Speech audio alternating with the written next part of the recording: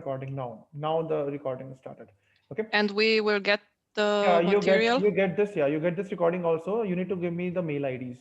Okay. Okay. So you Okay. give me the mail IDs and then I'll send those recordings on your mail IDs. Okay. Okay.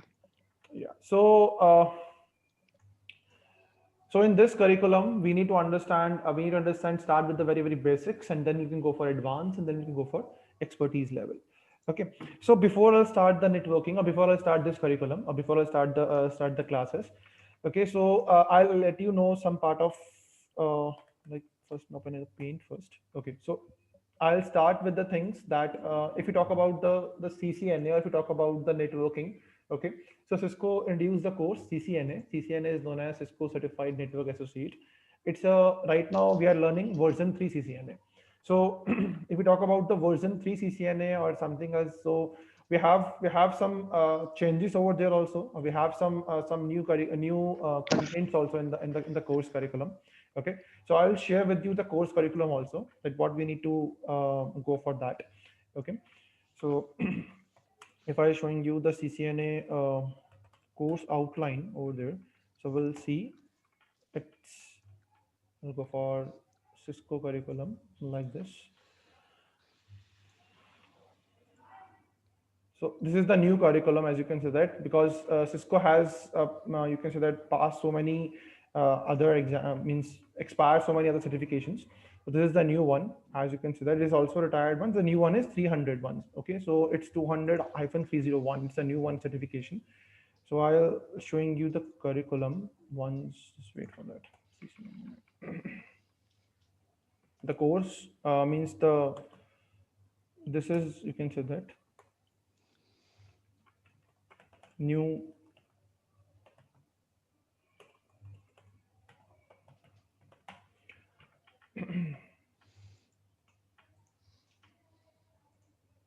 Here it is. We need this is the curriculum we have. We need to cover it. Okay, so it has basically 6 parts. Starts with very, very basics, network fundamentals. Network fundamentals, we need to learn about the basic things. What is network, networking, protocols, OSI models, IP addresses. Okay, all those stuffs, topologies, and all those stuffs. So we need to understand these things. Okay, IP addressing and all. And then after that we have a network access part. Okay, so in that we need to learn the switching part. As you can see that I already told you the switching part, what is VLANs and how your switch works. Okay, BTP, VLANs, and all those stuff in the network access part. Okay, and then we'll go for IP connectivity. In that we need to understand the routing. What is routing? How we can do the routing. Okay, what is routers? How it works and all those stuffs. STP and all the stuffs. Then we can go for IP services. And IP services, we need to learn something about NTP, DHCP, DNS, some protocols. These are some protocols: FTP, TFTP, and all this, and NTP and all those stuffs. And then we have a security part, fifth one. In security, we need to understand that how we can secure our devices, how we can secure our switches, how we can secure our routers or devices, network devices in short. How we can configure VPN and all the stuffs. Okay, how we can how we can protect our loop avoidance and all the stuffs. And then last one, we have automation. So this is a new one in CCNA curriculum. So in automation, we need to understand so many things in automation too. So your you can say that your course curriculum divided into six parts. Starts with very fundamental basic ones, and then we can go for switching, then routing, then protocols, and then we can go for automation and security. This is the complete course curriculum we need to follow. Okay, so I'll share this course curriculum with you also on the mail IDs. Then we can follow this full course curriculum. Okay, like this. Now, now we'll start with the curriculum now. So before I start the curriculum, okay, we need to understand the things like first the question, you can say that we need to understand is that we need to understand these two terms basically. You can say that it's a term. So number one is network. This is the first term we need to understand before we start the CCNA advanced or something like this. Okay, so we'll talk about number one term is network, and number second term is networking. So this is the two terms we need to understand, is that network and networking. So what is network and what is networking? You have any idea about this network and networking? Any idea? Any basic knowledge about network and networking? Anyone?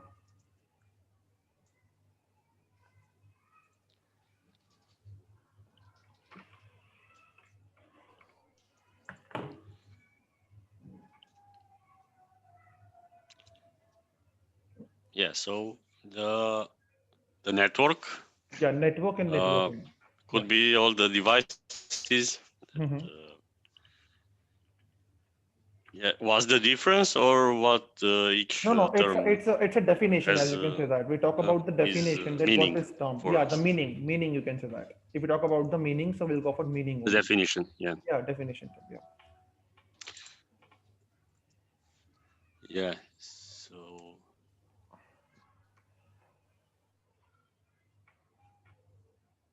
the physical group of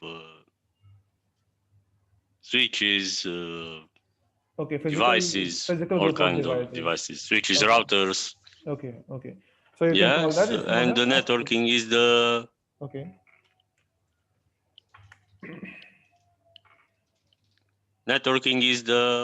whole, as we can say, network is the physical thing, and networking is the software okay, part, okay, and the engineering, the design. okay. Great. Gabriel, Heine, Samuels, you want to add anything in this? No, that was well put. Okay. Heine, Samuel, anything? Oh, it's okay.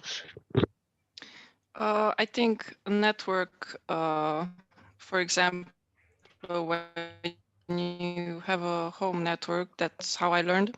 Okay, You have all your devices and they are connected together. So basically, that's what a network is. I think networking is configuring and other stuff. okay, that's great. Okay, so okay, so let me now I'll let me clear you the clear means you can say that I just give you the very clear definition about network and networking. Okay, so we'll start with the networking first. So I'll let go start with the networking first. So if we talk about the networking is what? It's a process. It is the process. You can say that it is the process. Okay, through which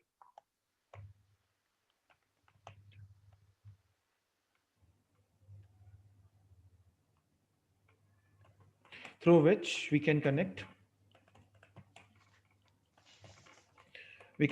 two or more than two devices.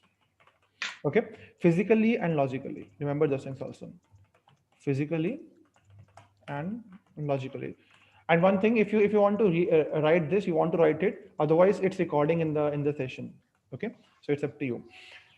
So the networking is that it is the process through which we can connect two or more than two devices physically and logically. Now, what is the process? Means the concept is that now whenever you can learn any topic, understand the three terms: what, why, and how. Okay. So if I talk about the networking, so you can say that you need to learn three things: what is networking, why we use networking, how we configure networking. So you need to understand three questions in every topic: what, why, and how. Okay, so if we talk about the networking, so what is networking? It is a process. Okay, now the question is why we need networking. Why we need networking? If I need to connect two or more than two devices. Okay, like I give a very basic examples. Like imagine that we all have phone, we all have cell phones with us. Okay, now if I want to send some data between the cell phones, like I have one cell phone, my friend also has one cell phone. Now I want to send some data, I want to send one picture to my friend. So what we can do, we have options. Either we can connect with the internet, okay, or I can use Bluetooth technology, okay, to connect the to connect the phones. Previously we can use infrared technology. Okay, right now we're using Bluetooth, or we can use Wi-Fi connection, or we can use internet connection to connect the phones. Okay, so that's what we need networking. So why we need networking? Like imagine if I need to send data, send something between the two devices. It doesn't mean that you have a network device. It means anything. It means your laptop, your desktop, your systems, your phones, your iPads, anything. If you want to send data between the two devices, for that we need networking. Understood, I hope. Okay, so that's what the basic definition. You can say that it is the process through which we can connect two or more than two devices physically and logically. Now the concept is that what is the meaning of over there physically and logically? Now what does it means physically and logically? Now physically means in networking, as you can see, in networking terms, we have two things you understand, is that physical networking. Okay, physical networking, and another is logical networking. Now we talk about the physical networking. Physical networking means we need to connect the devices physically too. Now for physical networking, what we need? Okay, if we talk about the physical networking, so for physical networking, what we need networking cables. Number one, networking cables. It's look like this. If I showing you the networking cables over there, so it's look like this. Here is the, or we can call it a networking cables. Okay, so it's look like this. This is the network cable. I hope you're able to see these cables regular Yeah. basis. Okay, in your systems you can connect with the internet, so you need this cable. In your company, when you connect with the other systems, you need this cable. So this is the cable we need. Okay, so this is what we need. This is the cable. So this is known as a networking cable. Actually, the term is known as a networking cable, but actually the cable name is different. Every cable has their name, as you can see that. So we have multiple cables we can use in the networking. So this is the basic one. We mostly use this cable. Okay, so that cable is known as a networking cable, we can call. Now, first we need this cable. Now, second, what we need? We need, second one, we need to connect the system. We need to connect the physical networking. So what we need LAN card too, LAN cards. Okay, now what is LAN card? LAN card is a component. It plays in the system, in the systems, like you have a laptop or desktop or iPad, everything, every device has one LAN card. So it's look like this. Actually, if you talk about the physical LAN cards, if I showing you the LAN card component over there, so it's look like this. There it is.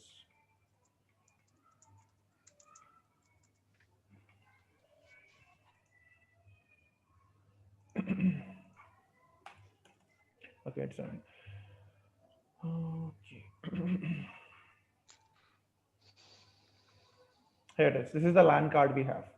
So this is the physical LAN card we have. Okay, it's right now. Right now, what happens now in the in the present scenarios, in the present systems.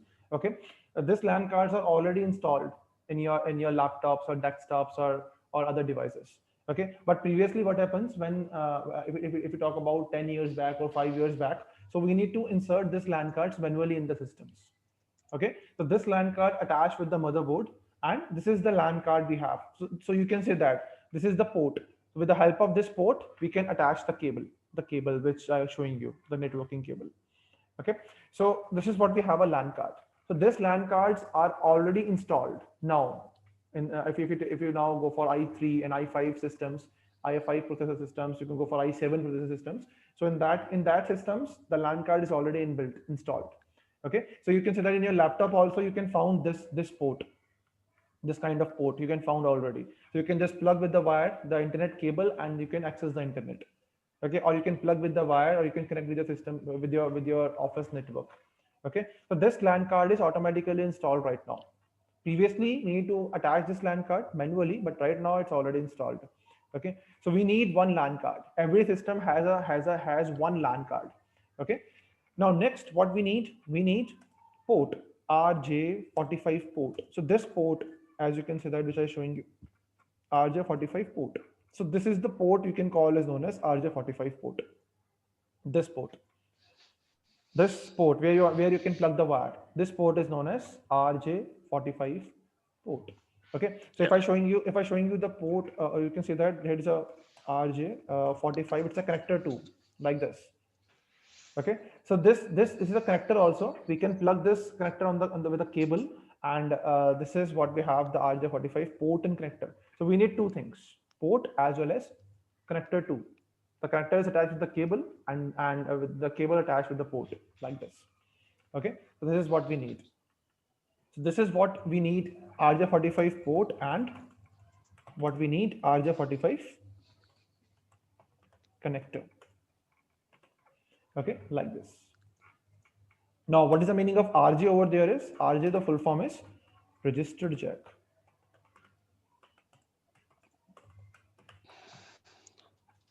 Registered jack. This is the full form of RJ. Okay, so if I need to connect systems, if I need to connect my laptops, my desktops, I need to connect my laptop to the network devices. So for that, what we need this RJ45 port and connector on the system. Okay, so this is the three mandatory things we need. okay, physically, for physical connectivity. Okay, and Yeah. and if we talk about the logical connectivity, so logical connectivity means what? If we talk about the logical one, so what we need for logical networking or logical connectivity, as you can say that. So what we need number one, IP address. Okay. Now, what is IP address? IP address is a number. Right now, you need to understand is that what is IP address is. IP address is a definite number or a unique number, as you can say that. Okay, we need to provide a unique number to every system. That number is known as IP address. I hope you're able to see this kind of IP addresses like 192, 168, 1.1 something something like this. Okay, Yeah. when we run internet connection, so we see this kind of IP address is already you can say that configured in our laptops or desktops. Okay, even in our phones also. So that's what IP address is. So why IP address is, what IP address do? IP address is used to identify the systems in the network. Okay. Now I give you the basic example. Like imagine in your locality where you stay. Okay. Every house has a unique number. Okay. Like imagine if you stay in India you can stay anywhere in any state. Like in Delhi you can stay. So in Delhi we have house numbers. Like this is house number 1, house number 2, house number 3, house number 4. Okay, so that with the help of that number I am able to identify the house. Okay, I need to go there, I need to go this house number, I need to go this house number. If every house number is same, so I'm not able to identify the house where I need to go. Same in the networking also. Like if you have multiple devices, like imagine in my network I have 100 devices or I have 100 systems which are connected with each other. Now if I need to if I need to recognize a system, so I tell you, okay, this is the system, or I need to send the data to 192.168.1.1 system. So that's what I give the IP address to particular system. And every system has a unique IP address. Remember these things always. Okay, like we Yeah. every house we have a unique address. Like same how a number. Like in the same thing, every system has a unique IP address. Not only system, the devices, whatever device you can attach in the network, whether it is a MacBook or an iPad or a laptop or desktop, anything, printer, servers, anything you can attach in that. Okay, fine. So with the help of IP address, we can identify the devices in the network. So it is used to, simple, it is used to identify the devices in the network. That's what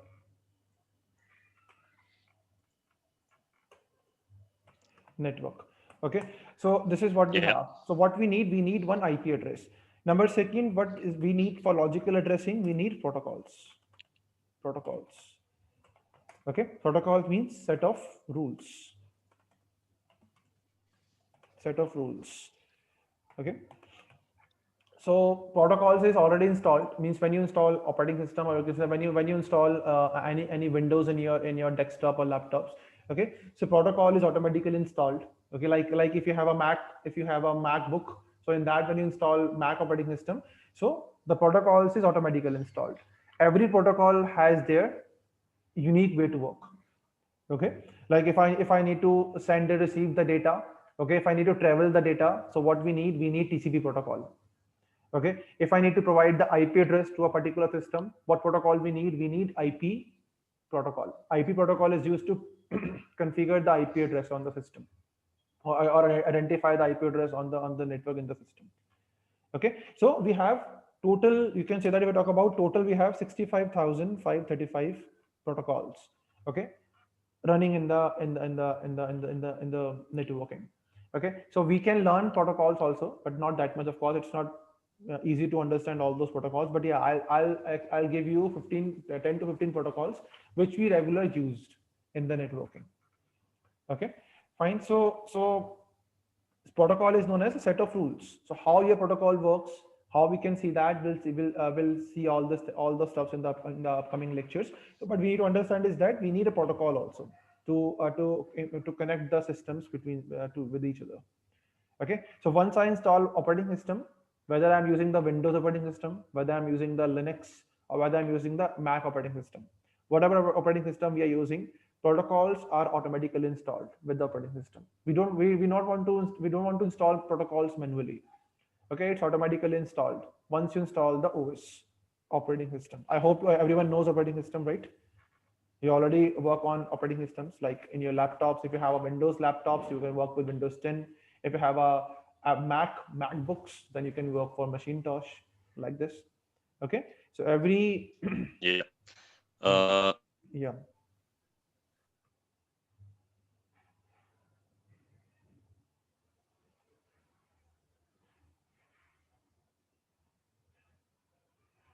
Hello.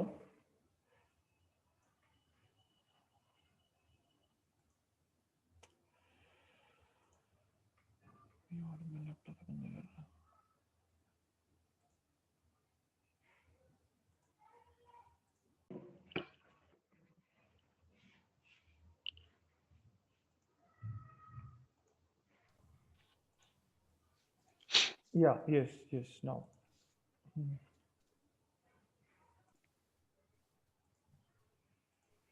Ce chestie mi-a făcut și mie conexiunea asta.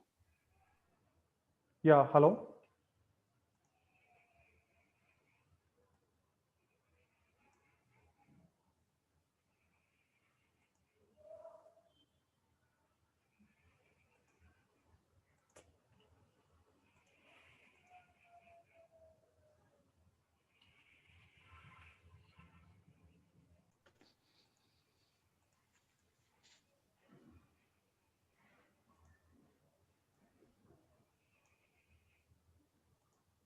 Yeah, hello. Yeah, we can Yeah. hear you now. Yeah, now okay. Yeah, so you asked me something. Yes. Yeah, I was trying to say that we are hearing you distorted. Okay. So okay. Now it's okay. Now it's better, but when we are not hearing you correctly, we are gonna send something on chat in text mode. Okay. Okay. Okay, fine. No worries, fine. Yeah. Now you're hearing me right? Yeah, it's okay now. Okay, so we'll talk about the logical networking. So logical networking means that we need IP address and protocols. Okay, so Yeah. that's what we have networking. So if you talk about the networking, so networking is what? It's a process. Okay, so we need these type of networking, physical networking and logical networking to connect my systems or my devices together. Okay, so now we'll talk about the network part now. We'll talk about the network part. So network is what? You can say that combination of two or more than two devices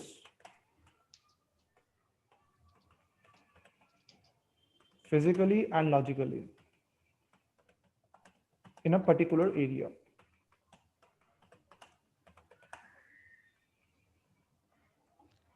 Okay.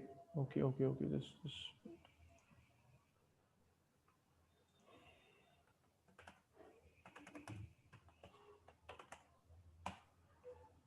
Give me a minute. Huh?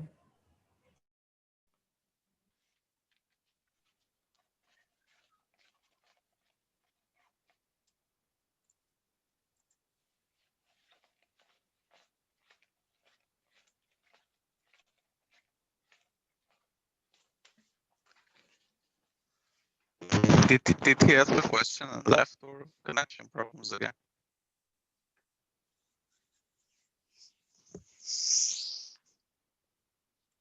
Guys, Yeah. did he ask a question and he left, or connection problems? No, it's connection problems. Vezi pe chat. I-am scris pe chat și atunci se uită. Okay. Scrieți pe chat și voi când aveți ceva baiuri. Păi, ai scris tu. Da, nu mă Are zic rost să așa, scriem toți. ca idee generală. O să fii capitanul, mă. Da, Tu da. raportezi. Dăm sandwich-ul tău, repede.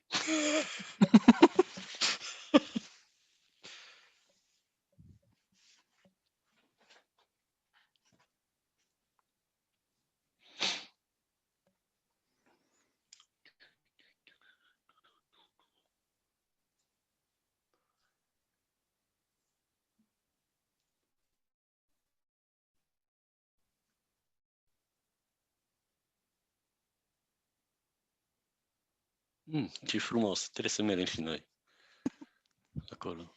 Chiar la asta mă gândeam, ce liniștitor.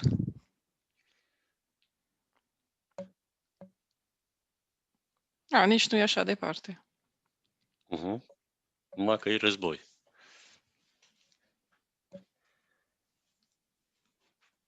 A fost război.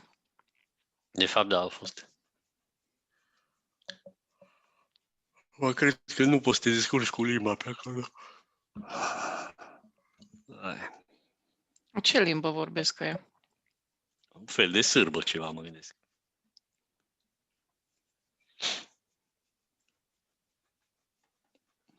Asta că o să întreb prietenii mei de la Belgrad.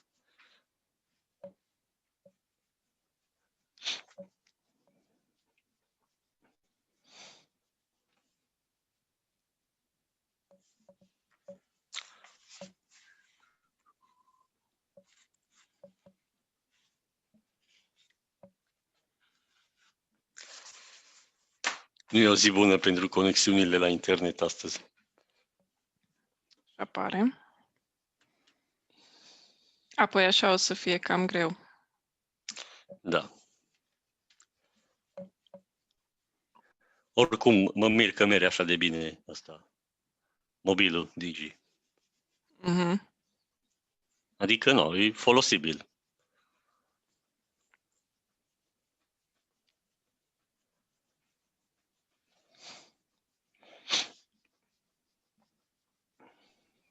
Yeah, hello, now it's okay? Now seems to be okay. Yeah. Let's see. No, actually, I just restart my Wi-Fi now. Let's see. Have sometimes issue. Okay, so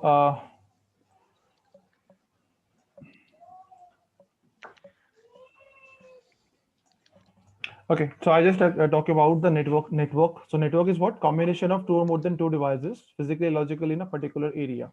Okay, so where you have, like, imagine where you have a multiple devices which is connected with each other in a particular area, that or a room or a lab. So that area or room or lab is known as network. Okay? Yeah. Fine. So that's what we have, the basic information about network and networking. Okay. So now if we talk about the types of networking over there, after that, we'll go for types of networking. So we have starts with types of networking. So we have starts with, one is known as peer-to-peer networking. Okay, peer-to-peer, or you can call is known as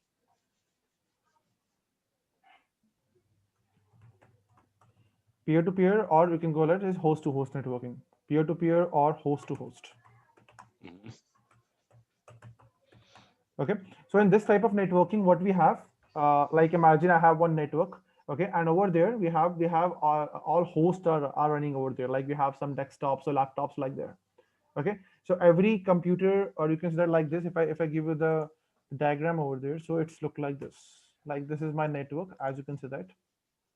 This is my network. Okay, in this network we have some systems running together. Okay, this is my network device we are using over there. So like imagine this is the network device we need. I'm using over there a switch, and we have some systems. Like we have some PCs over there. I go for PC1, PC2, like this. I have attached some PCs. Okay, PC3, PC4, like this. Okay, so this is what we have, PC5, like this. So we have these 5 PCs are attached with each other. Okay, and this is what we have, a switch, and I can use the networking cables which I show you. Okay, so it's connect with the switch like this, and we can go for that. So this kind of networking is known as a peer-to-peer. Peer-to-peer means every system is working as host or a standalone system, as you can say that. Okay, so there is no servers and other systems are there. Okay, I'm using all the systems like Windows 8, Windows 7, Windows 10 systems, operating systems I'm using over there. So these systems, as you can see that, these are all the client systems or standalone systems which I connect together, and we can transfer the data with each other. Okay, with the help of this networking. So I send the data PC1 to PC2 also, PC1 to PC3 also, like this.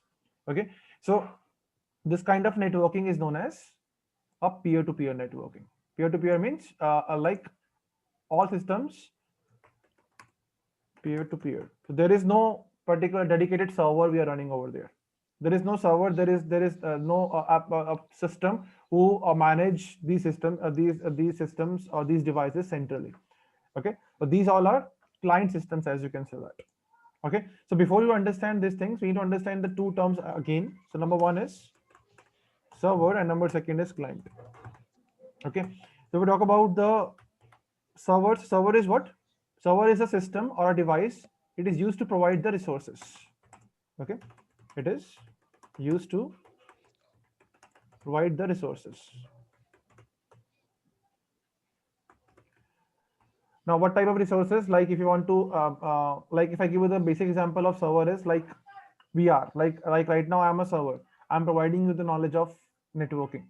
Okay, and you all are clients. You accessing the knowledge. You grab the knowledge. You accessing something with me. Okay, so that's what we have, a client server. So server is what? It's a dedicated system. Okay, who providing you the resources? What kind of resources? Like data, applications. Like you are using Google. So Google is what? Google.com is a server. Okay, you can search Yeah. anything that gives you the information. Like We YouTube. can say Yeah. we can say also that the server provides the language or the protocol that we Yeah, use. anything means resources means anything, like any data, any application, any video. Okay, anything you want to access. Okay, like imagine that your YouTube is what? It's also a server. Through YouTube you can search any video, Yeah. any kind of video you can search. Okay, like if we talk about the client is what? It is the machine, or you can say that it is used to access or request the resources.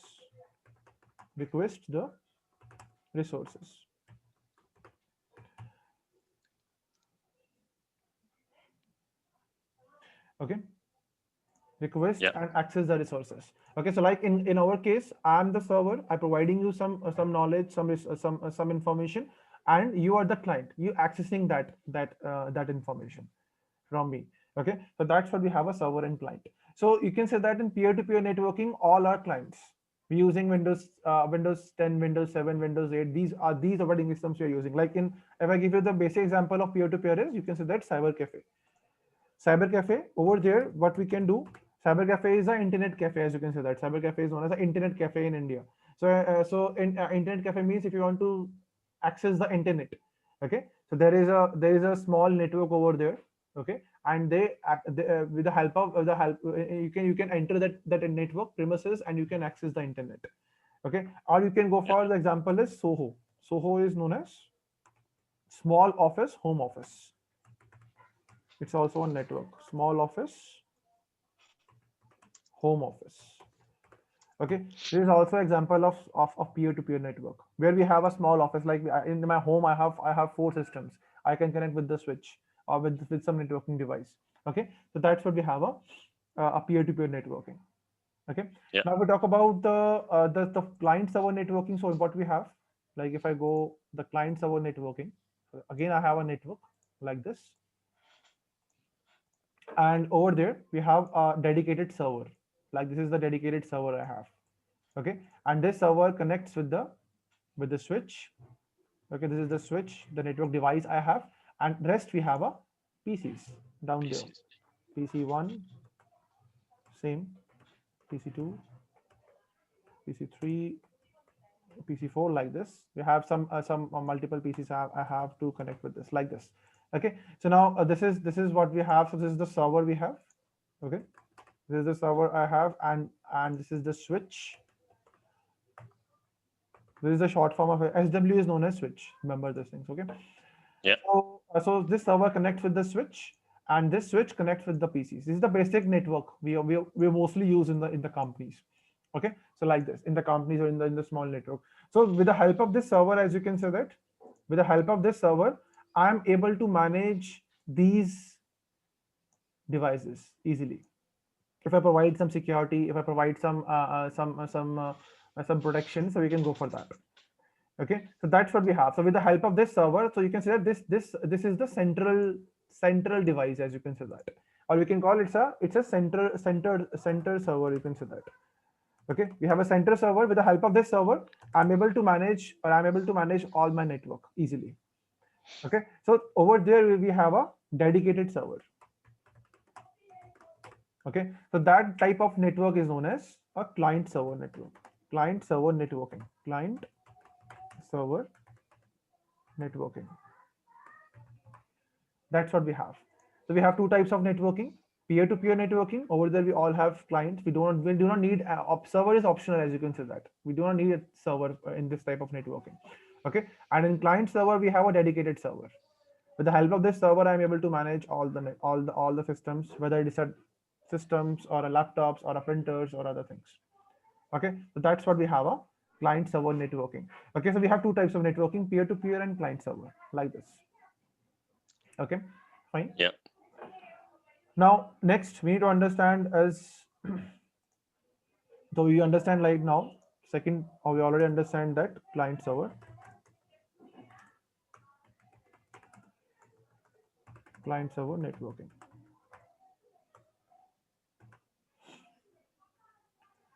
Okay, like this. Now if we talk about the network part, so we have types of network too.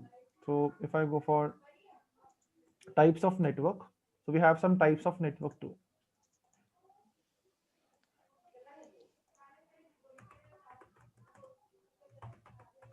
Types of network. So in types of network, we have so many types of networks. Like we start with the LAN, okay, and then we have CAN, then we have MAN, we have WAN,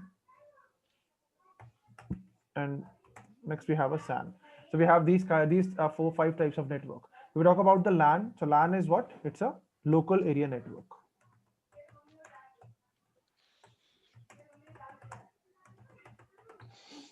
We all have this at home, yeah. Yeah, we have this at home. Like imagine in my one building, I have different floors, so I can connect all the I can create different LAN networks in that case. Okay, the range of the LAN network is known as is within 1 kilometer. Within 1 kilometer, not more than that. 1 kilometers. Okay, fine. Now next we have a CAN. CAN is known as a campus area network. Now, if we talk about the campus area network, the range of this is within 2 to 10 kilometers. 2 to 10 kilometers. Okay, like imagine like in the building, like I have five floor building with me. Okay, and we have a different floors. So we have a different LAN networks over there. So if I connect those LAN networks, so that is known as a campus area network. Like I have 3 offices. In my office, my office has 3 branches. Okay, so within 10 kilometers, we can go for that like this. Okay, now next we have a metropolitan area network. So it connects with the cities. Like if I want to connect with the cities, okay, like imagine right now I'm staying in Delhi. I want to connect with my network with Noida or Gurgaon, like this. Okay, so we can go for metropolitan area network. So the range of this is within 100 kilometers, not more than that. Okay, so if you want to go for above 100 kilometers, then we can go for WAN. Okay, so that is known as a wide area network. Okay, and the range of it is more than 100 kilometers. Okay, the example of WAN, you can say that it's internet. So with the help of internet, we can connect all over the world, anywhere in the world. So that's what we have a WAN. So WAN connection, we can use WAN connections also. So internet is a WAN connection. What we can use right now, it's a completely WAN connection. Okay, then last we have a storage area network. So what we have a storage area network is, in this type of network, we have a centralized storage. Okay, we have a centralized storage. Okay, so like this, you have, like, if I talk about the client server networking, so we have, it's kind of a client server networking over there, like this. Okay, and we have one server, dedicated server over there. So we have one server over there. Okay, and with the help of this server, we have one storage also. We have a physical storage. So I hope you able to see the storage racks. If you're not, Yeah. I'll showing you. If no one, if others are not able to see, so I'll showing you. So we have a storage racks also. Okay, like this is the physical storage, as you can see that. This is the server, as you can see that we have a server, and this is the storage rack we have, where we can put so many hard disks. Okay, so this storage rack is connected with the server like this with the help of some cables.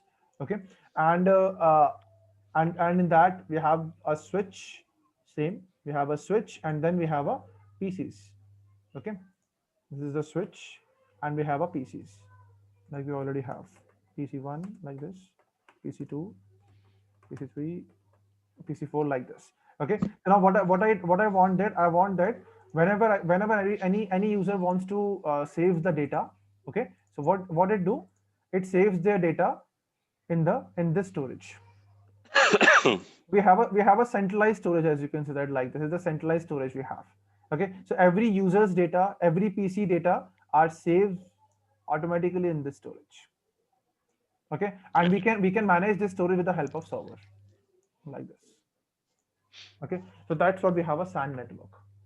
Okay, so SAN is a centralized storage network, as you can see that. So if you have a centralized storage, so that type of network you can call is known as a SAN. So we have a storage also named SAN. So we need one dedicated server to implement the SAN storage. Okay, we need so many things for SAN. Okay, we need fiber optic cables, we need fiber optic channels, we need a physical storage. Okay, so this is what we I have. have a question. Yeah. Where does the wireless network fit in on those 5 categories, on the network types? We can set wireless network in all the categories types. We have a wireless LAN too.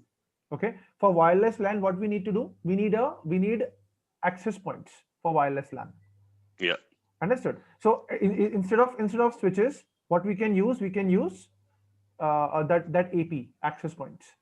Okay, I see. like if I see over there, this is the LAN which I showing you in this figure.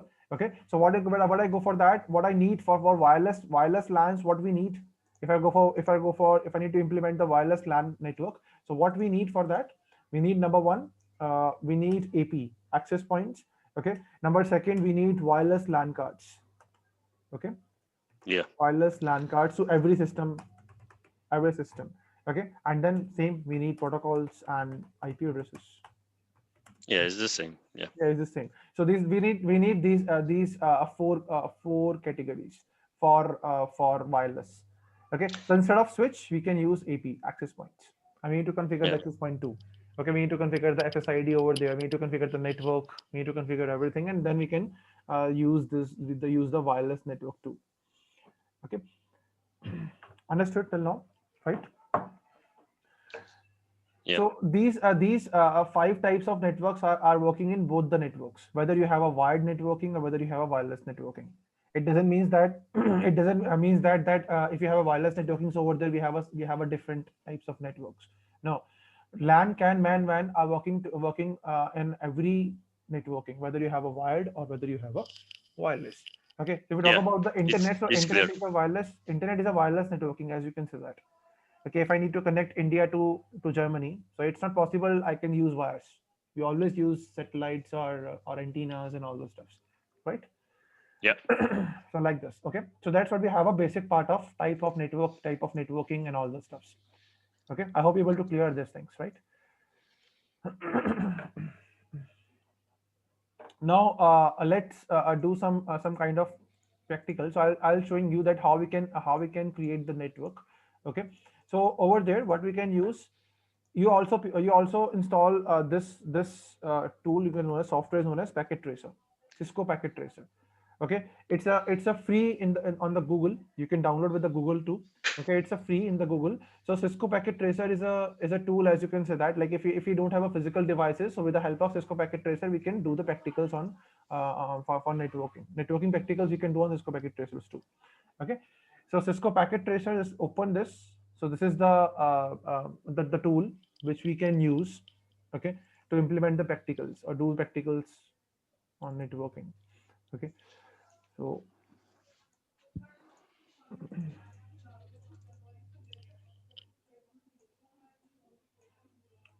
so that's what we have. So this I just log in this. Log in this.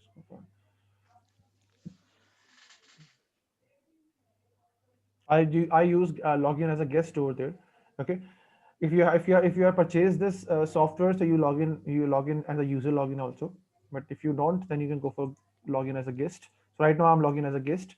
Okay, and now we'll see, this is the Cisco Packet Tracer tool, as you can see that. So if you go down and you can see that we have all the things are there. We have networking devices option is there. We have end devices. End devices means if you want to connect laptop, desktop. So this is known as an end devices. We have components also. Some components are there. We have a cables also, connections. So we can use cables. We can use the we can save the data also. Okay, and we can on the down we have, see, if you click on network devices, so we have so many devices are there: routers, switches, hubs, wireless devices also is there. Okay, you can use so security device also you can use the frame relay or some WAN devices also. So these are the devices options we have. Once you click on end devices, so they're showing you all the end devices over there, as you can see that: PC, laptop, servers, okay, printer, iPhones, IP phones, VoIP devices, okay, TV, wireless. So these are the end devices we have. Once you click on network, so we have a routers, switches, okay, hub. So that gives you all the options over there. Okay, so as per the requirement, you can choose the whatever you want to use. You can choose the device, and you choose the that particular device or component, and you can drag and drop it. Okay, so now I'll showing you how we can connect two systems first. Okay, so like imagine this is my PC end device. So system is always used as an end device. Remember these things. Okay, your PC, your laptop is known as end device. So just click on end device, and you have the option PC, laptop, servers, printers, and everything is there. So I need two PC. So just simple drag it and drop it over there. Again, drag it and drop it. So we have two PCs. Okay, PC1 and PC2. It starts with 0. So you just change it. This is PC number 2, and we can call it PC number 1. I changed the name of the PC only. So this PC number 1, PC number 2, we have two PCs. Okay, fine. Now I want to connect these two PCs. Okay, so what we need, I already told you, we need LAN cards, RJ45 ports, which already installed, pre-installed in there. Okay, because right now we have a new technology, we're using the new technologies. So in the previous one, after 5 years back or 10 years back, we need to implement the LAN cards manually, but now LAN cards are already installed in your systems on your laptops. Okay, so what cable or what we need? Okay, so I need connections first. So I just click on connections over there. So we have a different types of cables, as you can see that. We have a console cable, we have a straight cable, we have a cross cable. Okay, so what cable I was showing you previously, like this is the cable I was showing you previously. This is the cable. Okay, so this cable, you talk about this cable. So this cable has two categories.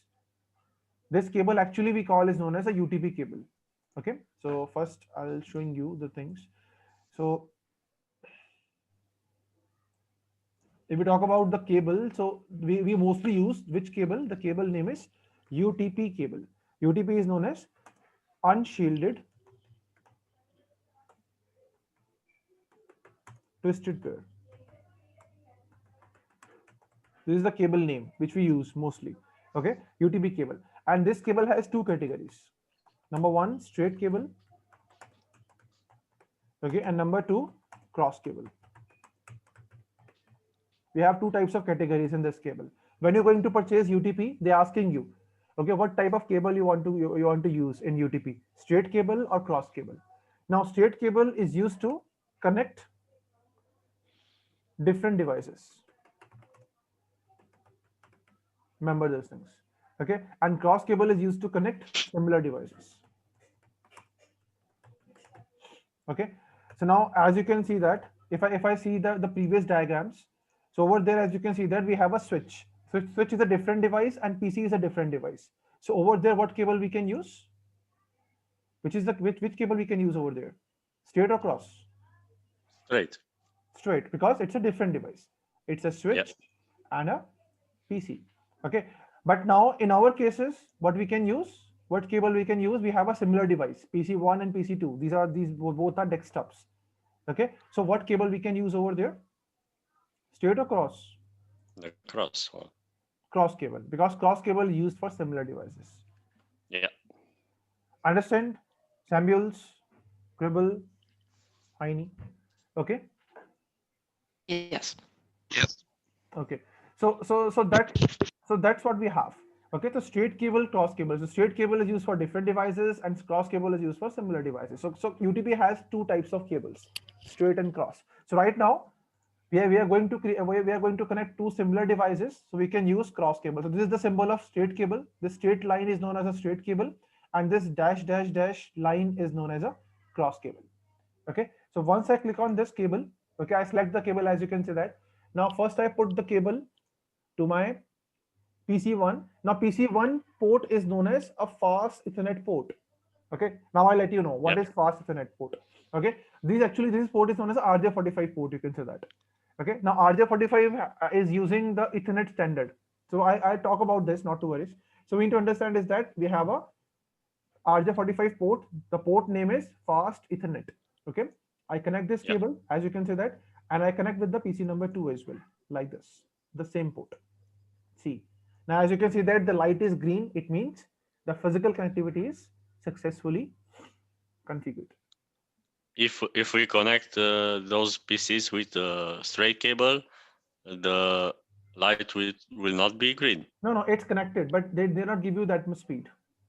Okay, I like see. imagine if my LAN card speed is 100 Mbps, so they not give you the full 100 Mbps, because straight cable always used in the cross devices, means the different devices.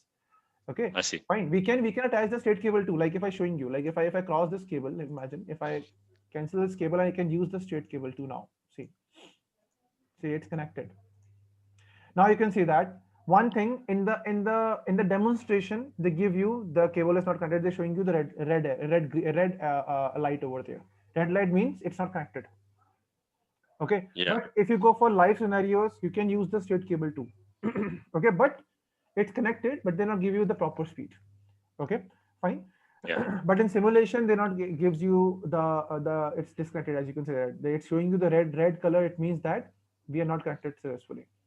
Okay, so we need to use the cross cable. So here it's signaling you that you are not connecting it, right? Yeah. But in practice, you won't see this. Yeah. In live scenarios, you can connect with the straight cable too, but it's slow. It's not give you the proper speed. Okay. Yeah. Fine. Understand. So now this is what we have. So we have physically connected. Okay. As you can see that we are physically connected now. Okay. Now what we need? Now we need to we are physically connected now. Now we need to configure the logical things also. We need to configure the IP address. Okay. So how we can configure the IP address? Just click on this PC. Okay. Once you click on this PC, we have the option desktop option is there. Able to see all of you? Able to see this, right? Able to see my screen, right? Now just click on desktop, and over there we have the option IP configuration.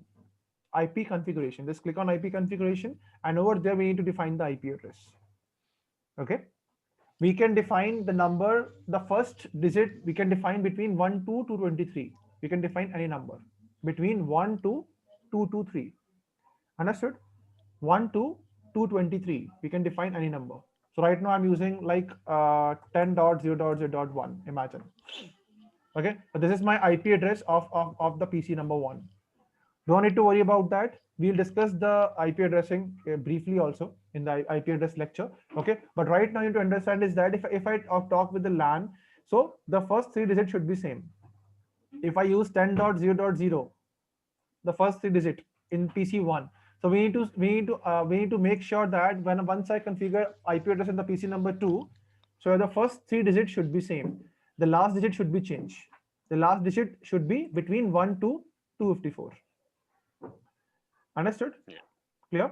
So first 3 digits should be same and the last digit should be change. It's between 1 to 254, not more than that. Okay, so you can say that I just simple configure IP address, just simple define the IP address and click on subnet mask over there, so it's automatically taking the subnet mask. Not to worry about it, we can discuss this, what is subnet mask and all, not to worry. As right now understand is that we can configure the IP address now 10.0.0.1. Okay, now I close this. Now I go to PC number 2. Okay, and same, I click on desktop, I click on IP configuration. Over there we have the option IP address. Now the first 3 digits should be same, so my first 3 digit is 10.0.0.0. okay, now the last digit should be changed, so over there I can define 1, here I can define 2. Okay, you can define any number between 1 to 254. Okay, we can define 20 also, 200 also, it's up to me. Okay, so right now we can go for series. So now I just click on this, subnet mask is automatically taken. Now just simple click on close. So now what we did till now, we physically connect with the systems too. Okay, and we can connect the systems logically too. Logically means you can define the IP addresses too. Okay, fine. Now what we need to do, we need to check the connectivity. For checking the connectivity, what we can use, we can use the ping command. Remember these things. We have the command name ping. Okay, so ping is the tool or the command through which you can check the connectivity, whether my systems, my systems or my devices are properly connected or not. Understand, Samuels, Rebel, Heine, right? Heine. Yeah. Okay, so this is what we have a ping command we can use. So ping, the full form of ping command is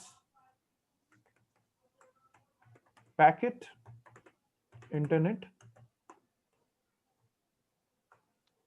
groover. This is the full form of groover.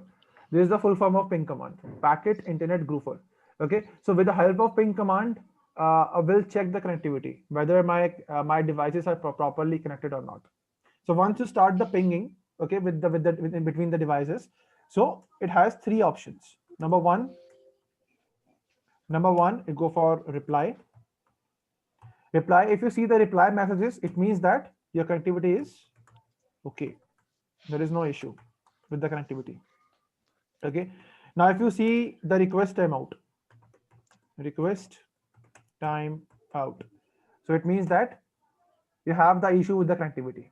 Now you need to check where we have issue. Either the issue is my end or issue with the other end. Okay, the destination issue, the issue with the destination end or issue with the sender end or receiver end. Okay, so if you see the request timeout, so your issue always with the destination end. Destination end means your destination means if you see the request timeout, it means that what happens, it means that receiver successfully sends the data, but you can say destination is not responding. Like it means that if I try to ping with the PC1 to PC2, so PC1 successfully sends the data to PC number 2, but PC2 is not responding in that case. Okay, so that's what we can got is known as a request timeout message if your destination is not responding in that case. Understood? Clear? Yeah. The last one we have a unreachable, host unreachable. Host unreachable means you're not able to find the destination itself. Okay, in request timeout, sender find out the destination, but destination is not responding. But in host unreachable, what happens? You're not able to find the destination in that case. So it means that what happens? It means that like when you send a mail to anyone, you got sometimes mail failure, right? So sometimes you can get the mail failure message. Mail failure means that it means that your account or your whatever mail you can send to the particular account, that account is not exist. Okay, or have some issue with the account. The same thing, when your destination is not exist, okay, or your sender is not able to identify the destination, they're showing you host unreachable. Okay, so like this is the 3 messages you can got. Okay, so now let's see what we have now. Let's see. So right now I ping with my PC number 1 to PC number 2. So I open the PC 1. Again, I go to the desktop. I already in the desktop, as you can see that right now I'm in physical. This is the desktop, as you can see that. In desktop, we have the option command prompt. So once you start the pinging, you need to open your command prompt. Everyone knows command prompt. Okay. Yep. Command prompt, the black tool, colors tool. Okay. So command prompt is once you open the command prompt over there. So this is the command prompt, as you can see that. So right now I'm going to ping. Okay. I'll go for ping. Yep. And once I go to ping, I need to I need to give my destination address. Right now I'm in PC1. I want to ping with PC number 2. So I need to define the destination address over there. So my destination address is what? My destination address is 10.0.0.2, like this. Yeah. Right now I'm in 10.0.0.1. Okay. And I ping with 10.0.0.2. Okay. I hit on enter after that. Now you can say that they're showing me a reply 4 times. Now why 4 times? Because PC1, you can say that PC1 sends 4 packets to PC number 2, and PC number 2 receives all 4 packets. Lost 0. Okay, and the thing is, you can see that the reply, you can see that it's showing me reply. It means that we send the 4 packet, PC2 receives the 4 packet. It means that the connectivity is okay, as you can see that. Okay. Yeah.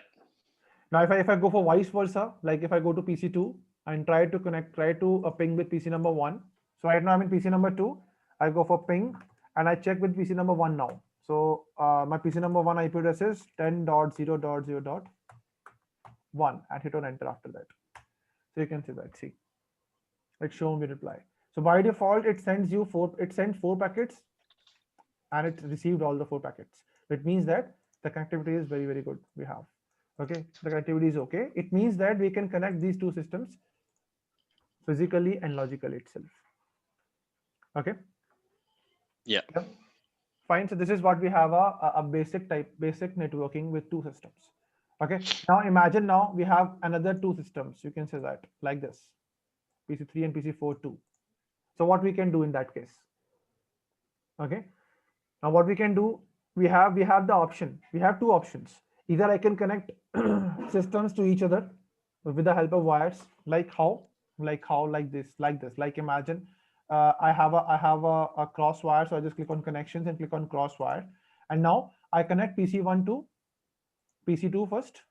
Okay, then I can make another connection. Then it's connect PC.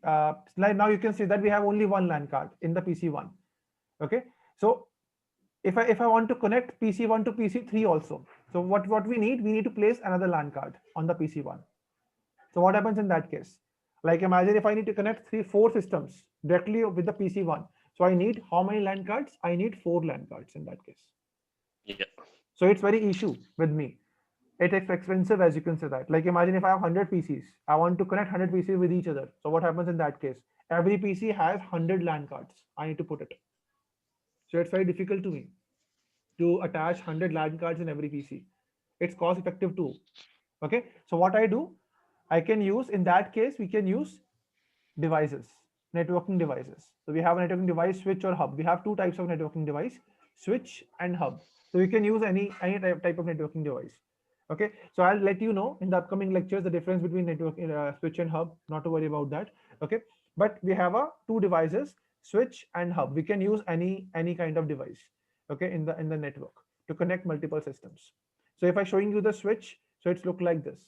See, if I go to this right over there, Cisco switches. So this is the switch we mostly use. Okay, there is the switch. This is the manageable switches, as you can see that. Okay, so we have some other switches too. So not to worry about that. I'll let you know. I explain you everything. So this is the switch we have. Okay, so with the help of this switch, you can see that. If you can see that they have the ports. Okay, so this switch, how many ports they have? So 1, 2, 3, 4, 5, 6, 6, 12, 12 and 12, 24 ports. This switch has 24 ports. So it means we can connect 24 devices with the help of this switch at one stretch. Okay, fine. So like this. So we can use this kind of switches to connect the devices. Okay, so we have a switch, as you can see that. Once you click on networking devices, we have a switch option is there. So once you click on switches, you have a switches, so we can see that. So many type of switches we have. Okay, so right now I'm using 2960 switch. Okay. Yeah.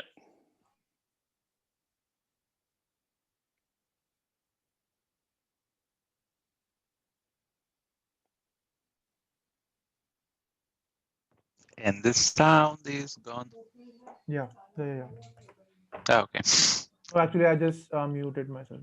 Yeah. Now we have a switch. You can see that. So this is the switch one. We have a switch one, and the series of switches to 2960. It's a series. So we talk about the series two, not to worry when we start the switching and all the stuff. So this is the switch we have. So now we have a ports. Now in this switch, how many ports we have? Once I click on my mouse on the switch, this is showing me. See how many ports we have. We have 24 fast Ethernet ports, and two is gigabit Ethernet port. Now we are confused right now. Why we are confused? Now you ask me, sir, what is the meaning of over there fast Ethernet and gigabit Ethernet over there? Why we can call it a Ethernet? Because we already talk about it's a RJ45 port.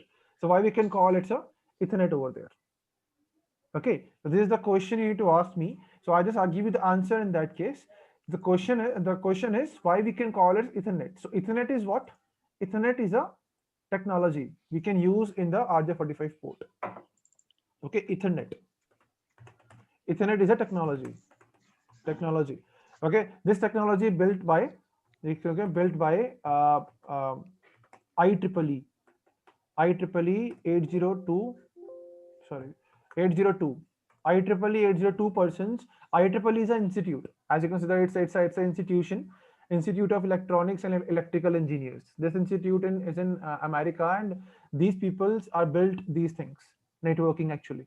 Okay, so IEEE is a institute through they introduce the technology Ethernet. Okay, so Ethernet is a technology used in the RJ45 ports. With the help of Ethernet, we can connect the devices. As you can see that in the cables, in the ports, Ethernet is running. Okay, so Ethernet has three types, as you can say that. So once you can call it known as Ethernet. So if we talk about the Ethernet, so Ethernet speed is 10 Mbps only. If you using the Ethernet LAN card, so the speed of the Ethernet is 10 Mbps only, not more than that. Okay. Next, we have a fast Ethernet, as you can see that fast Ethernet. Fast Ethernet used the speed is known as 100 Mbps. Okay, so by default, Yeah. our systems has fast Ethernet LAN cards. Okay, which are working on fast Ethernet technology. Now the last one we have a gigabit Ethernet. Okay, it used with 1 gigabit per second. Okay, and we have another also. We have a 10 gigabit Ethernet technology also. 10 gigabit Ethernet.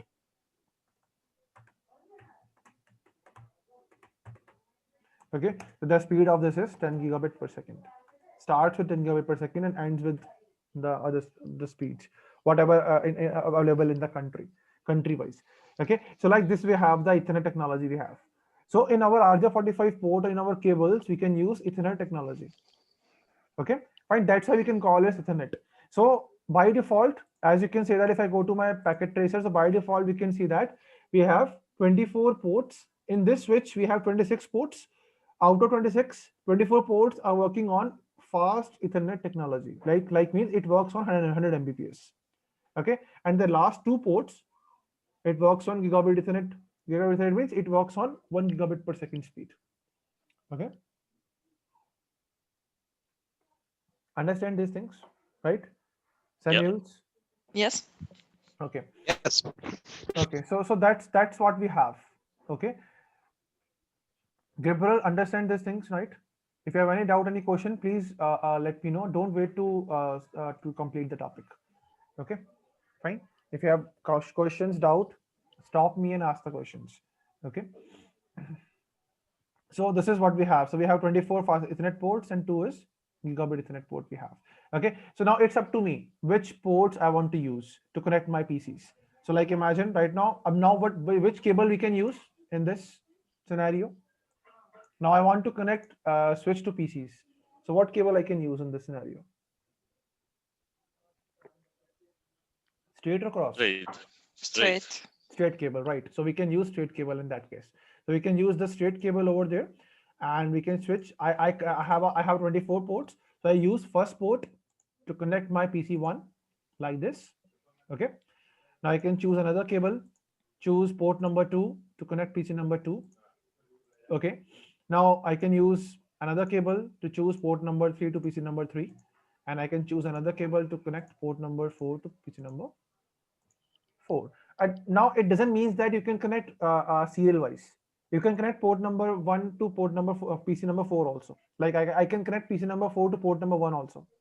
It doesn't mean that you can connect serial wise, but because of my identification, I can use serial wise. Okay, fine. So this is what we have. So like the same thing, we need to define the IP addresses. So PC1, PC2 already has assigned the IP address. We need to define the IP address on PC3 and PC number 4. So I open the PC number 3. I click on desktop and click on IP configuration. Over there, we can go for 10.0.0.3. Okay, because it's my PC number 3, and we can go for PC number 4 too. So like 10.0.0.4 like this. Okay, so now we successfully configured the physically and logical networking. Now let's check the connectivity. So I go to PC number 1 now. Okay, and I'll go open command prompt over there. So again, start with the PC number 2 first. So I ping with PC number 2, 10.0.0.2. So as you can see that it shows me reply. Okay, it means that everything is fine. Now if I try to ping with PC number 3,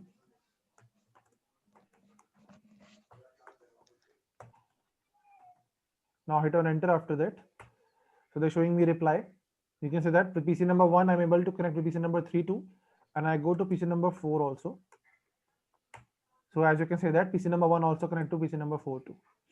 So it means that PC number 1 is able to connect PC number 2 also, 3 also, and 4 also with the help of switch. So if I need to connect multiple devices with one network devices, we can use switch in that case. Okay, so the maximum ports available in one switch is 1024 ports. The maximum ports available in the switch is 1024 ports. Okay, and the minimum one is 8. Minimum is 8 ports only, not more than that. Okay, so this is what we have. 8 ports and 1024 ports we have. Okay, so this is what we have as the basic network. So how we can connect the switches, how we can make the topology, or how we can make the connection between the switches and the devices. We can use this kind of things. Okay, so right now we're doing in the packet tracers, we can understand with the things. Okay, and now if I'm showing you, like if I try to check, okay, fine. So just wait for that. So okay, so we need to understand is that how we can connect 2 systems also, and how we can connect multiple systems also. Okay, in the network. So this is what we have, a small kind of network I'll showing you. Okay. Yeah. So I hope you will understand these things: networking. Okay, types of networking, and types of network and all the stuff, Ethernet and all the things. Okay, this is what we have. We basically are familiar with those things. Yeah, but okay, it's so good to remind. Yeah, so this is what we have. So this is what we have now. Next, we need to understand is the other thing. So let's talk about the other things now.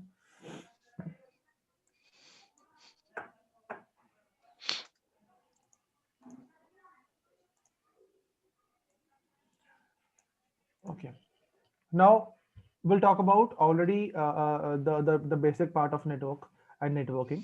Okay, now next we need to understand is that we need to understand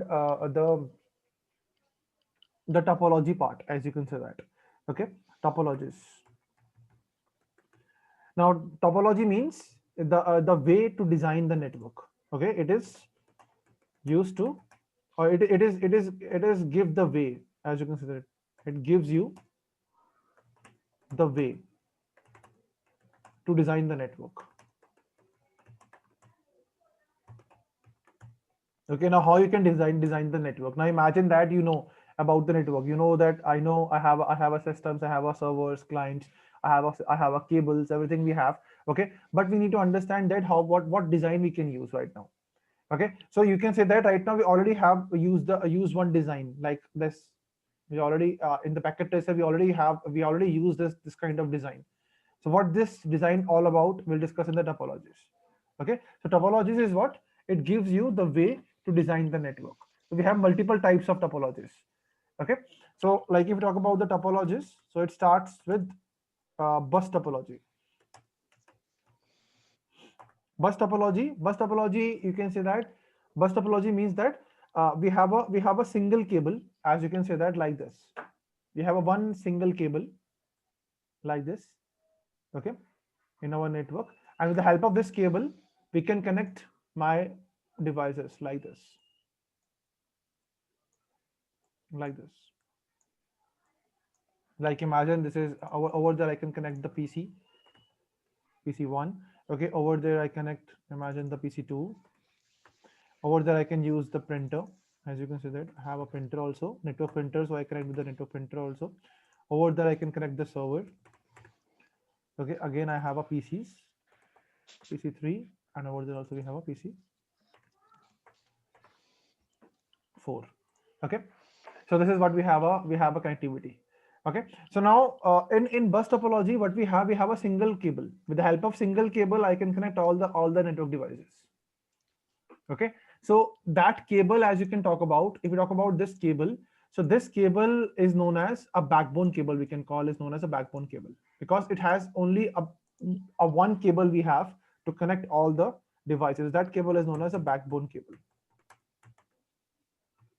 Okay, and which cable we can use over there? We can use over there coaxial cable. Okay, I hope you're able to see the coaxial cable. Like you can see in your dish antennas or in your setup box, we have a cable TV cable like this. Yep.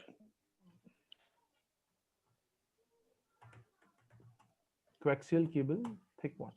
This is the cable. I hope you're able to see this cable. Okay, this is the cable actually.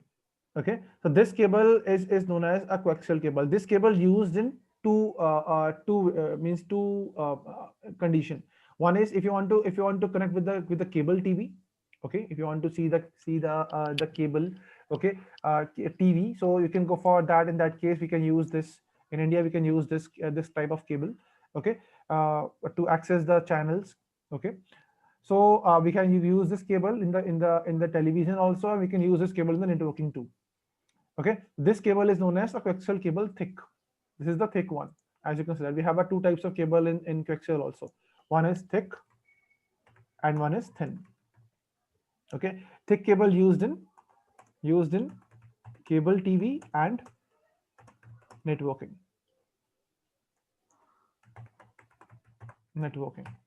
Okay, and thin cable used mostly in CCTV cameras.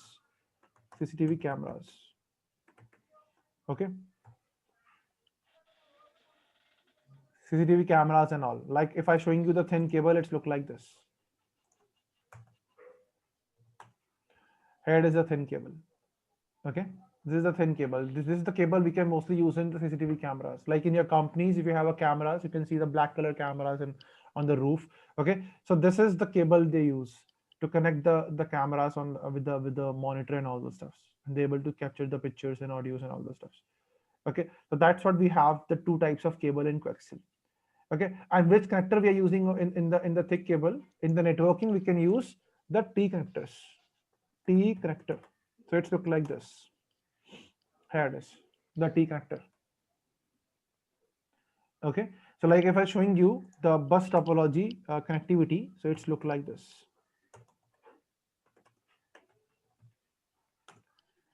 Here it is. You can see that. If I'll showing you the main.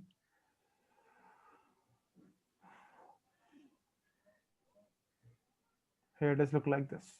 This is actually the diagram. We're able to understand it. So this is what we have. So this is the T connectors we have. This T connectors connect with the cables. Okay, and these cable. This is the backbone cable we have. Okay, fine. Yep. And this is the terminators we are using. Terminator is used to you can say that means it is used to protect the signals. Whatever signals you are running in the form of data in the cable. Okay, so it is used to protect those signals. So this is the connectors we have, the T connectors we are using. Okay, and if I showing you the LAN cards of bus topology, so it's look like this. So it's a different LAN cards too. Here it is. In the back of the LAN card, you can see This connector is known as a BNC connectors. So this connector is already connected on the LAN cards. Okay, so we can connect that T connector with the help with this BNC connector. Understood? Okay, fine. So this is what we have the bus topology. Okay, so in this bus topology, what we have, if you talk about the bus topology, so the disadvantage is that if you install this kind of topology, like imagine if this cable is down, if this center cable is down, okay, all the network is disconnected. You're not able to connect it anywhere in the, because we have a backbone cable, as you can see that. If this cable is down, everything is down. Okay, number one. Number two, it is very difficult to extend the network. Difficult to extend the network too. In this case, why difficult to extend the network? Why? Because if I need to extend the network, like imagine if I have another PC I want to attach, or if I like imagine I have 10 PCs also, I have 10 other PCs want to attach, so we need to connect another cable to this cable, and I can connect the systems continuously with the help of T connectors and BNC connectors. So it's very difficult to extend the network too. We need to purchase another coaxial cable, okay, and then we can attach everything with each other. Okay, the advantage is that they have a less cable. You can say that we don't want to have that much cabling over there. So less cable, so we need to troubleshoot easily, as you can say that. Okay, easy troubleshoot.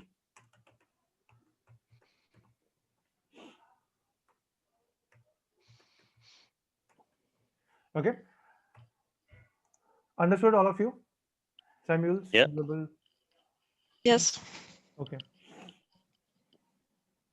So so that's what we have a bus topology. So this is a basic concept of bus topology. So where we can use bus topology in small networks. If you have a very small networks, then we can use bus topology. Okay. I think this topology is rarely used. Yes. Yeah, it's very rarely used. It's not used that much, but yeah, some people still use this kind of topology also. Okay, fine. Now next we have a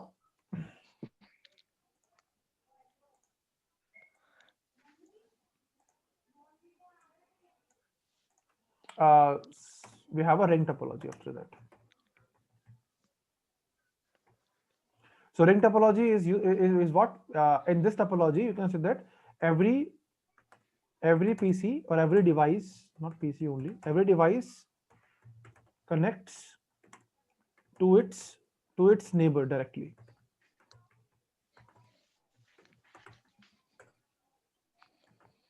To its neighbor directly. Okay, like this. Like this is my or you can say that we have a systems. Like this is the PC I have. Like this.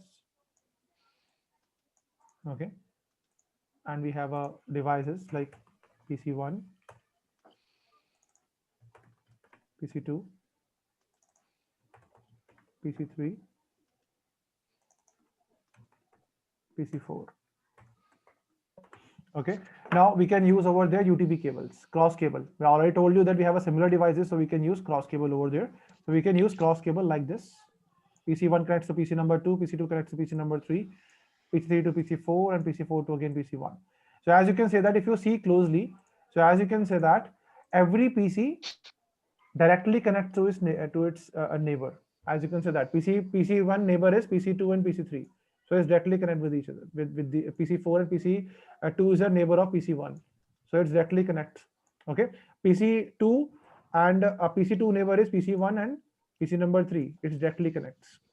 Now PC3 is a neighbor of PC number 2 and PC number 4. It's directly connect. Okay, now PC number 4 is a neighbor of PC3 and PC1. It's directly connect like this. Okay, so every PC directly connects to its neighbor. Okay, and we can use over there which wires we can use. I already told you we can use UTP straight wires. Sorry, Yep. cross wires. UTP cross wires, cross cables. Okay, fine. Now what we have, if you talk about the ring topology, if we have only one ring, okay, so data goes to like this. It goes to clockwise like this. When if PC1 wants to data sends data to PC number 4, it go like this. It goes to first PC number 2, then it goes to PC number 3, and then it goes to PC number 4. Because if we have only one cable, so the data goes to clockwise, sometimes like this, clockwise or anti-clockwise. Okay, so by default data goes to like this. Okay, so if PC1 number 1 wants to send the data to PC number 4, it's not goes directly to PC number 4. No, it goes to PC number 2, then 3, then 4, like this. Okay, fine. Now, how how the data travels in the ring topology, we can use over there. It is known as a token ring. Token ring option is there. Okay, so in the ring topology, we have a token. Like, what kind of token we call? Like, this is the token, we can go for that. Like, imagine this is the token. In this token, we have a information about source, destination, and data. Like, now imagine that PC1 wants to send the data to PC number 3. So the token is automatically generate on PC number 1. Okay, and in that token, they have the information about source IP address, destination IP address, and data, whatever they have. Okay, and this token travels in the ring. First token goes to PC number 2. PC number sees that the destination is not matched. PC number 2 ignored this token, and now this token travels to then PC number 3, like this. If the PC number 3 matches the destination, so it accepts the token, it saves the data, and the token is automatically, in that case, destroyed, like this. Okay, now again imagine that PC number 4 wants to send the data to PC number 2. Then a token generates from on PC number 4. Okay, and it's travel in the bandwidth, and again go to PC number 2. PC number 2 accepts the data, and then the token is automatically destroyed, like this. Okay, so in ring topology, we can use token ring technology. Okay, so whenever any PC wants to send the data to another PC, okay, so the token is automatically generated. It's automatically generated, and it saves all the information about data. Saves all the information about your source address, IP, destination address, okay, data, everything, like this. Okay, understood? So this is what we have a ring topology to. Okay, so in ring topology, we have two things. I already told you. Number one, token ring, and number second, we have dual ring also. Okay, now in dual ring, we can connect the dual ring to also. Now dual ring means we have a two rings, means we have a two cables connect with each other. Like, imagine like I can use over there two cables with each other. So like this, I can connect PC1 to PC2 with another cable 2. Here it is, like this. Now why we can use this cable? That imagine that I want that, like, I don't want any disconnectivity between these systems. I want that, okay, if the first cable is disconnected, so I have a second cable is there to send or receive the data. Okay, so that's we can call the first cable is known as a primary cable. We can call it's known as a primary cable. Okay, or the main cable, we can say that. Okay, and the second cable we can call it a secondary one. Second cable is known as a secondary cable.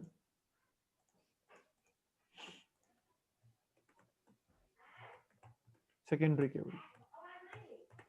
Okay, fine, like this. Yeah. So we have the cable. Like, if my primary cable is down, so secondary cable is there too. With the help of secondary cable, my data is traveling in the network. Okay, fine, like this. So this is what we have, the cables.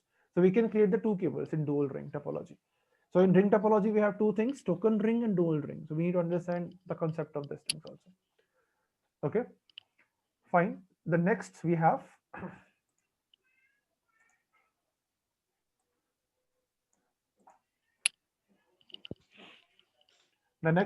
a mesh topology. We complete this topology part, and then we can go for break. Okay, fine. Yeah. So now we have go for the mesh topology. So in mesh topology, you can say that every PC connects with each other. Okay, directly. It's a very complex topology, you can say that. Okay, so like imagine if again the same thing, we have a 4 PCs like this. Okay, and now this in this case, every PC connects with each other like this. We have a PC1, PC2, PC3, and PC4 like this. Now in that case, we can always same, we can use UTP cables with cross cables. Okay, and now you can see that like this, like this. Every PC connects with each other like this. In this case. Okay, so what happens in that case? Like if I use this kind of topology, so what happens in that case? Every PC has the 3 LAN cards, as you can see that.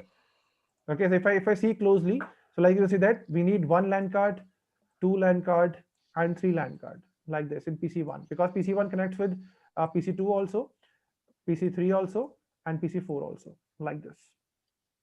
Okay, as you can see that in PC2 also we need 1 LAN card, 2 LAN card, and 3 LAN card. So like this, PC1, PC2 also connects with the PC1 directly, PC4 directly, and PC3 directly. Okay, so it's very difficult to extend the network in this kind of topologies. Like imagine if I have 2 more PCs connected together. Okay, in this topology, so if I have 2 more PCs, so it's very difficult to connect 2 more PCs in this topology.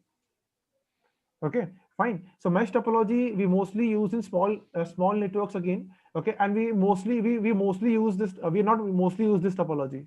We rarely use this topology, as you can say that. Okay, if you have very less we have very less computers, less devices, so that in that case we can use. In that case we can use mesh topology. Okay, so now in mesh topology we have 2 things. One is mesh. We already talked about mesh. Number second, we have partial mesh too. Partial mesh means like in this case, we can, like imagine I'm not using connect PC2 to PC3 and PC4 like this. I'm not connecting every PC directly to each other. Okay, so as you can see that some PCs are connected with each other, but some PCs are not in this kind of topology. So as you can see that PC1 is connected with PC number 2, 3, and 4, but PC number 2 is not connected with PC number 3, and PC3 also not connected with PC number 4, like this. This is known as a partial mesh. Partial mesh means in this kind of topology, every PC not directly connect with each other. Okay, we partially connects the systems together. Okay, so that's what we have a partial topology. So partial mesh we can call. We have 2 types of mesh. One is mesh and one is partial mesh, like this. Okay, fine. Yeah. We have a ring topology, mesh topology like this. Okay. Now we have a tree topology too. Sorry, before we start, we go for tree topology. We need to understand the star topology first. So star topology we mostly use in the networking. So what we can do in my packet tracer, this kind of topology we can use in the star topology. There's the star topology we already created in my packet tracer in the diagram. Okay, so star topology what we have a central device in this. Okay, so we have a network, we have one central device like this, and we have systems connected with each other like this. PC1, PC2 like this, PC3, PC4, PC5, PC6 like this. So every PC connects directly to the center device. They has their own cables. Everything is their own. Okay, their own LAN cards, own cables like this, like we already did in the packet tracer, like this. Okay, so this is what we have: a PC1, PC2, PC3, PC4, PC5, PC6, all the stuffs we have. Okay, so over there you already know that we already create this topology in the packet tracer. So we already use UTP cables with straight cables. Okay, and this is very easy to extend and you can troubleshoot the things, because every PC has their own cables. If this PC is not able to ping with PC number 2, so I easily identify that what is the issue, whether the cable is not working properly, or whether I'm not configured the proper IP addresses, or whether my protocol is not working. So we can easily identify the things. Okay, if this cable is cut, so rest all the PCs are communicated with each other. this only PC is affected if this cable is not working. Rest all the PCs are communicating with each other. It doesn't have any issues for that. Okay, but yeah, if your center device is down, so in that case, full network is down. Okay, so we mostly use star topologies in our large organizations.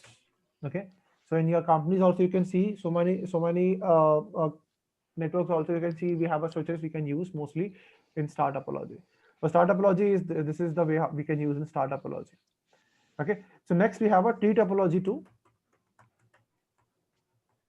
Tree topology is a combination of star and bus topology. Combination of star and bus topology. Okay, now combination of star and bus topology is like this. Like if I showing you the tree topology diagram, let's look like this.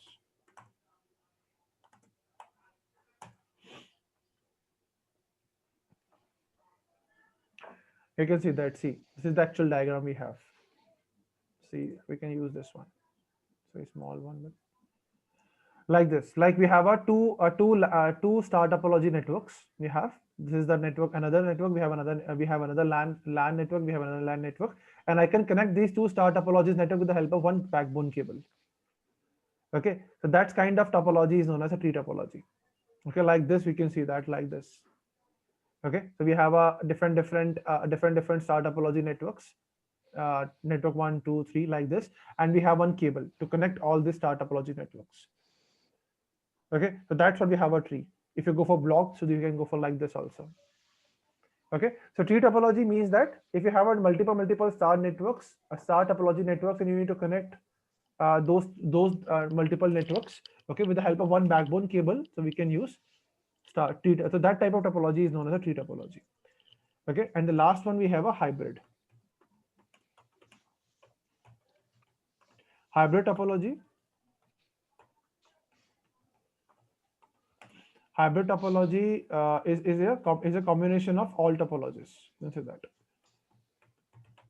Combination of all topologies. Okay, like this. If I'm showing you the diagram, so like imagine we have 3 to 3 building. In my company we have 3 to 4 floors. Okay, and in first floor we can use like see. This is the exact diagram we have. Okay, you can say that in first floor we have a star network. Second floor we have a ring type network. Third floor we have a bus network. So I connect my star network to the bus and star network to the ring 2. So like this is we have a hybrid topology we have. Okay. Yeah. Understood. Fine. So this is what we have a topologies. Okay. Fine. So this is what we have. So this is the basic term of topologies. Okay. Fine. We can read, I think, 5 to 6 topologies. 3 over there, 4, and here. Yeah, 6 topologies we totally learn about. Okay, so this is what we have a basic topologies. So we mostly use. So as per the requirement, we can choose the topology. We can draw the diagram. Means you can physically draw the topology, and we can configure the systems or devices. Okay, we can connect the systems as per these layouts, as you can see that. So we have these kind of layouts. Okay, understood? Yeah. Fine. So let's take half an hour break. Okay, so over there your time is what?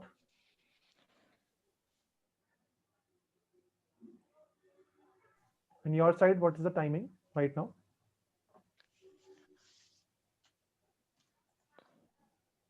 Hello? It's almost 10 o'clock. It's almost 10 o'clock. Okay, so you have your breakfast. Okay, and then I have my lunch 1:20 right now over there. 1:20 p.m. is there. Okay, so we'll take 30 to 40 minutes break. Okay, and then we'll go for further things. Okay. Okay. Okay. Okay, fine. Thank you for the session, guys.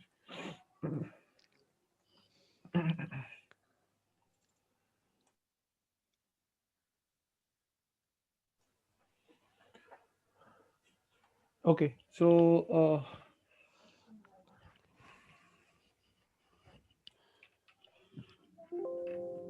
Okay, so I hope you're able to understand till now, all of you, right? Yeah. Yeah.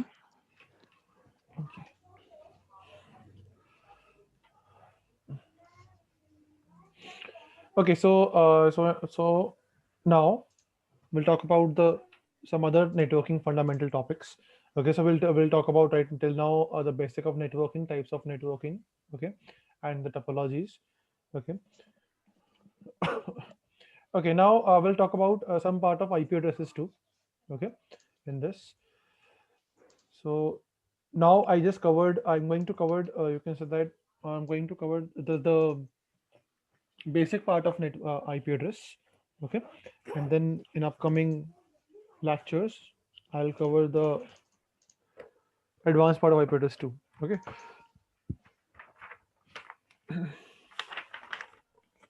Okay. So as I already know, as I already told you that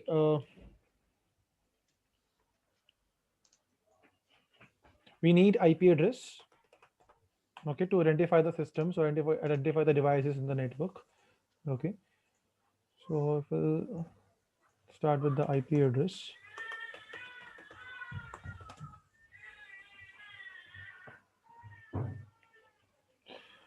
So if we talk about the IP address, okay, so number one point in this that which we already discussed is that it is used to identify the devices in the network. Okay, so which are already discussed, these things. Now, second point you need to understand is that it is a temporary address. Temporary address.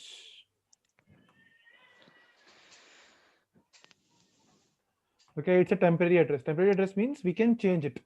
Okay, it doesn't mean that once I give the IP address to a specific system, so it's fixed. No, we can change the IP address too. Okay, that's why we can call it a temporary address. Okay, or we can call it a logical address. Now, what is the meaning of logical address over here is we just see the address only. We're not able to touch and feel the address. Okay, so logical means which you can see only. Okay, not able to touch and anything. So that's it's a temporary address or a logical address. Logical address means it's a temporary, means it's a changeable. Okay, so if you want to change that IP address, you can change it too. Okay, now next, it has 32 bits. If we talk about this address, so it has 32 bits. Okay, so now in our computer field or in our IT, or if we talk about the computer languages, so computer works on 0 and 1. They have 2 bits only, 0 and 1. Okay, so if we talk about the bits and bytes, so the bit is a smallest value, as you can say that we have a bits, bytes, then we have a kilobyte, megabyte, gigabyte, terabyte, like this. Okay, so bits is a smallest value, as you can say that, and bytes is after that. Okay, so you can say that if we talk about the byte, so 1 byte is equal to 8 bits, like this. Understand this, bits represents small b and byte represents big B. Okay, so 1 byte is equal to 8 bits. Okay, so if you can go for that 1024 bytes, so what this means, it means that we talk about 1 KB. 1 KB, okay, is equal to 1 KB. Okay, so like this. Okay, so this is what we have, 1 KB, like this. So this is what we have. So the smallest number unit is known as a bits. Okay, so if you talk about the IP address, so IP address has only 32 bits. Okay, so how it bits counts I'll let you know in the upcoming things. Okay, now number 4, if we talk about the IP address, so IP address has 2 versions. Okay, IP address has 2 versions. Okay, number 1 it's called IPv4, and number 2 we call IPv6. Okay, so we have 2 versions, IPv4 and IPv6. So by default we're using right now IPv4. So what we configured in the packet tracer, that IP address is known as IPv4, IP version 4. Okay, so this is what we have, IP version 4, the decimal format version is known as IP version 4. Okay, and your IP address works on decimal format. It works on decimal format. Decimal format means like this. This is the decimal format which we talk about. Okay, like this 10.0.0.4, 10.0.0.3. So the dot is known as a decimal format. This dots is known as decimal. So we talk about, so IP address by default works on decimal format. Okay, fine. Now, if we talk about the IP addresses more now, so we'll talk about that in our IP address, we have your IP address, you can say that works or you can say that creates, has two or some components. Like we'll talk about the IP address components. So it starts with network. Okay, network ID. One component is named as network ID or network you can call. Second is known as subnets. Okay, and third is known as host ID. These three components are get together to make an IP address. Okay, like if we talk about this, like if we talk about, just a minute. Okay, like you talk about, like if you have an IP address, like I talk about 10.0.0.1. Okay, we are using this IP address already in the packet tracer. Okay, so if we talk about this IP address, so this IP address has the digit. Every digit has their own value, as you can say that. Okay, so if we talk about the digits, so every digit has 8 bits. So this first digit also has, this first digit also has 8 bits. Okay, this also has 8 bits, this also has 8 bits, this also has 8 bits, and this also has 8 bits. Every digit has 8 bits. That's why we can call this full IP address is known as a 32-bit address. Okay, because every digit has 8 bits. Understood? Okay, so fine. So if we talk about the digits, so these digits is also known as octates. Remember these things. So the first digit is also known as first octate. So first octate, you can say that. Okay, so one octate has how many digits? How many bits? 8 bits. Every octate has 8 bits. So first digit is known as first octate. Okay, now the same, we have second digit is known as second octate, then we have third octate, and then we have fourth octate. So total we have 4 octates in one IP address. Okay, and every octate has 8 bits. Okay, understood till now, everyone? Yeah. Right. Okay, now let's talk about the other things now. First octate represents, you can say that first octate is also known as a network ID. So first digit represents the network, which network you are using right now. Okay, so in total, if we talk about the IP address, in total we have 256 networks. Okay, total we have how many networks in our IP address? We have total 256 networks. Okay, out of 256 networks, we use only 1 to 254. Okay, 0 and 255 we are not use. 0 is not a network. If you see the 0, so 0 represents network ID. Remember these things. Okay, 0 represents what? Network ID. Okay, 0 is not a network. So if I write over there 0.0.0.0, so 0 is nothing.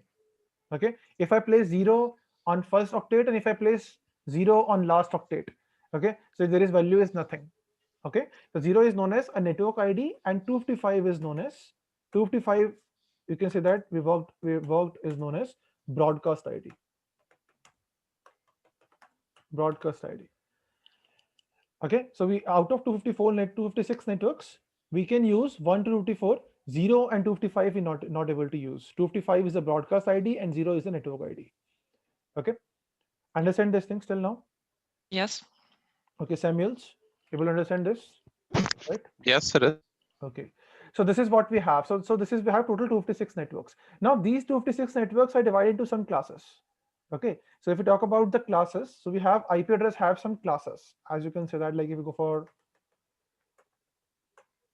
IP address classes. So if we talk about the classes, so it starts with class A.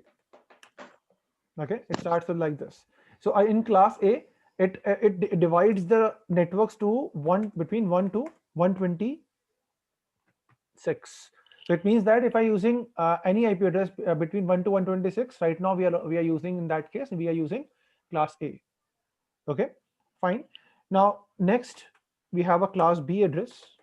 Class B is there. So class B ranges 128 to 191. Okay. Now class C ranges 192 to 223. Okay. Another class, we have a class D. We have 224 to 239. And then we have a class E, 240 to 254. As I already told you that we are not able to use 255, so till 254 we are able to use it. Okay. Now have you seen anything missing in this? Any network is missing in this classes, right? In class A, we have 1 to 126. Class B starts with 128. There is a 127 is not there. Okay. So 127 is mostly used for, we can call is known as a loopback address. 127 is a loopback address. 127 network, full 127 network is a loopback address. Now, what is the meaning of loopback over there? Loopback address means with the help of this address, we are able to test our TCP/IP protocol, whether it is working or not. Okay. If I try to ping 127.0.0.1, it doesn't matter whatever IP address you're using, it shows you always reply. Why? Because it checks your TCP/IP protocol. It's not checks your IP address. Okay. So it's a loopback address, and you can say that it is used to it is used to check the TCP/IP protocol. Okay, whether it is properly working or not. Okay, so like if I showing you, like if I go to my packet tracer, and if I try to ping with this, like right now I'm in PC1, as you can see that. Okay, if I trying to ping with ping 127.0.0.1 and enter it, they're showing me reply always. Still I'm using the different network, as you can say that I'm using the 10 network in this PC, but still I ping with 127 also, because 127 is not a part of network, it's a part of loopback address. Okay, so this address is always reserved. We're not able to use this address in my systems. Okay, if I trying to use this address, as you can see that, so we are not able to use this address in the IP address configurations. Okay, we always use this address as checking the TCP/IP protocol, whether it is properly working or not. Okay, fine. So that's it what we have. Okay, so in the classes we have these things. So 127 is a loopback address. That's why we not include this in the classes. Now rest, we talk about the class A to class C. We able to use these three classes only. Okay, we able to use these three classes only. We're not able to use class D and class E. Okay, class D is reserved for multicasting,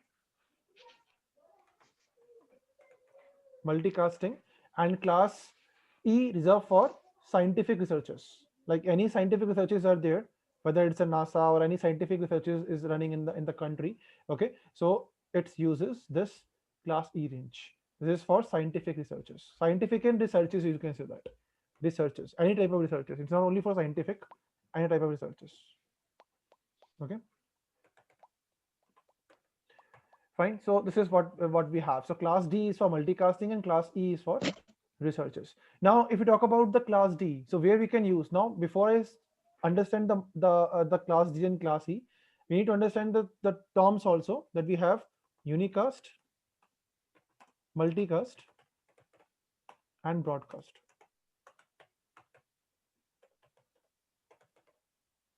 Remember these things also. Unicast is one-to-one communication. Multicast means one to many. Like imagine if I have 10 PCs in my network and I can communicate only 5 or 6. Okay, so that's what we have a multicast communication. Okay, or you can say that I can send the data only 5 systems or 6 systems out of 10. But that's what we have a multicast. Broadcast means one to all. Okay, I can send the data to all my systems, all 10 systems. So in that case, we can go for broadcast. So in multicast communication, we can use class D range. In broadcast, we can use 255 network, which I already told you. Okay, over there we can use class D range, class D networks. Okay, like this, and unicast is all rest. So if I want to try to use class D in my by default LAN cards, we're not able to do that. Like imagine if I trying to use this class IP address. Head is a packet tracer. So like imagine if I go to PC1 and if I'm going to change the IP address, like right now, I remove these things. Now I'm using the class C, class D. Class D starts for 224.224.0.0.1. So now once I click on this, as they're showing me, this is an invalid IP address. Why it is invalid? Because this is for multicasting only. Okay, we're not able to use this kind of IP addresses. If I want to use this kind of IP addresses, so what I need to do, I need to change my LAN cards. Okay, because your LAN card should be support multicasting in that case. By default LAN cards are not able to support multicasting. So if you want to use the multicasting IP addresses, so we need to purchase the multicast compatible LAN cards. Understood? Okay. Yeah. Yeah. So that's what we have in the classes. Okay, so now how we can recognize that we have a class A and B and C and D and E. Okay, so one thing we known as is known as a subnet mask. We have a subnet mask too. Okay, now before I go for subnet mask, we need to understand the things also, that in one IP address we have how many octets? We have four octets. Okay, and all octets have different categories. So first octet represents the network ID, which I already told you. Okay, fine. So first octet, like if I have 10.0.0.1, so this first octet represents the network ID. It represents the network ID, that which network I am using right now. This is for network ID, represents the network ID. Okay, now the last digit, the last octet represents the host ID. Host ID. Host ID means which number I can give to my computer or my laptop or my device. Okay, whether it is 1, 2, 3. So as you can see that in my packet tracer, every host ID is unique. As you can see that, like in PC1 we have one ID 10.0.0.1. In PC2 we have 10.0.0.2. So this 2 represents this PC. So this ID, this 2 number, I can provide my PC number 2.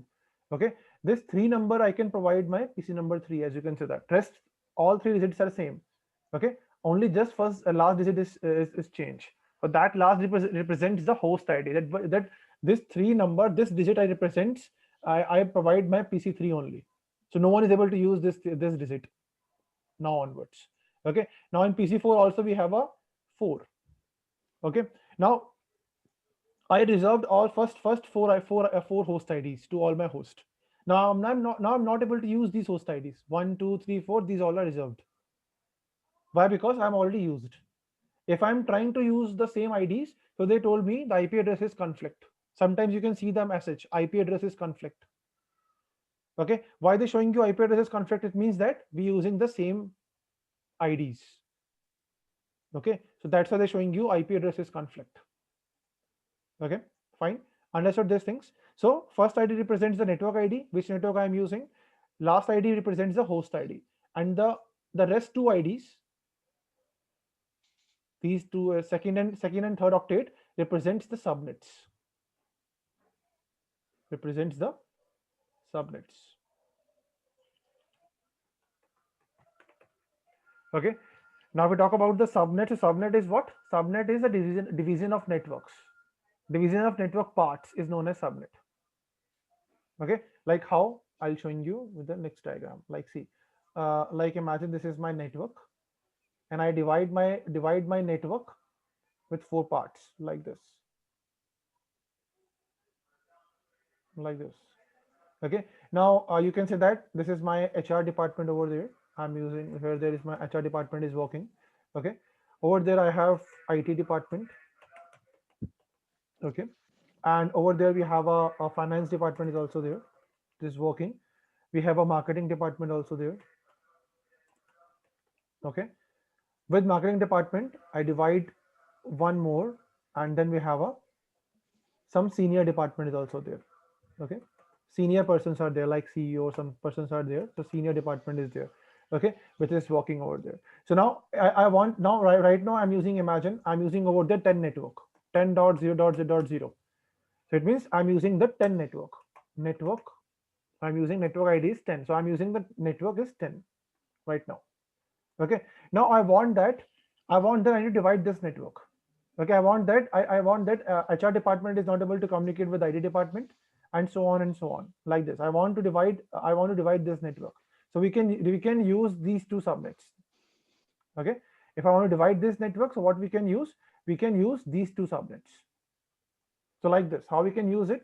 So like over there, imagine I'm using 10.0.0.1 to 20 over there I'm using. Okay, over there in IT department I'm using 10.1.1.1 to 30. Imagine in finance department I'm using 10.2.2.2 to 1 to 15. In marketing department I'm using, imagine 10.3.3.1 to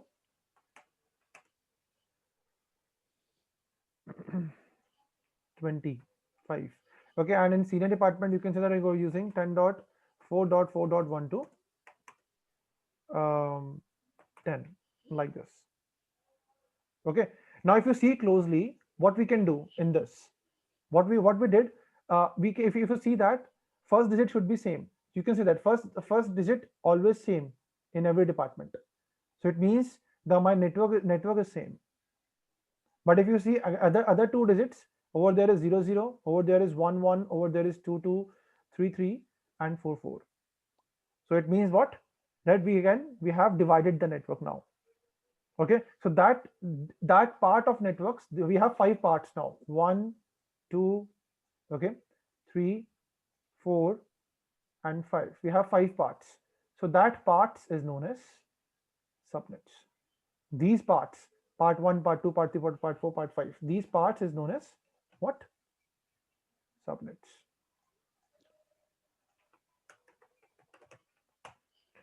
Understood? Yeah. Samuels, any doubt? Grable is not there or something? He's not there. Okay. So yes, Samuel, any doubt? Anything you want to ask? Something?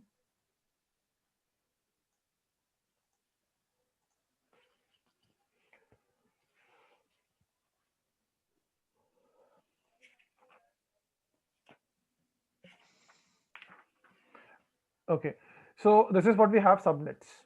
Okay, so in my full IP address, one digit is one digit represents, means every octet has their own work.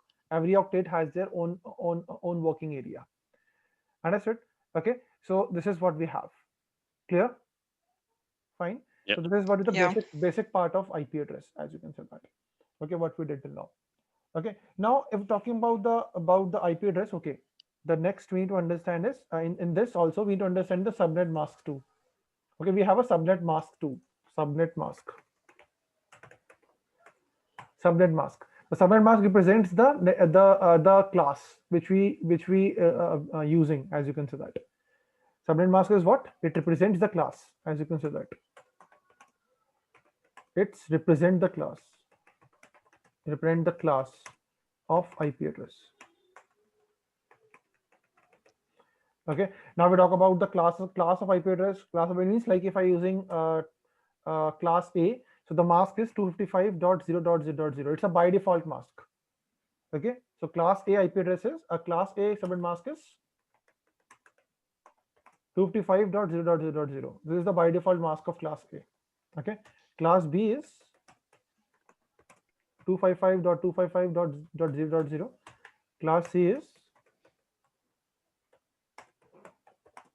255.255.255.0, like this.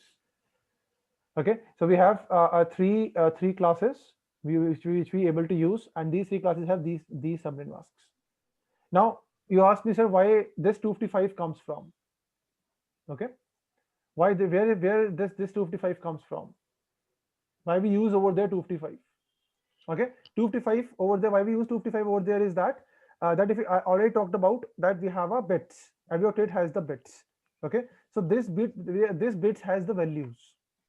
Okay, so like imagine if I go for like this, like imagine if I go for 10.0.0.1. Okay, so if you represent it like this, so if I talk about the bits, so it's like this, like we have 8 bits. Let's go for 0, 0, 0, 3, 4, 5, 6, 7, 8, like this, dot 0, 0, 0, like this. Okay, then again 1, 2, 3, 4, 5, 6, 7, 8, like this. Like this we have bits. So every octet has 8 bits. Okay, so we talk about the bits. So 0 means off. We are not using that bits. If you see the 0, 0 means off. Okay, and if I use the bit, then we can use 1. 1 means on. 0 means off and 1 means on. So you can say that in class A subnet mask, first octet is full, means it uses all the bits. That's why they're showing you 255. Okay, so once you calculate the bits, so they have a value. Like if we talk about the bits calculation, so it starts with like this. When you calculate the bits, it's opposite. It's count like this. Here it's like this way. So this is the first bit we have. This is the bit 1. This is the bit 1. Then 2, 3, 4, 5, 6, like this. Okay, so if it'll go like this, so it starts with like this. Then I'll go for 2 to power 1, 2 to power 0. Starts with 2 to power 0, then 2 to power 1, 2, 3, 4, 5, 6, 7, like this. Okay, so the this one is known as 2 to power 7. So like the value of this is 128, then 64, then 16, sorry, 64, 32, 16, 8, 4, 2, and 1, like this. So if you calculate this full stuff, the answer is 255. So it means that if I on all the bits, so the answer is 255. So in class A, my first octet is full. It has all on, means you can say that first 8 bits are on. Okay, so that's why we can represent sometimes in class A addresses like this, 10.0.0.0/8. So it means that /8 means that in this class we already used 8 bits. So that's why the mask of this class is 255. Now in class B, we talk about the class B. So class B has 255, 255. It means it uses 16-bit already.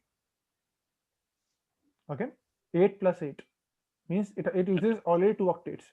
Okay, so if you go for like 128.0.0/16, so /16 means I'm using the class B address, address. Okay, and the third one, go for like 192.168.0.0 something something, or go for 192.0.0.0/24. So the /24 means that we already used 24 bits. Means first 3 octets are full. We are not able to change the first 3 octets. Understood? That's what we have a subnet mask. Yeah. So that slash represents the bits, how many bits we already used in a particular class. Okay.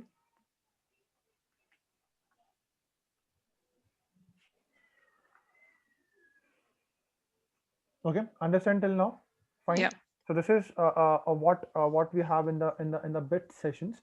Okay, so in class A, class B, class C, we have these kind of masks. Okay, if you want to divide this subnet, as you can say, if I want to divide this network, so we can modify the subnet mask, as you can say that. So if I have a class A address and if I want to divide my class A network, so we can use 3 digits. As you can see, we can use 3 octets. Okay, fine. So if I want to modify my network, okay, so we can use subnet mask. We can modify the subnet mask in that case. So that process is known as subnetting. Okay, so subnetting is used to divide the network. You can say that. Okay, subnetting is used to divide the network. into the parts. Okay, that parts is known as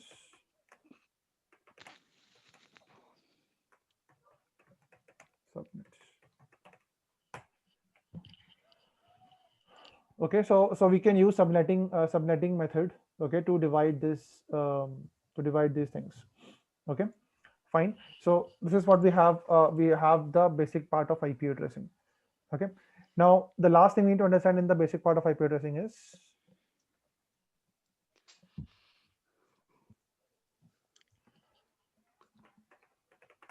private and public IP address.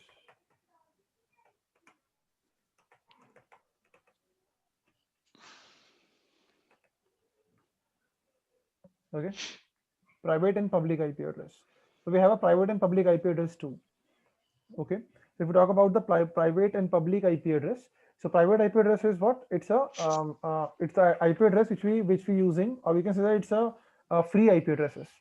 Okay, which we use in our internal network. With the help of private IP address, we're not able to access we're not able to access the internet. We're not able to access through internet. We're not able to access anything through internet also.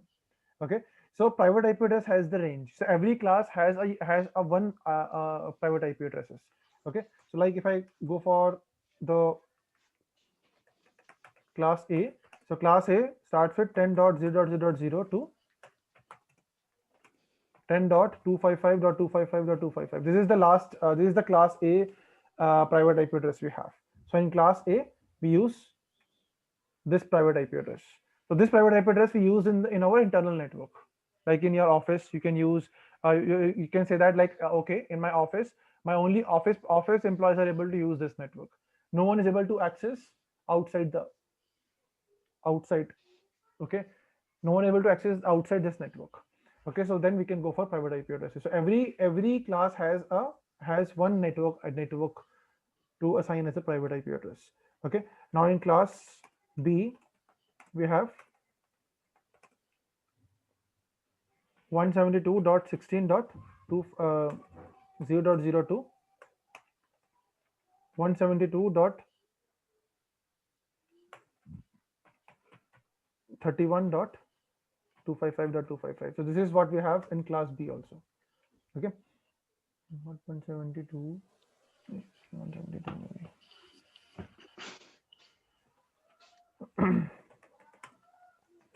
In class C, we have 192.168.0.02, 192.168.255.255. So this is the by default public addresses we have. Okay, every class has the public address range. So we can use these addresses in our internal network. We're not able to use this addresses.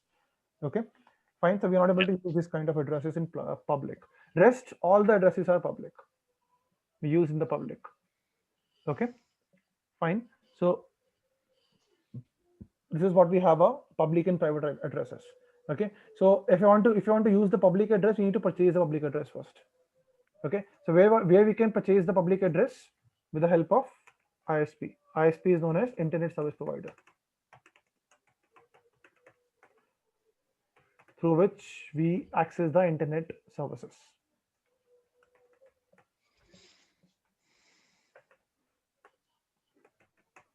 Okay, now where ISP got this IP addresses? ISP got this IP addresses from IANA.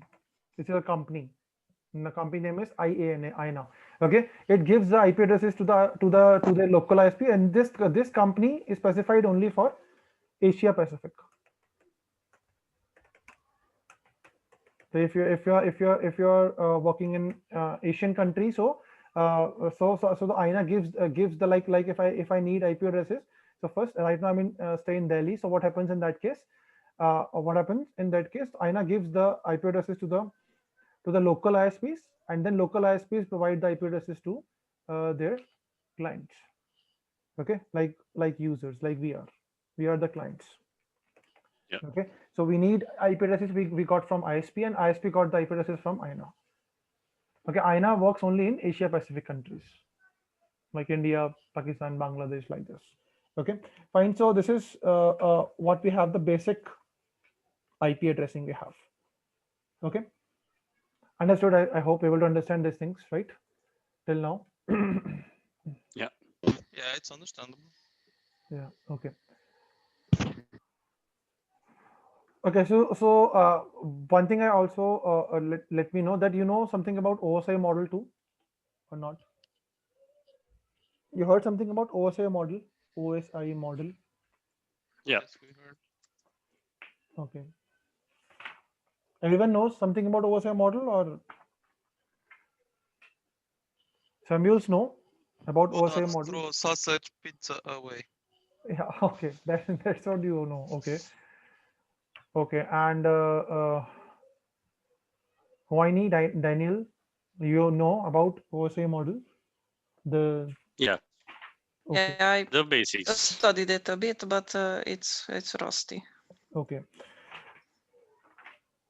Okay, so the if you talk about the OSI model, so I just give you the overview only. Okay, in this, so OSI model is what? It's a kind of a it's a kind of a reference model, as you can see that. Okay, followed by the network devices. Okay, you need to understand that the questions that if you talk about the OSI models, OSI model only used in why we can use OSI model, number one. Okay, so previously what happens if you talk about the OSI model? So previously it builds by, you can say that it builds by or made by, you can say that OSI model made by IEEE persons, IEEE engineers.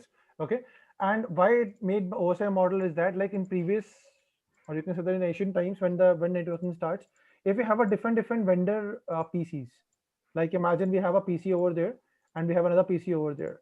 Okay, now this PC are using you can say that HP vendor. This PC makes by HP, made by HP, and this PC made by IBM. Okay, and I can connect the cables, as you can see that I can connect the cables and I can connect everything over there. Okay, now what happens in that case? What happens in that case? Even everything is fine. I connect the physical and logical connectivity, but still I'm not able to access these systems because they have a different vendors. HP has a different vendors, and IBM has a different vendor. Okay, so this is very issue in the Asian time when networking is there. Okay, so what happens in that case? IEEE persons makes the OSI model.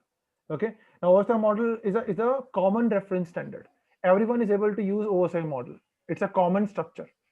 Okay, even HP vendor also able to use OSI model. Okay, and IBM also able to use OSI model in that case. Okay, so once OSI model is comes, so it's a common one, so everyone is able to use OSI model.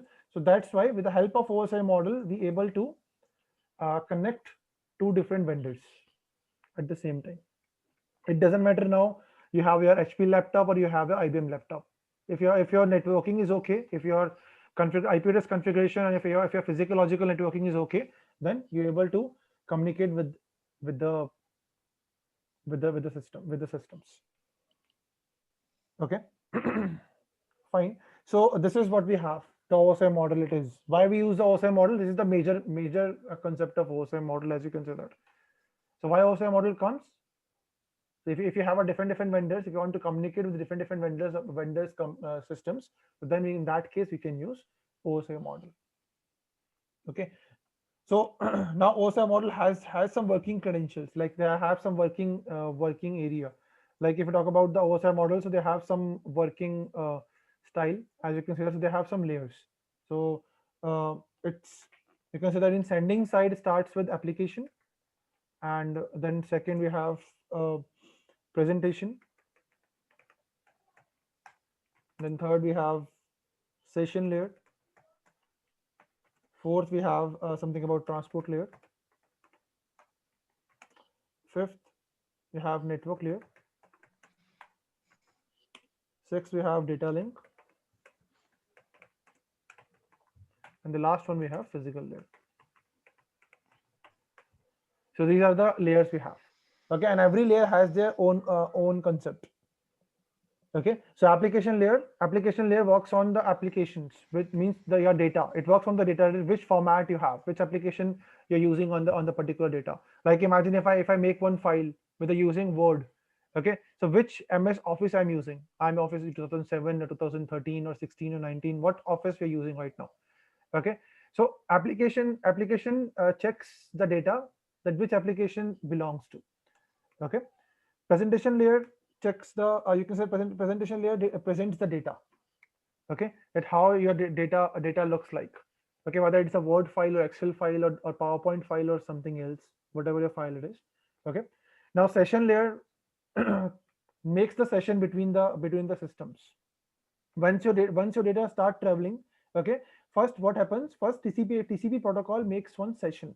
It creates session between the systems with the help of three-way handshake process. Three-way handshake process.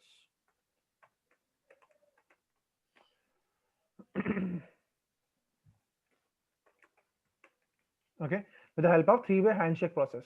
Handshake process means like what happens in that case. What happens, like if I talk about the handshake process, the first HP system sends one data one message to the IBM that my IP address is this. Okay, it waits for IBM response, then IBM responds to this message and sends their IP addresses to. Okay, and then the connection is established between these two. Okay, so it shared their IP address information. Okay, that process is known as the handshake process, as you can see that. Understood? After the handshake process, session is created. Once session is created, then the data is traveled between the source to destination. Okay, fine. This is what we have now. Next we have a next we have the transport layer. Transport layer works on transport layer. It has some protocols is working like TCP and UDP. It has two protocols.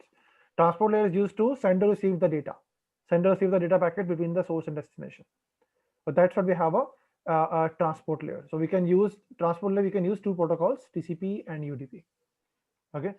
Now in network layer is used for in the network. It checks what routing, what protocols are using over there, what devices we are using over there.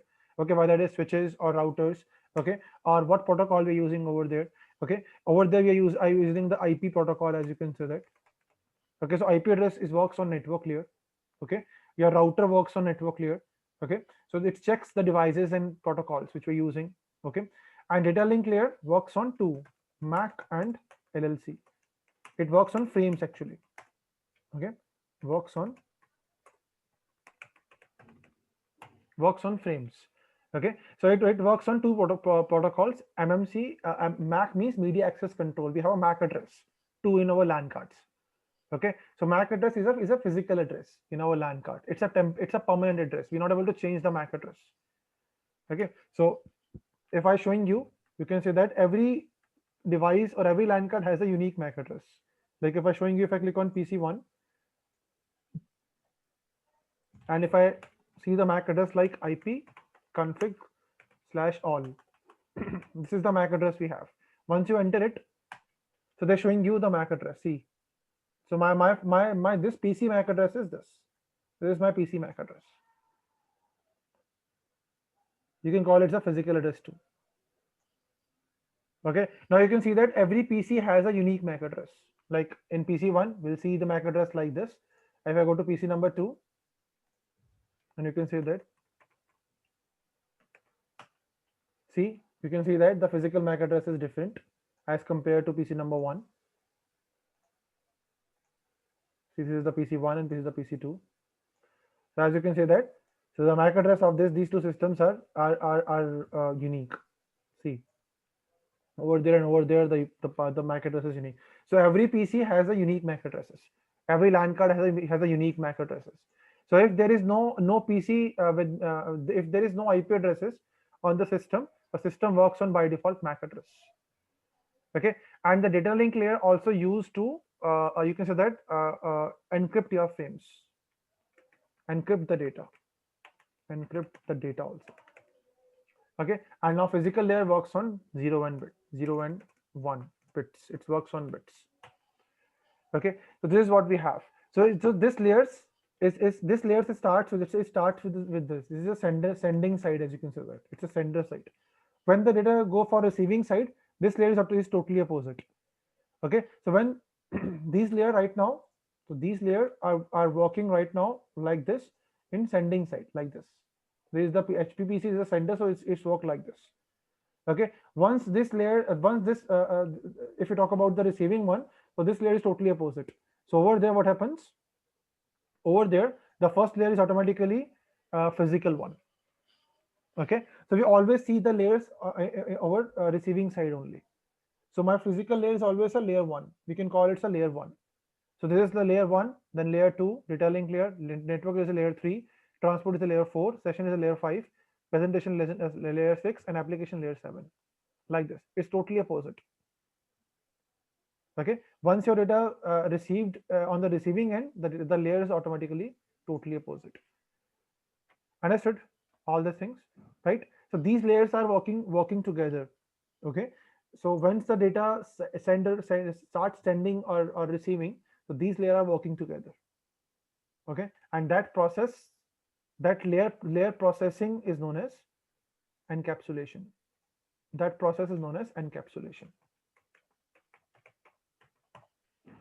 Okay, whatever process, whatever processing it's done on the data. Okay, so that processing is known as an encapsulation. Okay, fine. Every layer has their different way to calculate the data or announce the data. Like first these three layers, session, presentation, and application. These layer are known as data. Transport layer known as tell my data is segments, because transport layer works on segments. Remember these things. Transport layer divide your data in some parts. That part is known as segments. Okay, your network layer tell those data is known as a packet. Okay, so first three layers is my data tells the data, means it works on data, as you can say that data. Okay, and the transport layer is known as the same data is known as segments. Why it's known as segment? Because it breaks the data in some parts. Segments. Okay, and the parts of the data is known as segments. Now network layer recognize this data as packets. Packets. Okay, so if data comes from network layer, so he told me that okay, we have a data packets. Okay, now your data link layer recognize this data as frames. Frames. Okay, frames like this. Fine, and the physical layer is known as a 0-1 bits. So this is what we have. So every layer has their unique way to work. Okay, so that's all layer. When these all layers are do working on a particular data. Okay, that process is known as encapsulation. Okay, understood, all of you, right? Yes. Yes. Okay, so this is what we have a OSI model. So this OSI model working in your ports also, in your bandwidth also. Okay, so like if you have a cable, so this OSI model layers are working in the cables automatically. Okay, fine. So this is what we have.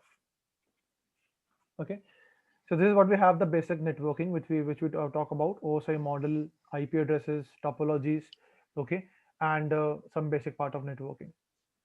Okay, the last thing in this type of networking we need to understand is networking devices. Okay, so understand these things also very carefully. We talk about the networking devices, so it's very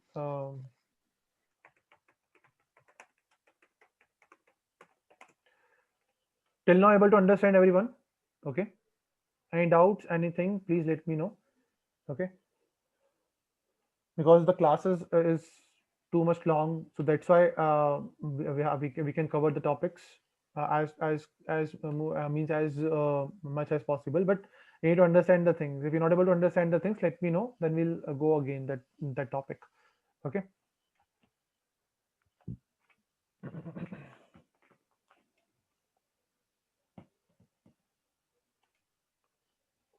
Okay, so we'll talk about the networking devices.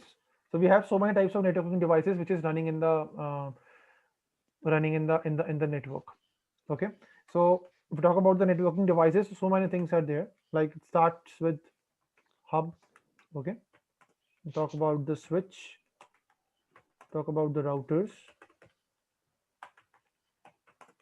bridge, then we'll talk about the hub, switch, router, bridges, then routers. Okay, then we go for modem. Okay, so these are some basic networking device which we'll talk about, and another we have a firewalls too. So I'll talk about what is firewalls. Okay, so these are the some basic devices we need to talk about, okay, in this session. So networking devices we'll talk about. So if we talk about the networking devices, starts with the hub. So hub is a very first device in networking. Okay, before switch you can say that we have a hub device. It's look like this by showing you hub. So this is hub we have. You can see maybe you see this device also in your maybe network or in your personal maybe. Okay, so this is the device we have. This is the hub device we have. It has only 4 ports, minimum 4 ports, maximum 8 ports, not more than that. See, this is the we have minimum 4 port device, and we have a 8 port device too. Here it is a 8 port device. Okay, so maximum 8, minimum 4 port we have. Okay, so we talk about this a hub. So it's look like this. If I'll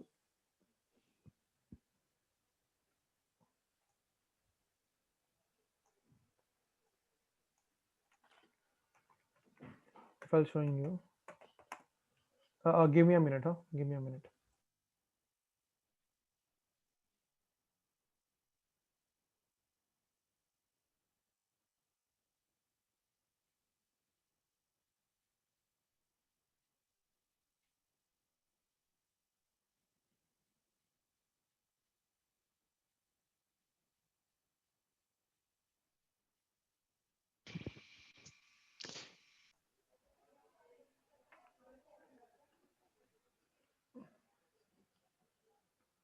I'm sorry for recording. Maybe it's recorded or not. I don't know. Okay, so okay, hub. Okay, fine, fine. So fine. So we'll go for switch. So switch is still like this. We can call it. We have a use the network like this. Okay, so it is PC1.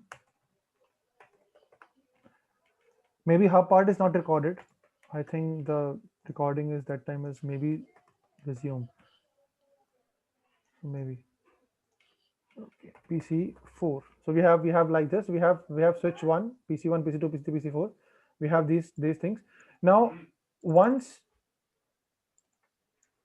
in that case, if once PC1 is start sending the data to other PCs. Okay, fine. So switch what do? Switch in that case learn the MAC addresses first.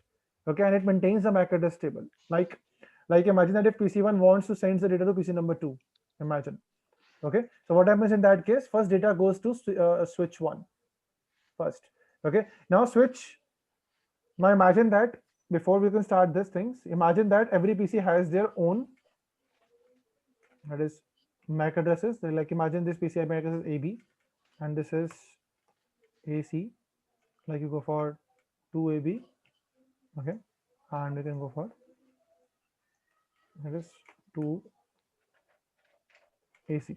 So these are the MAC addresses, as you can see that, and every system has their IP addresses too. So go for 10.0.0.1, okay, go for 10.0.0.2,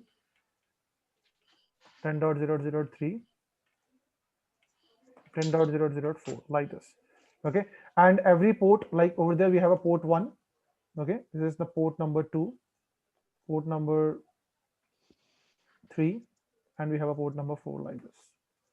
Okay, so port 1 attached with PC1, and the PC1 MAC address is AB, like imagine.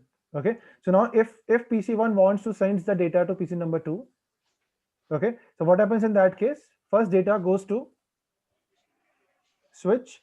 Now switch sees the source addresses over there. Now it's make like this. It is the source address. So it sees there's the source addresses of my source address is AB. It knows the source address already, because he knows that he comes from the port number 1. So he knows the source address now. Now imagine that this data goes to PC number 3 now. Okay. Now PC1 wants to send the data to PC number 3. Now switch doesn't have an IP address. Switch doesn't know the MAC address of PC number 3. So what happens in that case? It do broadcast. Okay, what it do broadcast. It sends one ARP request to all the ports. Over there also it sends the ARP request. Over there also it sends the ARP request. Over there also it sends the ARP request, and over there also it sends the ARP request to learn the MAC address of destination. Understood? Okay, so ARP is used. What is ARP? ARP is used to resolve, you can say that, IP to MAC. If like now switch knows everyone IP address, but it needs MAC addresses to forward the data packet. So what happens in that case? Once it starts broadcasting the ARP packets to other switches. Okay, now switches now every PC then sends their MAC addresses to on the correspondence of this ARP. So now first request goes to PC1 ARP. It sends their MAC address to PC, switch 1. Now same, it also sends their MAC address to switch 1. It also give their MAC address to switch 1. It's also give their MAC address to switch 1, like this. Okay, now PC now switch sees that okay, the data goes to PC number 3 and the MAC address of this is 2AB. Okay, so now it write in the table that okay, my source address is AB and the MAC address is 2AB. So after that, now it forwards the data to on a particular port on the destination. So once if your switches doesn't know the destination MAC address, it always do broadcast to learn the MAC addresses. So in the MAC address table, it maintains all the MAC addresses. Understood till now, all of you? Yeah. Yes. So this is what the working of switch, as you can say that. The switch works like this. Okay, so that's why we can call it an intelligent device, because it learns the MAC addresses. Number second, if it sees that, like imagine in that case that PC1 also sends the data to PC number 2, and PC number 2 also sends the data to PC number 1. So there is should be collision over there. Okay, so in that case, what happens? Switch sees that okay, there should be a collision. So what happens? It releases the data to PC number 1 from PC number 1 to from PC number 2. Through PC number 1 to PC number 2, but it stops the data and it saves the data in the buffer memory from PC2 to PC1. Okay. Meanwhile, it waits till the bandwidth is free. Once the bandwidth is free, it sends the second data to the PC number 1 also. Okay. So that's why it's an intelligent device. Buffer it saves the data to the buffer memory too. Okay. So if sees that there any collision is there. Okay, so it saves the second round data, you can say that. Like imagine PC1 sends the data first and PC2 sends the data second. So the person who sends the data second, he stopped their data on that condition. Okay, and it saves the data in the buffer memory. So with the help of CSMA CD, you can say that it recognizes it detects the collision. Okay, and it avoids the collision with the help of this intelligence. So that's why we can go for that's why we can call switch is a intelligent device. Okay, understood now? Yep. Fine. So switch do these things. Switch learn the MAC addresses. After learning the MAC addresses, it maintains the MAC addresses in their MAC address table, and after that it starts forwarding the data between the devices. Okay, fine. Yeah. Okay, now we have two types of switches, as you can see that we have one manageable switches, manageable and non-manageable,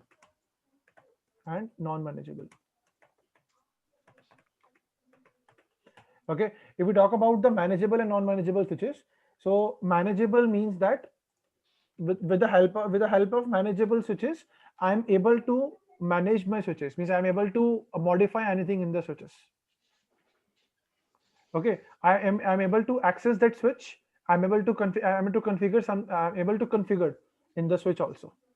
Okay, so I'm able to configure anything in the switch. If I want to configure the ports, if I want to configure any services, VLAN, BTP, so many services provided, switches provided. Okay, so like VLAN, BTP, STP, so many switches, so many services are there provided by switch. Because if you want to configure these services, so we need a manageable switch. Now, how we can recognize that this switch is a manageable? Okay, so those switch has a console port with them. That switch is known as a manageable switch. Remember these things. Console port look like this. Like if I showing you the console port, it's look like this.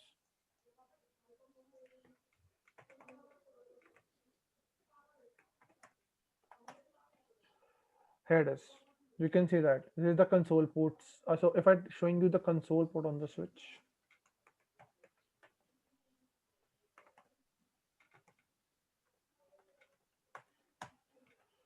here is the console port, as you can see that. See, this is the console port. It shows console. It write console on the down. It's similar like a RJ45 port, okay, but it shows you console over there like this. Okay, so in switches also we have a console port, and in routers also we have a console port. So with the help of this console port, I'm able to access my switch through the PCs. Like see, this is the console port we have. Okay, so every switch, or you can see that, see, this is the switch. So there is a console port we have. There's a Cisco switch. So every manageable switch or every manageable router has console ports. Okay, with the help of this console port, we able to access the switch with the system. Okay, so we have a console port cable too, like this. See, this is the console port cable we have. One side it shows you the USB cable, and one side it shows you the RJ45 port cable. So this RJ45 port is plugged on the switch, and this USB side plugged on the devices, means the system.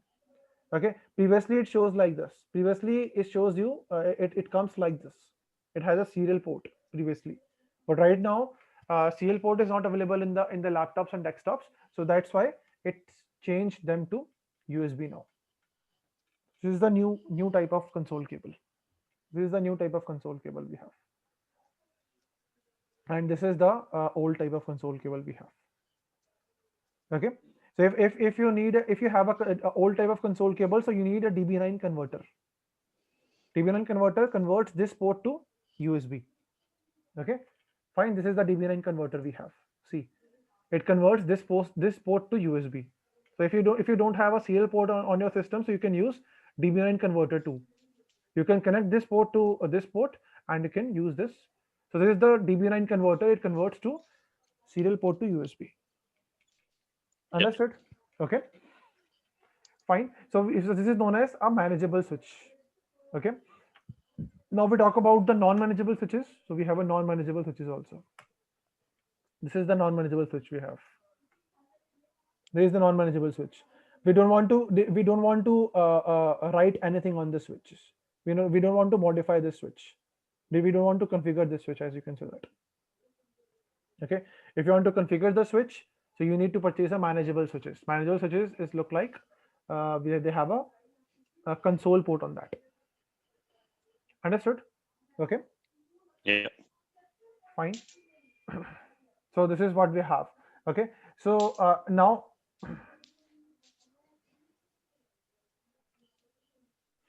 if you want to access the switch through your system, okay, what we need two things. Either you can use putty software, okay, or either you can use secure CRT. This is the mostly two software we use to access the networking devices. Okay, fine. We can install this software in our systems, in our laptops or desktops, and with the help of these systems, we able to access the switch and routers too.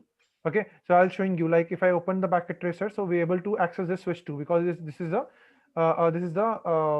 manageable switch. So if I want to access this switch, okay, so like imagine if I have one PC, I have a separate PC, so I place one separate PC. This is my separate PC. Okay, and I can use console cable for that. So in packet tracer, this is the blue cable is known as a console cable.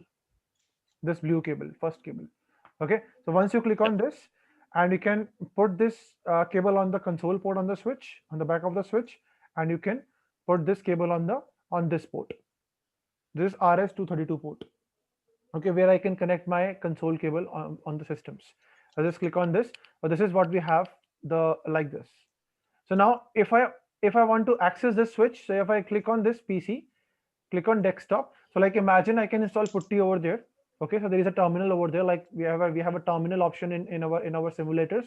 Okay, but in previously in Windows 98, 95 we have a terminal option is there. This terminal is already installed in Windows 95, 98 Windows. It's a pre-Windows as you can see that. But for Windows 7 onwards or Windows Vista onwards, we don't have a terminal option is there. So we need to install putty or secure CRT tools to access it. Once you click on terminal and just click on OK. So as you can see that, see, this is the switch we have. This is the 2960 switch we have. So I'm able to access this switch, as you can see that. So I'm able to write the commands and do everything on the switch now. Okay, so like this, we can access the switch. Yeah. Okay, understood? Samuel and Yeah. okay. So this is what we have. Okay, so like this, like if you have a manageable switches, then we can access the switches like this. Okay, fine. Now in every manageable switches, we have so many things also. Okay, so like if you talk about the manageable switches, okay, so in the manageable switches, we have some internal components also. Okay,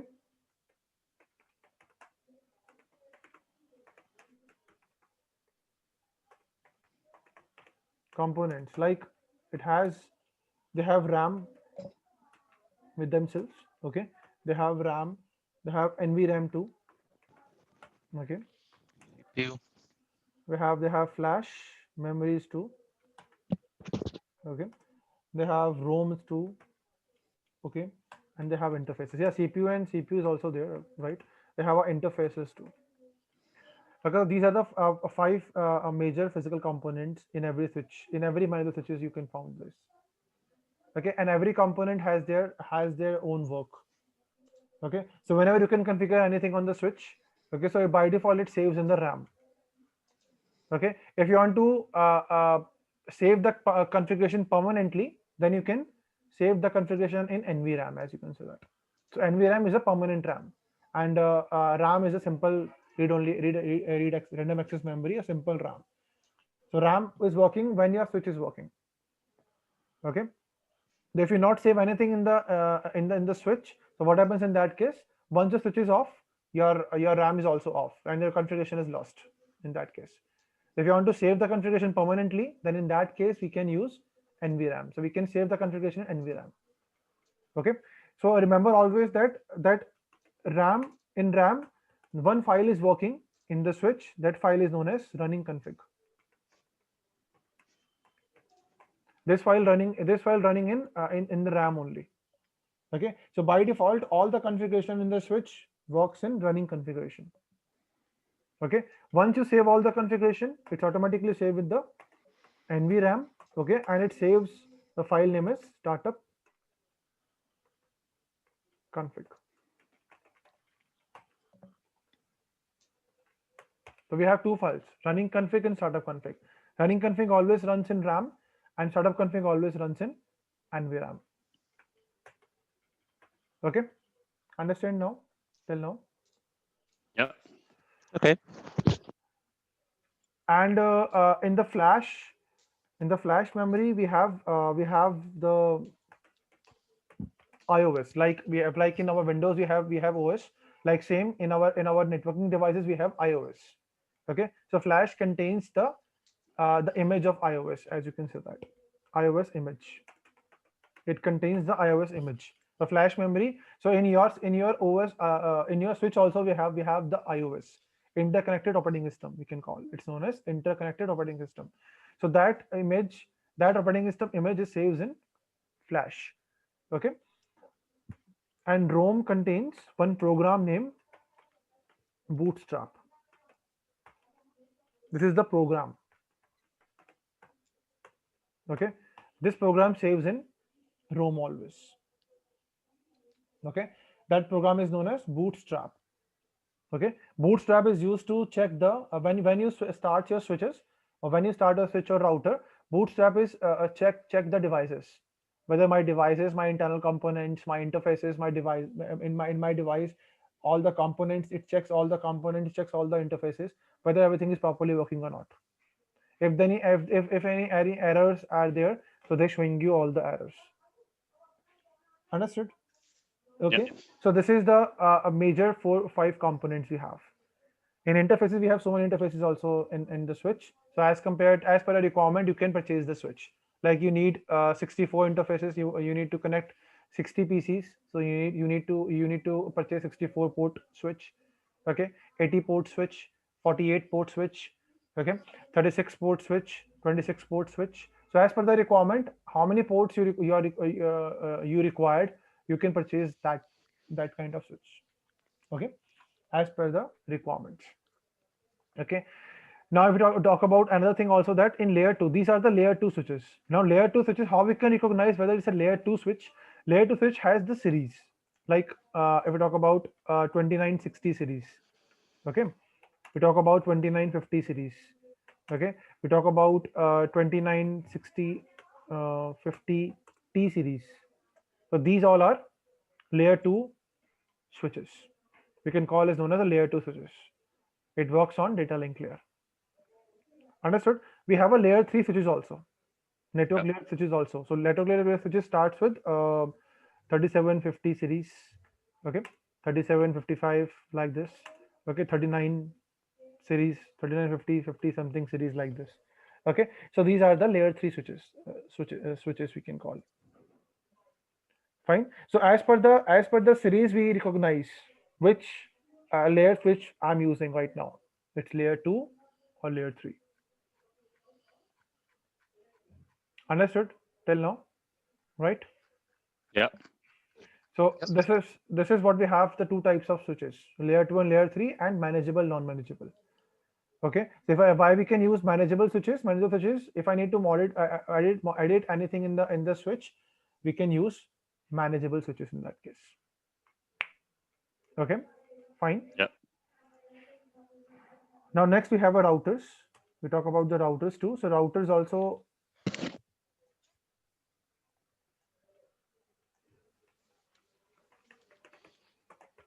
routers works on, as you can say that it works on WAN devices, WAN network. It's a WAN device.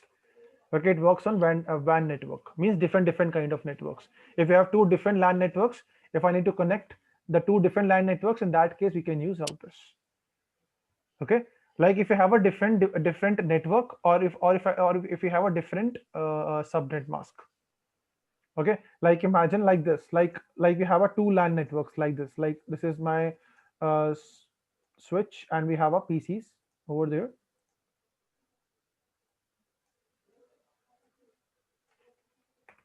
PC1, PC2, PC3, PC4, PC5, PC6, like this. Okay, and we have another switch.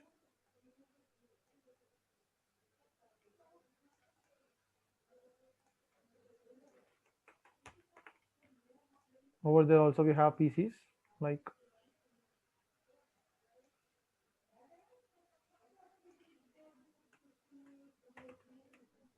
PC7, PC8,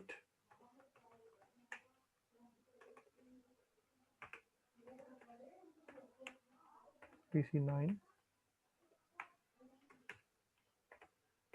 PC10, PC11, and PC12, like this. Okay, now these PCs are connected with each other, and we have a different LAN connections. We have a different LAN networks, as you can see that, like this.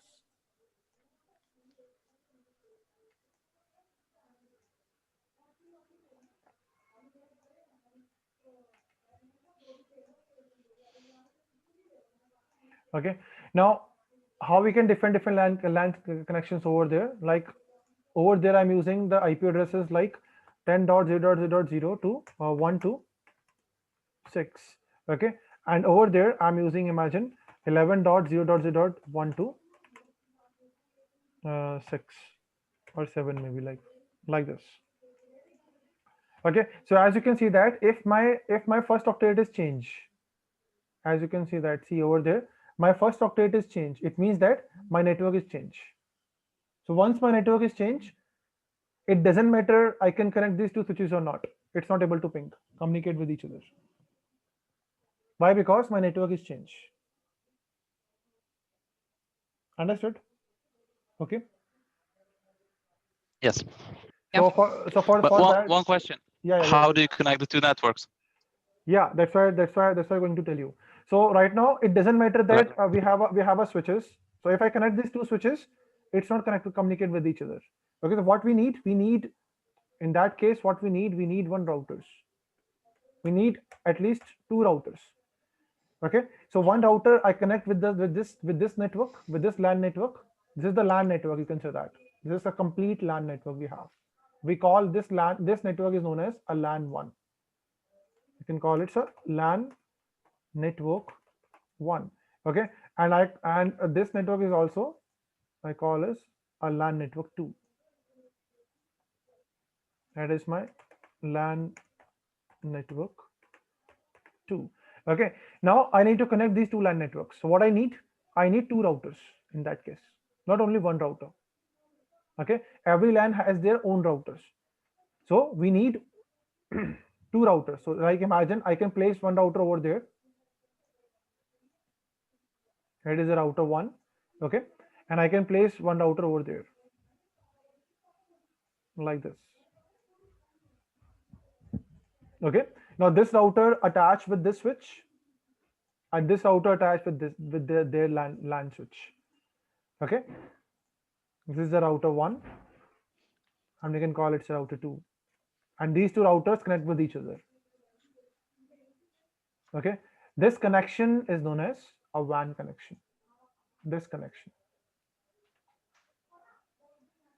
We're gonna do this topology on what is called Cisco packet tracer as well. Yeah, we can. Okay, so this is what we have, a WAN connection. So this kind of connection is known as a WAN connection. WAN. This is the WAN network. Okay, understood. And this port, you can say that. Remember these things also. Understand these things also. This port is becoming a default gateway. This port is becoming a gateway to this LAN networks. If PC1 wants to access the PC number 7, okay, so PC1 should be across this network. So this network end port is this. So that's why we can call this port is known as a default gateway, the end port of this network.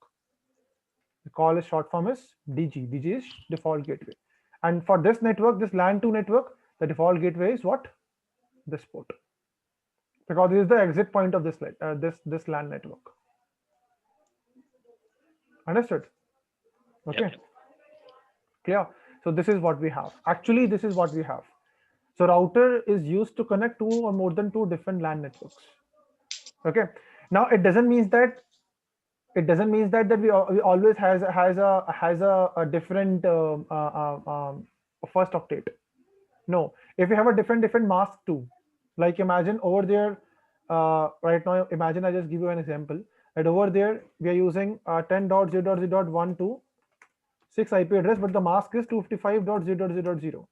Okay, but over there I'm using 10 dot imagine that 1 dot something 1.1 to 6, but my mask is over there 255 dot something about 248.0.0, something like this, because over there I'm using subnetting, so I divide my subnet network over there. Okay, so you can now you can see that closely. You can see that now over there what happens. My first octet on both the cases, both the network is same, but my mask is different. As you can see that if my mask is different, still my network is different. I need to use routers over there. Understood? Clear? Fine. So this is what we have.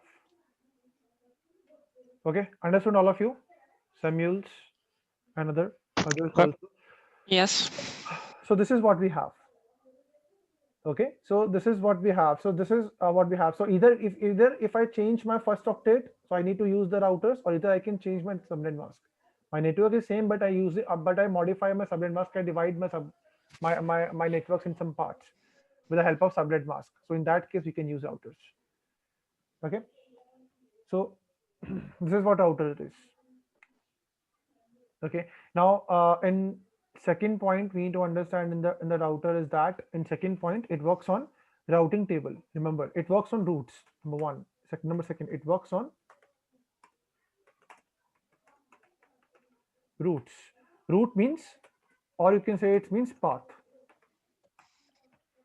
Okay, remember this also, that if router 1 doesn't know about LAN 2 network, I repeat again, if router 1 doesn't know about LAN 2 network, okay, so router 1 never forward the LAN 1 packets to LAN 2. Okay, router always needs the routes. Okay, like if we have 5 networks in my network, so router know all the 5 network routes. After that, routers able to forward the packets to the different networks. If router doesn't know any network route, so he is not able to forward the packet to that particular network. Understood? Yeah. Okay, so that routes is also known as a path. Okay, and number third, it works on routing.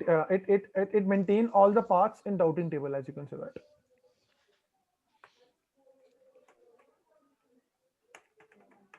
Maintains the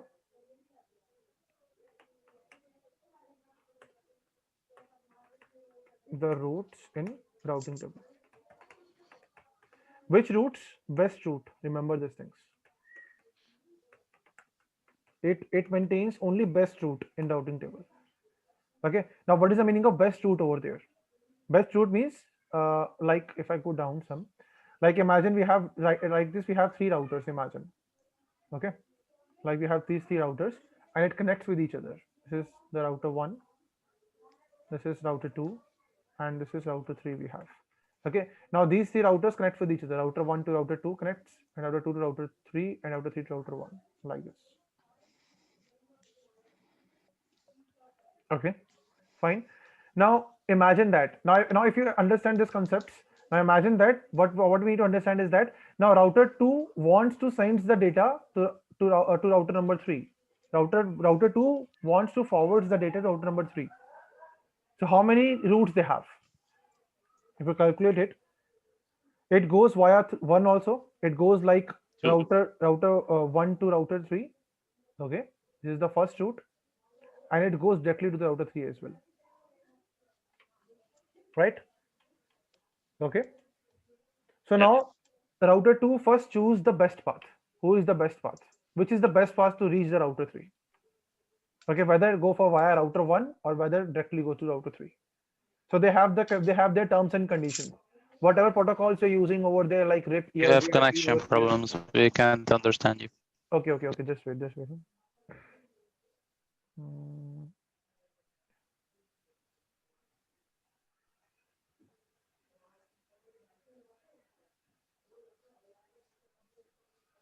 Hello. Yeah. Now it's okay. Okay. Yeah. Okay. So what I'm telling you, that if router 2 wants to send sends the data to router number 3, so it has 2 paths. Either it goes via router 1 or either it goes directly to the router 3. Okay. So it checks it and now choose the best path. So router has their routing protocols like REP, EIGRP, OSPF. So every routing protocols has their unique ways to choose the best path. Okay, like in our Yeah. cases, like imagine that I need to reach my office. So now I have 2 paths to reach my office. Okay, so what I check Connection in that problems. case. Hello. Yeah.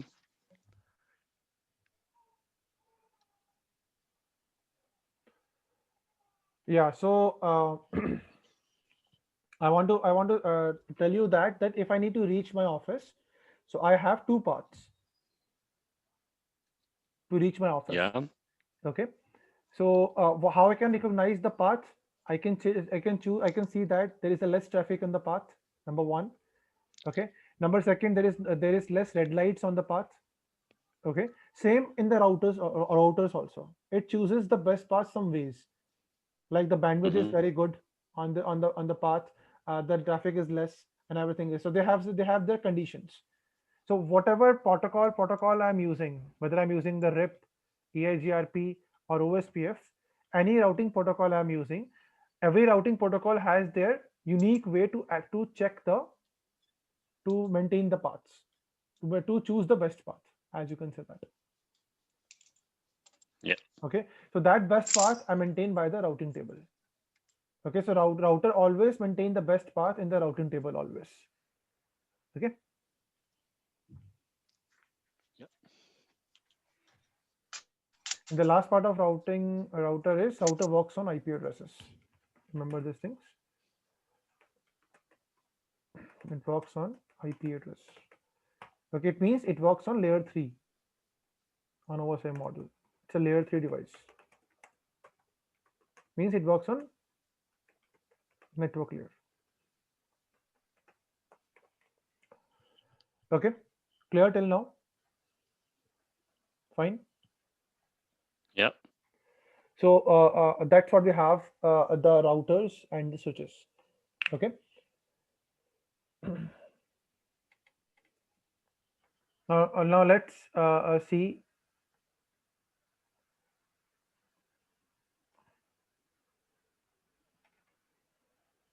Okay, so let's do some practicals about the routers and switches. Okay, the basic practicals I'll showing you.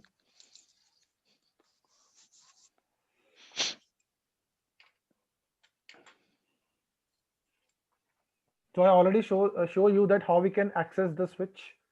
Okay, I hope you're able to understand how we can access the switch, right? Yeah. Like the same process how we can access the routers too. Like if I showing you the routers over there, if I use a router, like you can use this router 2600 series router. This is also router 1. Okay, now I can use this cable on this router now. Okay, we have a console port. Let's click on console port over there, and now you can see that if I click on PC and I go to terminal again and click on OK. So as you can see that, see, now they're showing me the routers now. Now this is the router 2600 series router. Okay, so now they're showing me the router. Once I click on no over there, right, no, and you can see that right now I'm in routers. Okay, the same way how we can access the switch and how we can access the router. Both has console ports. Okay, fine, understood till now, everything. Yes. Right. Yes. Okay.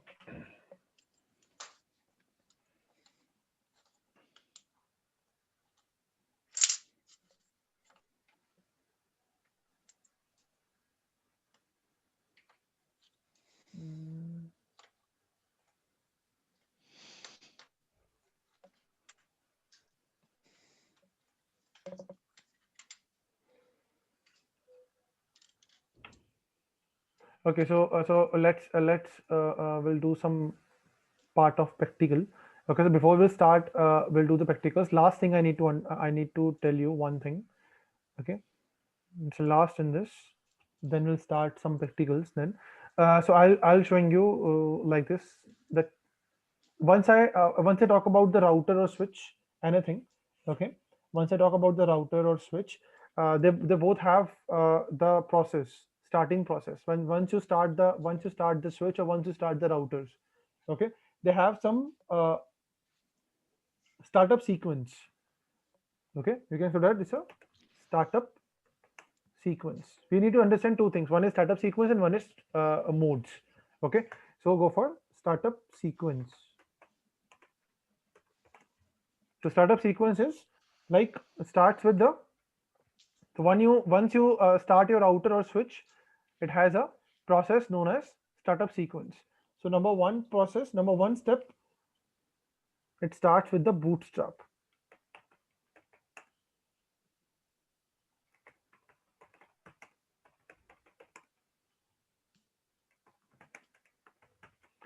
Okay, number one step is that when you start your router or switch, number one step is ROM loaded the bootstrap. Remember these things. Okay, once your bootstrap is loaded, once I already told you that in ROM we have a bootstrap program, it's running. Okay, so once your bootstrap is running, okay, what bootstrap do? Bootstrap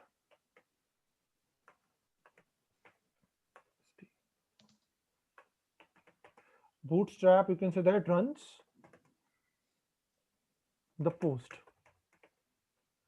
Post is a you can say that if you talk about the post, so post is known as a power on self test. Post is known as a power on self test.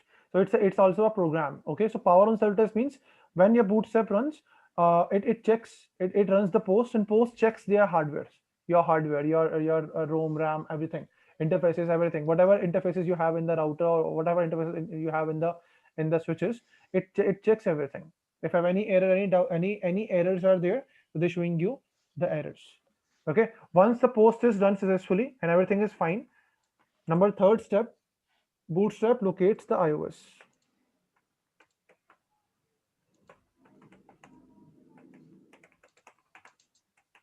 Locates the iOS in flash. I already told you flash memory maintains the iOS. So bootstrap find the iOS in the flash.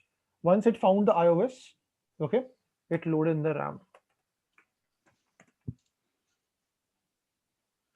iOS is expanded and loaded in the RAM. Okay, fine. So iOS is you can say that if you talk about the iOS, so iOS is I already told you it's operating system. It's a kind of operating system in network devices. Okay, and it saves in compressed mode, because in your network devices there is no that much space in the network devices. Okay, so iOS, so it saves the iOS in a compressed way, as you can say that. So once your devices starts, okay, it decompresses the iOS and then it load in the RAM. Now, number fifth, once iOS loaded,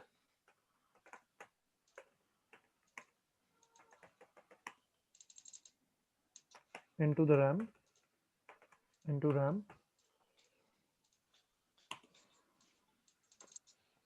it looks startup config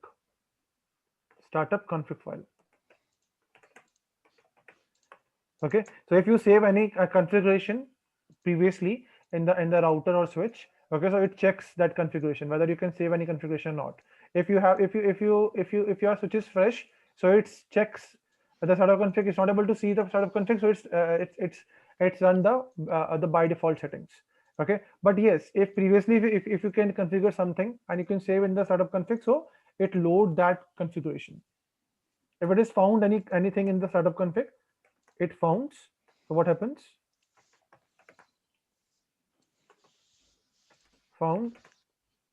If found, the configuration is loaded into the RAM. Okay, if found, whatever configuration you have saved in the previous one is loaded in the RAM. This is what we have. Okay, so this is the process, as you can say that, how you can say that your switch or router is working. Okay, understood? Yeah. Right? Yeah. Now next we need to understand the modes. So we have some modes also in the router and switches. Okay.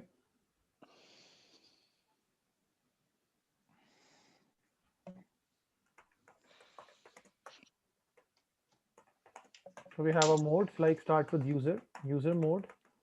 Okay, and then we have a privilege privilege mode. And then we have global configuration mode.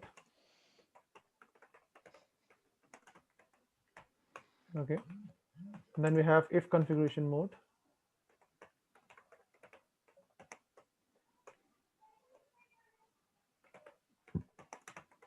Okay. Then we have telnet mode. Okay. And then we have line console mode.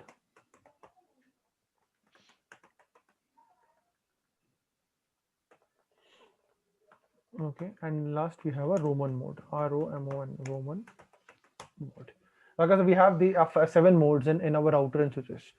Okay, fine. So user mode is a very first mode in our router or switches. Once you start the thing, so over there you can see that this kind of mode, you're able to see this mode. Okay, this is what we have a user mode. Okay, fine. Now user mode, we have a privilege mode. After that, in privilege mode, we can run the show commands. If I need to see something, if I need to show something, show commands. Like I want to check how many network interfaces we have in my routers, how many interfaces we have. Okay, so we'll see the show command. If we can check that on which interfaces, what IP address I can provide. Okay, so we can show the show commands. Next, we have a global configuration mode. If we can do any configuration, we can go for global configuration mode. I want to configure VLAN, I want to configure VTP, something like this. So we can configure the global configuration mode. Okay. Now understand, if you go for if configuration mode means that if you want to configure the interfaces, configure a specific interface.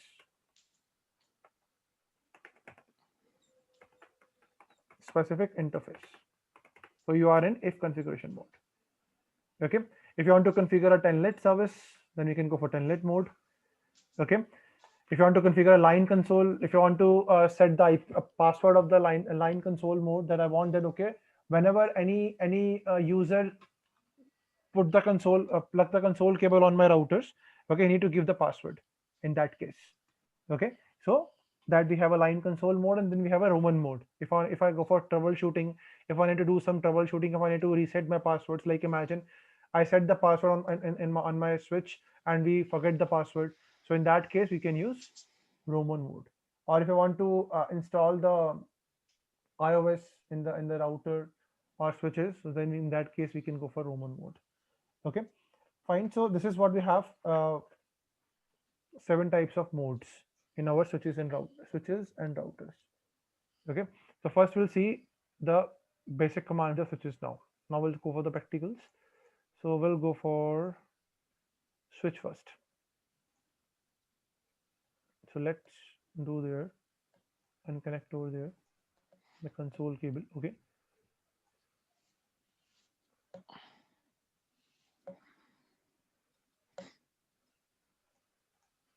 And one thing also understand that in the routers or in the simulator, as you can say that, if we talk about the simulators, so in simulators we don't want to need another PC to access the switch. Okay, once you click on switch over there, you have the option CLI, and you can see you able to access the switch over there also. Okay, we don't need any PC for simulators only. But yeah, if you go for live environment, so you need a PC to access the switch.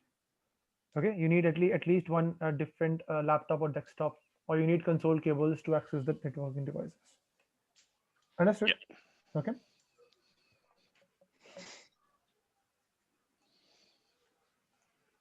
Want break? I will continue. Yeah.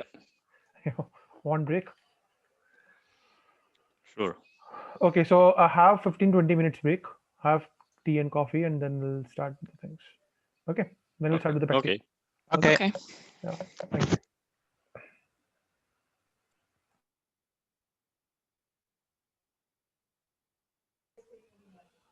Okay, all are there, right? Yes, of course. I'm here. Okay. Okay, so let's do some basic configurations. Okay, so which I already discussed about the modes.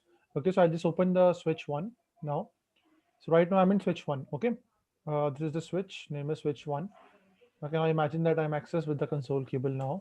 but this is what we have right now. I'm in I'm in the user mode. Okay, the symbol of user mode is the sign. Understand this sign. If you see this sign, the greater than sign, so it means that we are in user mode. Okay, now if I want to go to the privilege mode, okay, one by one I can go for that. Okay, remember this series.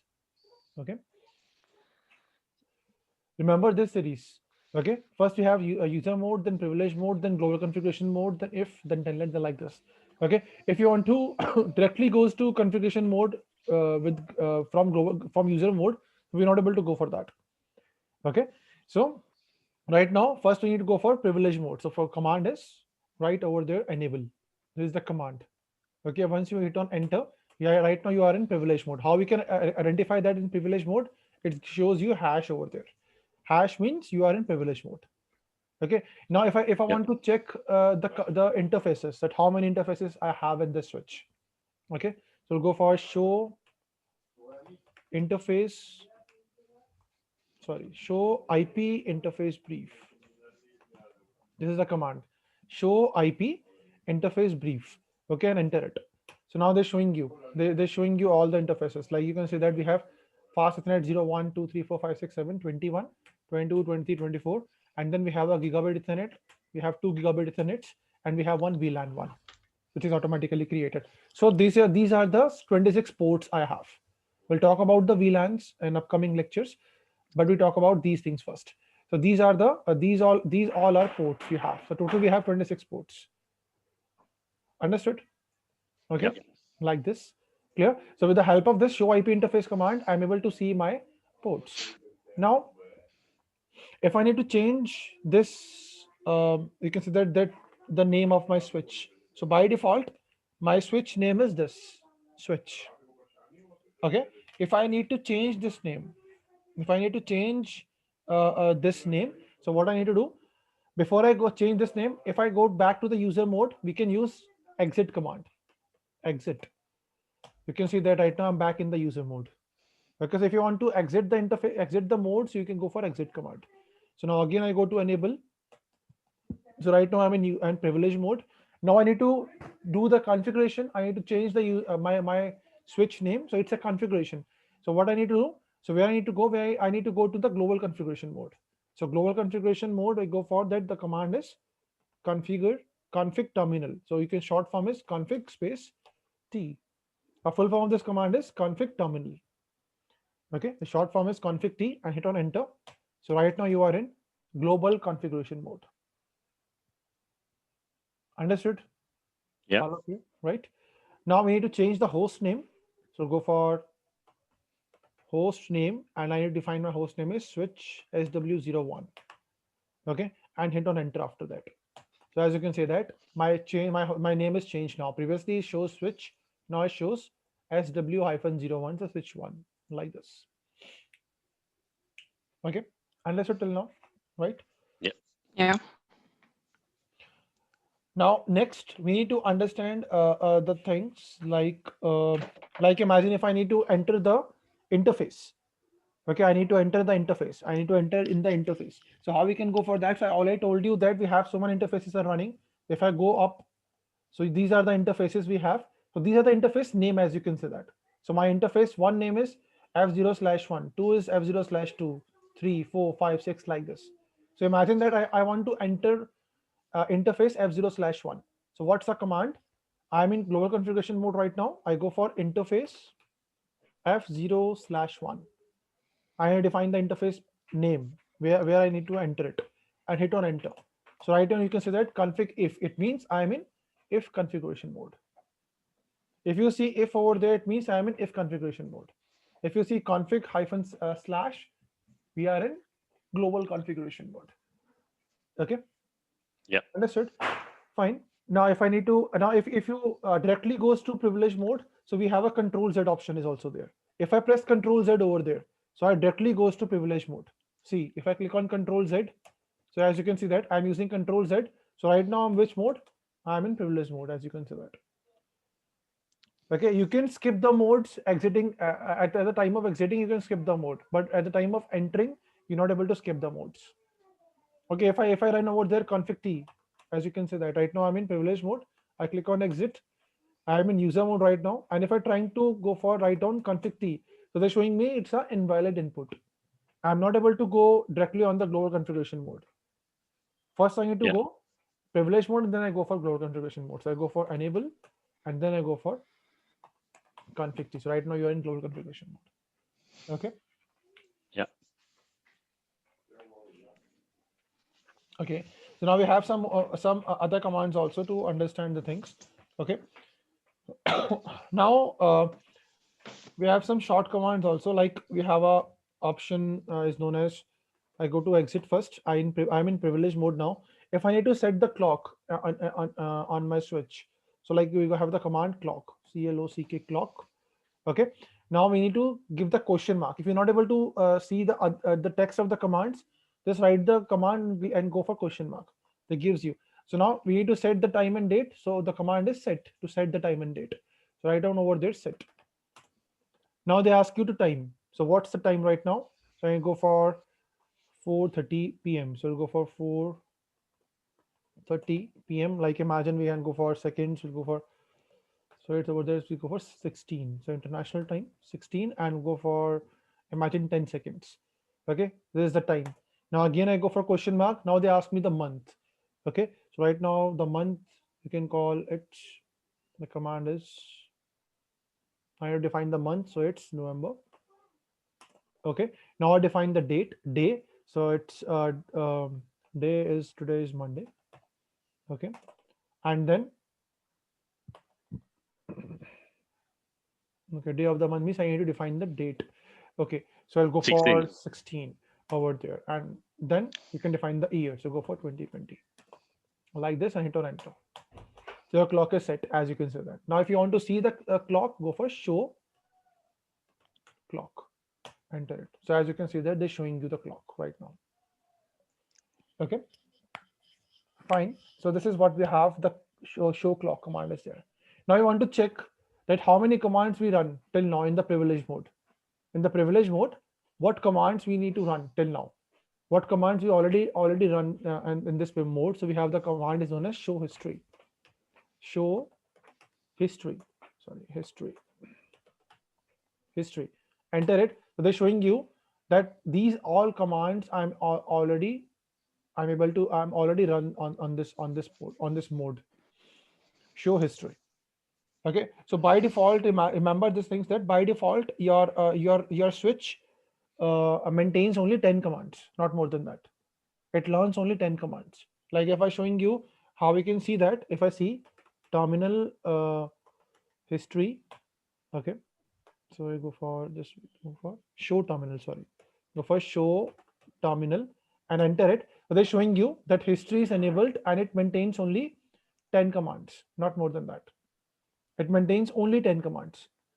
Okay, you can remember only 10 commands. If you want to increase the size of the history, we can increase the size of the history also. The command is terminal history size. Now maximum size of this history is 256. So it goes up to 256, not more than that. 0 to 56. Okay, so right now I'm using 100 over there. Imagine I want to change the size of the history is 100 now. And enter it now. Now it's changed. If you check once, go for show terminal. So you can say that now previously it shows me 10. Sorry, previously shows me the history size is 10, and now it shows me the history size is 100. Okay, so it's up to you that what means what type of size you can define over there. Okay, now if you want to change, if you want to set the banner, you can say that, like if I want that, okay, whenever anyone access the switch, okay, it sees they sees the banner too. Like banner means like I want messages, you can say that. So we have the option banner, like over there. Like if I click on exit over there, so there's not they're not showing me anything. It's everything is blank, as you can see that. They're showing me press enter to get started, but there is nothing in the message and everything is over there. So I want to set the message also on the switch. Okay. Yeah. So I'll go for banner. So banner command is not running over there. We need to go for config T first, configuration mode, and then we can run the banner command. banner MOTD, and now in the inverted commas we need to define write the message. So we'll go for welcome to switching. That's it. Okay, and enter it. I can close the inverted commas. Now you can see that if I go to Control Z and click on exit, so over there they're showing me welcome to switching. This is the banner. So if you give any information to your colleagues that if you want that whenever any IT admin is able to access this switch, so you need to give any information to them to about this switch. What switch is that about? Okay, so you need to define anything in this. Okay. Usually this is used for all kind of disclaimers. Yeah. Yeah, display purposes only. Like imagine I want that this is the core switch. I want to tell the information about this is the core switch. Do not edit anything on this switch. Yeah. So once anyone is access this switch, so they're showing me this banner. Okay, so the person is able to understand the things. Okay, fine. So this is what we have now. I want now everything everything is this is running in the running mode right now. Okay, in the RAM. If I want to save all these configurations, okay, so we need to copy this configuration in the NVRAM. Understood? Okay. Yeah. So we have two options to go these things. Okay, either I can use WR command to write my running configuration and startup configuration, or save my running configuration in NVRAM startup configuration, or we have the option copy command is also there. So I'll showing you both the commands. First, I need to go for enable for that. Okay, if I need to save with the short command, so short command is WR only, and enter it. Simple. So it saves the configuration. Now it's already saved the configuration. WR. The short form is Yeah. WR. Okay. Or if you want to write the full command, so full command is like this: copy running config to startup config. Okay, and hit on enter. They ask you destination file is startup config. You can yes, and you can say building configuration. Okay. So now all the configuration are saved, as you can see that. If I reload the switch, if I restart the switch, so it doesn't matter whether your switch is restarting or not. Everything is saved now. Now if I'm showing you, if I go for reload the switch, reload command is there. Reload is to restart the switch, and enter it. You want to confirm? Click on yes. So as you can say that it's restarting my switch.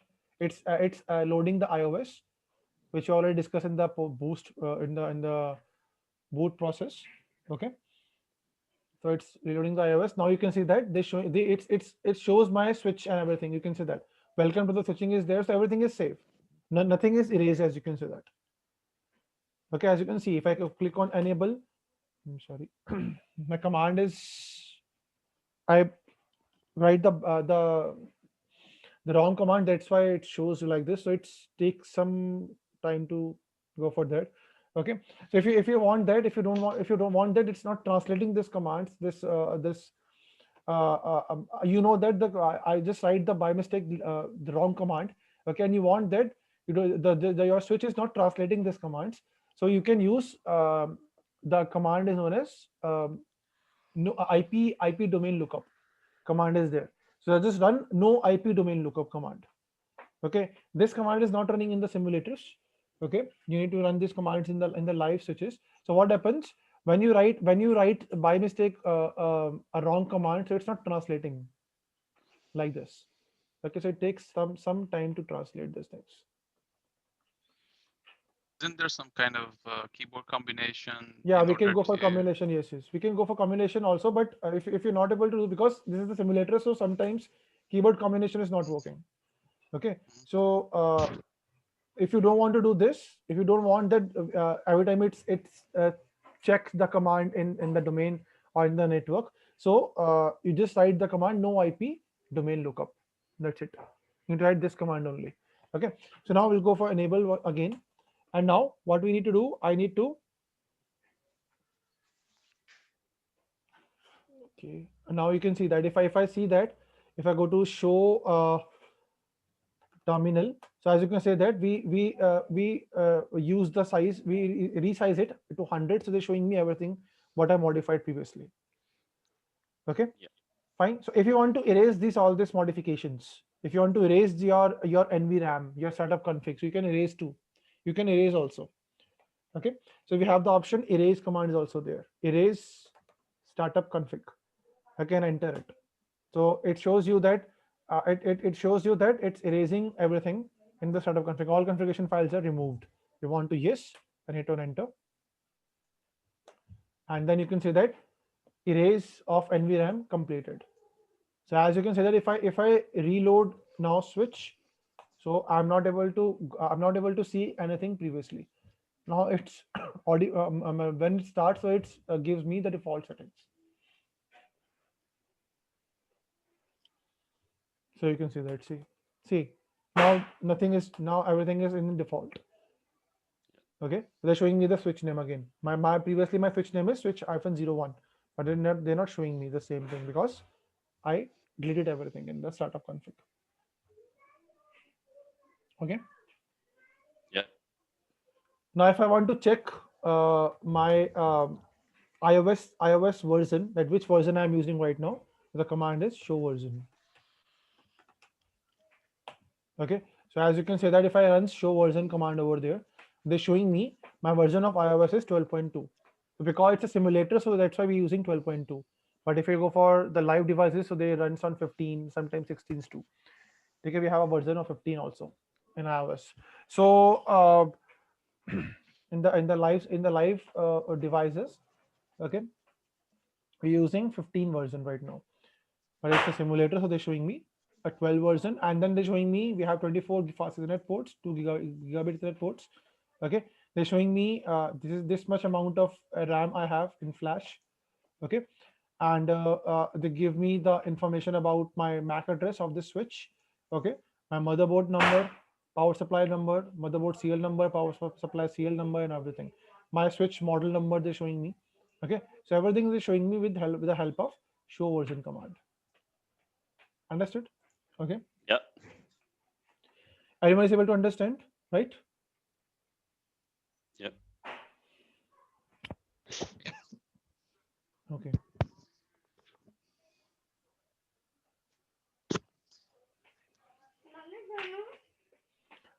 Okay, now we have some we need to set the passwords too in the on the switches also. So like if you talk about the passwords, so we have some passwords also in the switch. We can assign on the switches also. We have 3 types of password, as you can see that. So we have 2 types of enable password. So one is enable simple enable password. Okay, and second is enable secret password. Now enable password means if I need to set the password on the privilege mode, then we can use enable password command. So we have 2 types of password, enable password and enable secret password. So what happens in this? What is the difference between these 2 passwords? Enable password is a simple password. We need to see this password easily. Okay, but when I use the enable secret password, the secret password is compressed with the it's a you can say that with the if I using the secret password, so it used MD5 protocol to compress the password also. To means encrypt the password.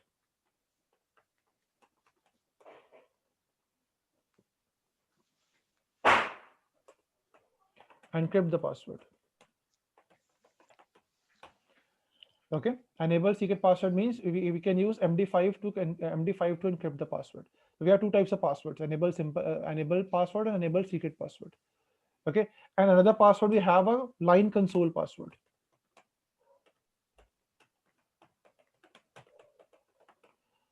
Okay, so if someone access this password, so he's not able to see the actual password. It's encrypted, as you can see that. So I'll showing you, and we have a line console password too.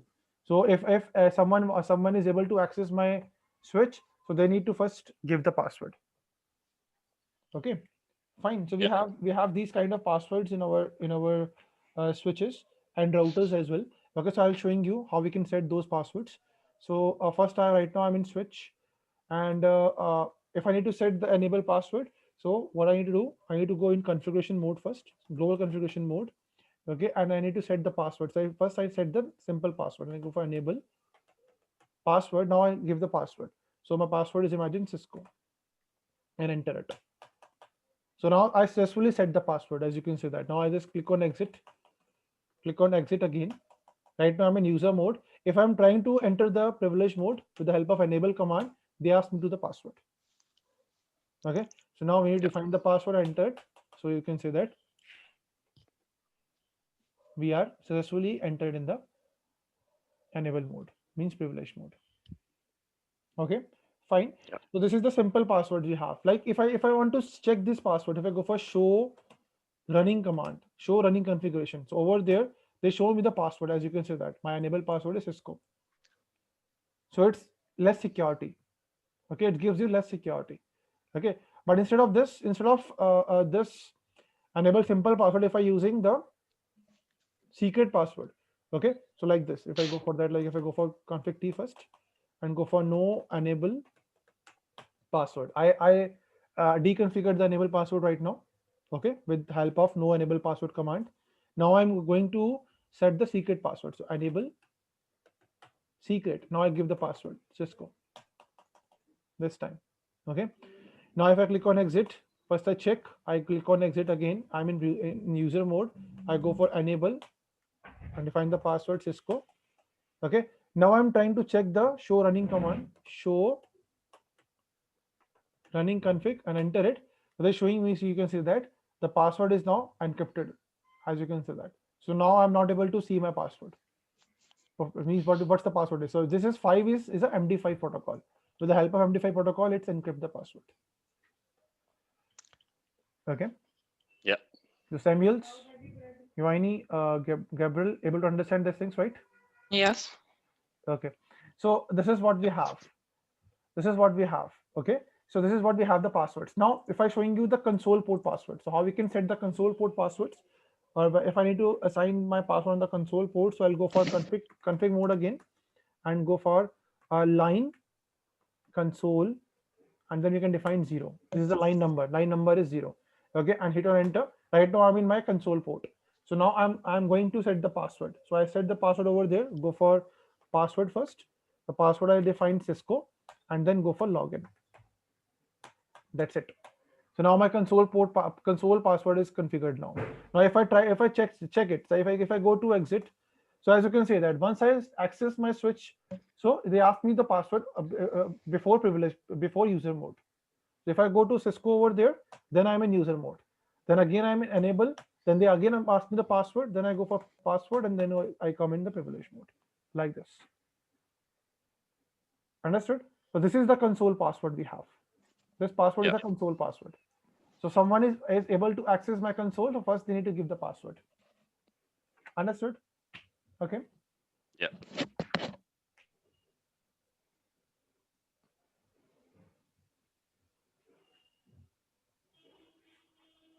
Okay. So this is what we have, the basic commands of switch. Okay. Now remember also one thing that now imagine that. Now what I give you the example, like imagine that I have so many switches is running in my network, like this. Like we have so many switches running in the network,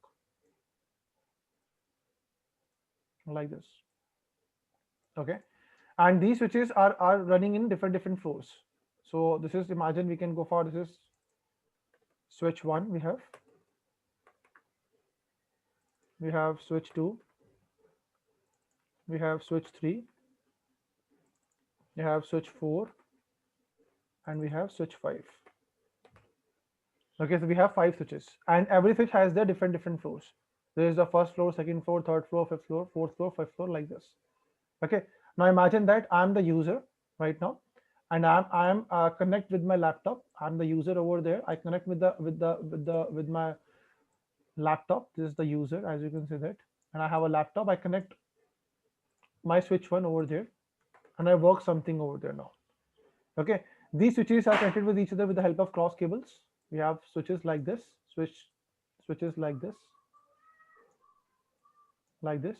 So we are using the cross cable to connect all the switches with each other. Okay, now what happens? Now right now I'm working on which switch? I'm working on switch 1. Now I want to working on switch 2. So I have two options. Either I can take access remotely to this switch, okay, or I can go second floor and use the console cable and access the switch. Okay, either I can access switch 3 So again, I have two options. Either I can access the switch remotely, or I can go to the third floor manually and or sit on the switch physically, and then I can access the switch. Okay. So what happens in that case? It's impossible.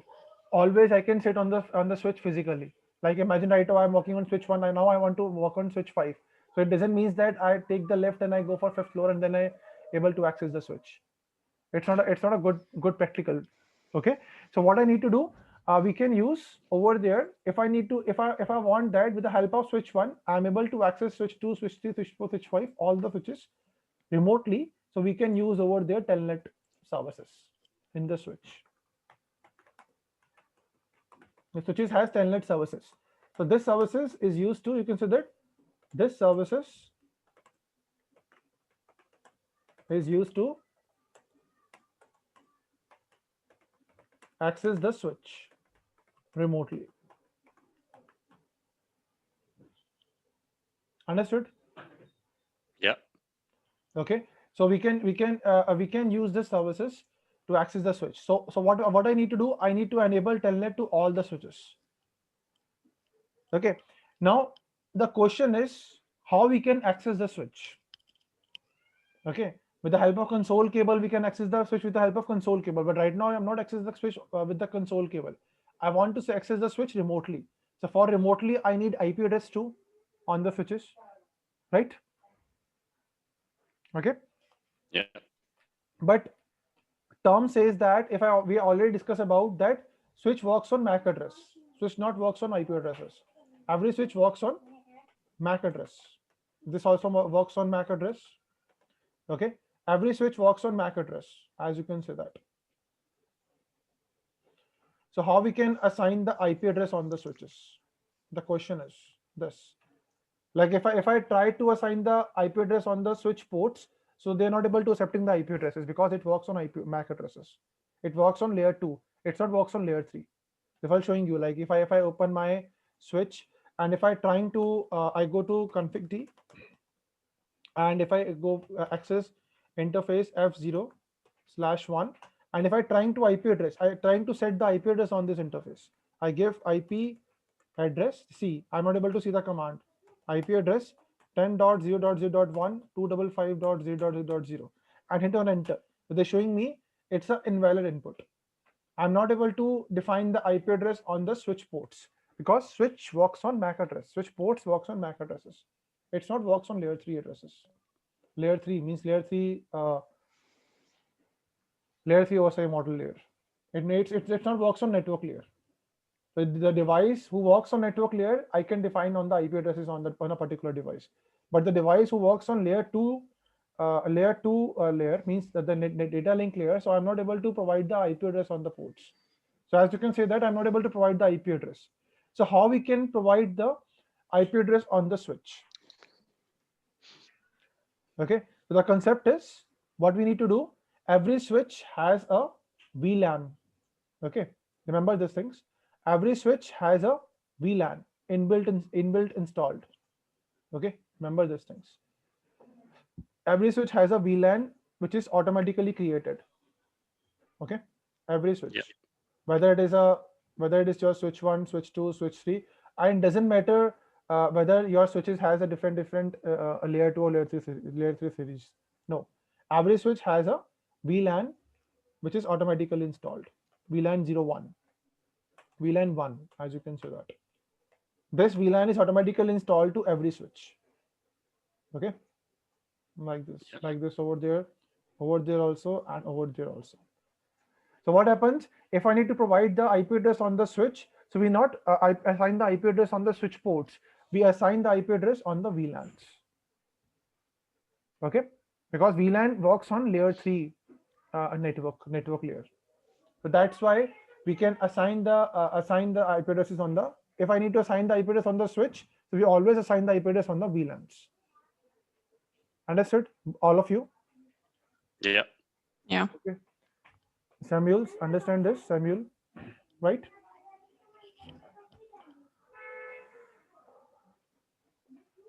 So this is what we have. Okay, so like how I'll showing you how we can assign the IP addresses. Like what we can use over there. I'm using the 11 network right now. over there. So I provide IP address to every switch. So start with the 11.0.0.1 on for this switch, 11.0.0.2 for this switch, 11.0.0.03 for this switch, 11.0.0.4 for this switch, and 11.0.0.05 for this switch. Okay, fine. Yeah. We'll do these things. Okay. So let's do these things first. So I'll remove this diagram first. We'll make another diagram like so. Okay. So now I'll assign, I'll take switches over there. So I make 1, 2, 3, 4, 5. I'll take 5 switches. Okay. Like this. Switch 1 connects to switch 2, switch 2 connects to switch 3, 3 to 4, and 4 to 5, like this.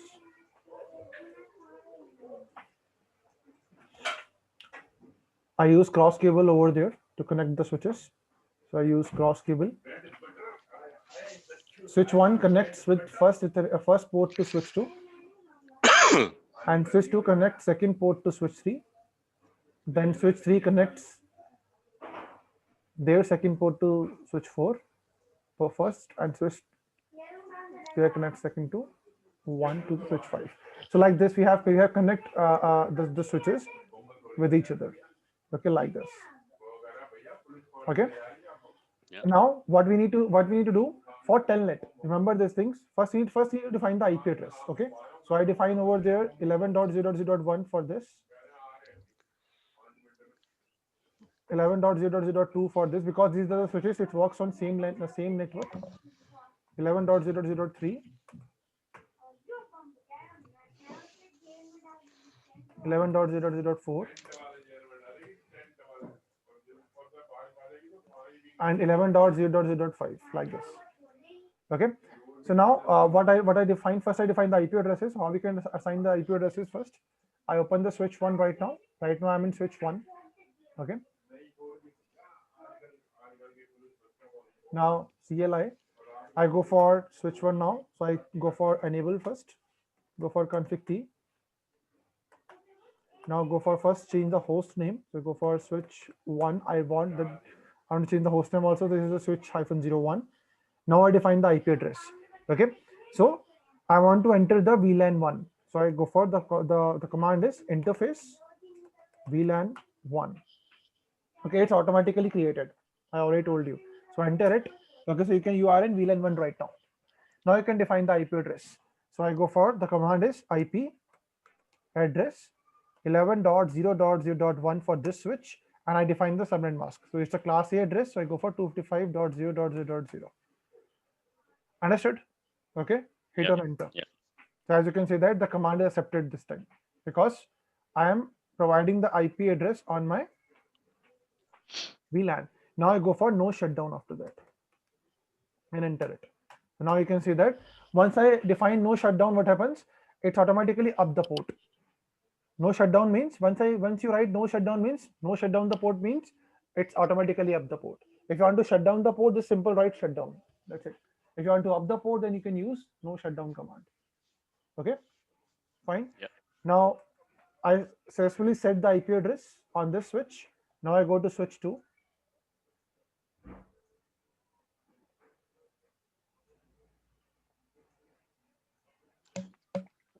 What's the command to see the VLANs that are already created? Show VLANs. Yeah, show VLANs. Enable. And now we'll go for config T. Now go for host name, change switch 2. Okay, and then go for interface VLAN 1 and enter it. Now I define the IP address 11.0.0.2 255.0.0.0 and go for no shutdown. Understood? Okay. Yeah. If you want to see the IP address, just go to Control Z, go to privilege mode, and just check show IP interface brief. enter it. We're showing you that on the VLAN 1, I set the IP address 11.0.0.2 and the status of the VLAN is up. Okay. So switch 2 is configured. Now I go to switch 3. I do the same thing on the switch 3 as well.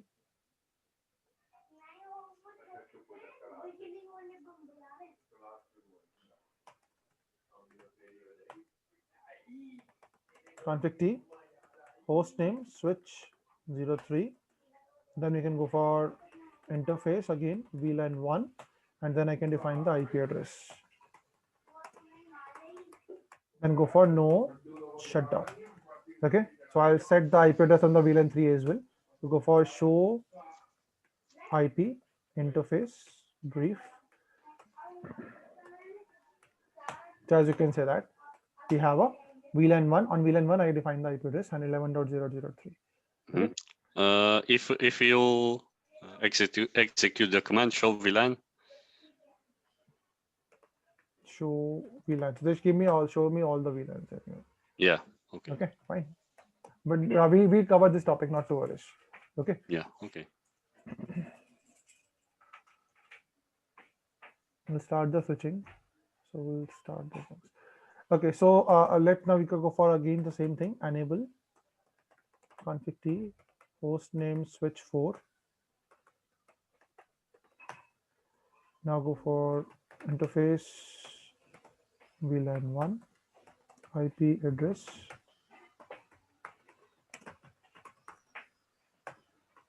Then go for no shutdown. Done. Okay. Now same thing, I need to go to the user file, switch file also.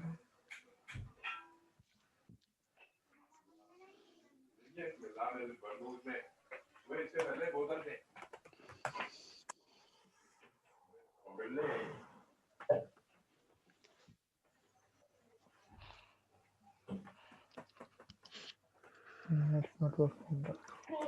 देखो मेरा glass कितना बड़ा है, तुम्हारे glass से भी ज्यादा होगा।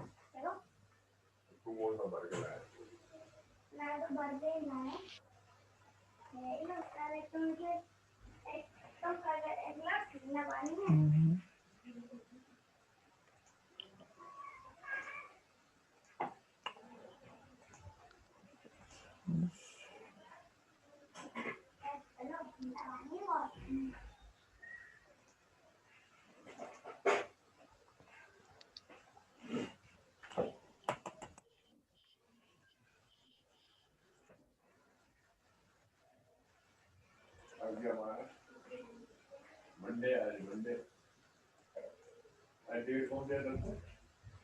Okay, so as you can see that I go for there, so we'll go for enable. Yeah.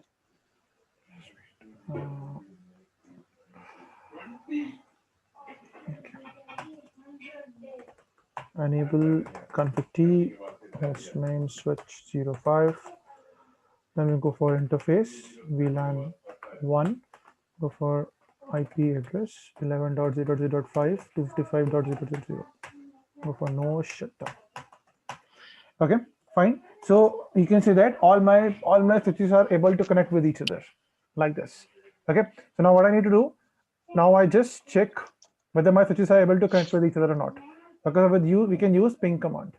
So I go to my first switch 1. Okay. Yeah.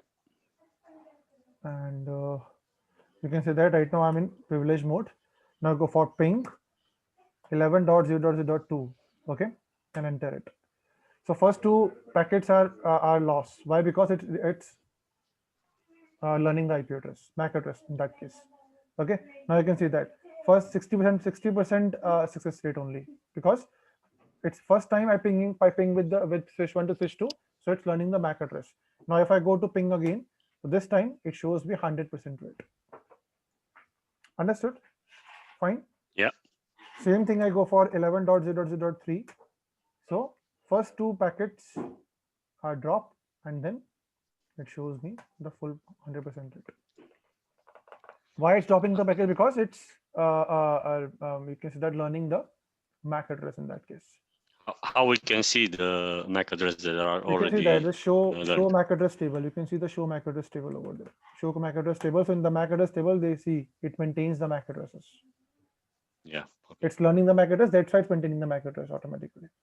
Okay, fine. So that's what we have. So now what I need to do, so I can set the IP addresses. So everything is fine now. Now for telnet, what I need to do, I need to you can say that I need other requirement for telnet. For telnet, what we need to set the enable. You can say that privilege mode password too. Okay, your switch also it's mandatory to set the password privilege mode password on for telnet. Okay, so every switch has set the passwords, enable password, and we need to set the after that we need to enable the telnets. Okay, fine. So I think so every switch has the enable passwords. So we can check once. Go to exit and go for enable. No, so we need to set the enable password first. I go to config T and go for enable password, and I will give the password Cisco. So in switch 1, I set the enable password. Okay, so you click on exit. It's a requirement for telnet. If you not set the enable password on the switches and you can configure telnet, so it's not running. Okay, it's a requirement. Enable and then you go for Cisco, so it's okay. Sorry, Cisco, it's okay. Now I need to configure the telnet on the switch 1. So how we can configure it? Go to config mode. Over there we have the option line VTY. Okay, line VTY is a command to enter the telnet mode. Understood? Okay, line VTY. After that, we have 16 means 16 users at the same time able to access this switch. Okay, it means 16 remote sessions we can create. Okay, so by default 16 lines are there. So if you go to question mark, so they're showing me 0 to 15. So we have a 16 lines. So I want to enable all 16 lines. I want that at one stretch only 5 sessions are able to, means 5% are able to access this switch at same time. Because I go for 0 to 4. It means I enable only 5 lines, 5 sessions. Okay, 6% is not able to access in that case. Understood? Yep. At the same time, 5 persons or 5 users are able to access this switch remotely with the help of telnet. Understand, Samuels? Yep. Okay, so this is what we have. Okay, so I just enable the five lines, enter it. Now I need to define the password. So telnet also has a password. So go for password. You can define any password over there. So I define telnet. Okay, the password name is telnet, and go for login. So now you can see that I successfully enable telnet. Okay, you understand these things? How we can set the IP address on the switches, and how we can enable the passwords, and how we can enable the telnet. Yes. Now this is what we have. So in switch 1, telnet is enabled successfully. Now I go to switch 2. Now I do the same thing in switch 2 and switch 3 and switch 4, 5. Like, okay, I go to switch 2 right now. So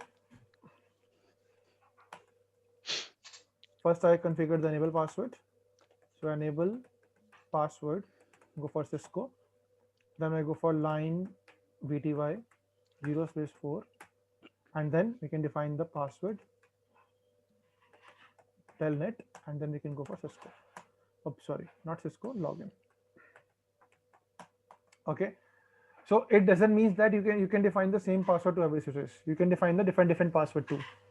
Okay, it's not like that you can define the same password to every switch. Okay, remember these things also. Now I go to switch 3.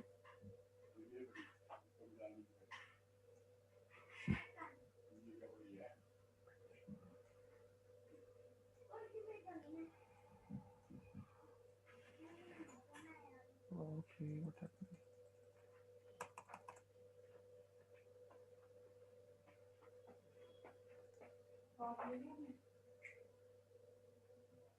Hello? Yeah, we can hear you. Yep. Yeah. Okay, my laptop is hanging. Switch 3 went down. No, actually, I hope my laptop. Maybe it's working. It is working.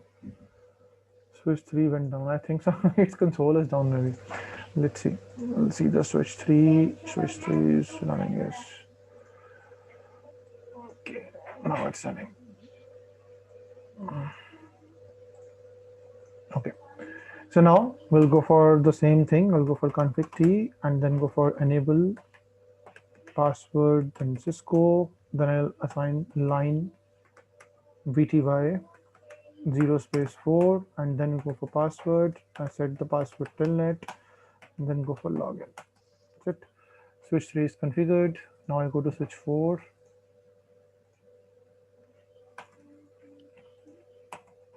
Okay. Config T enable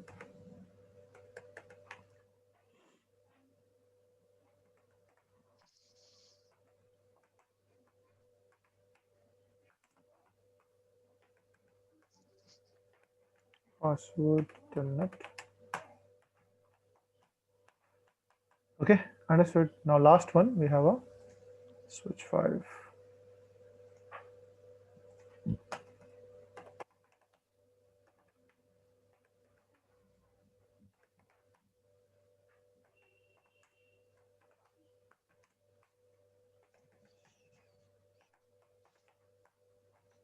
Login.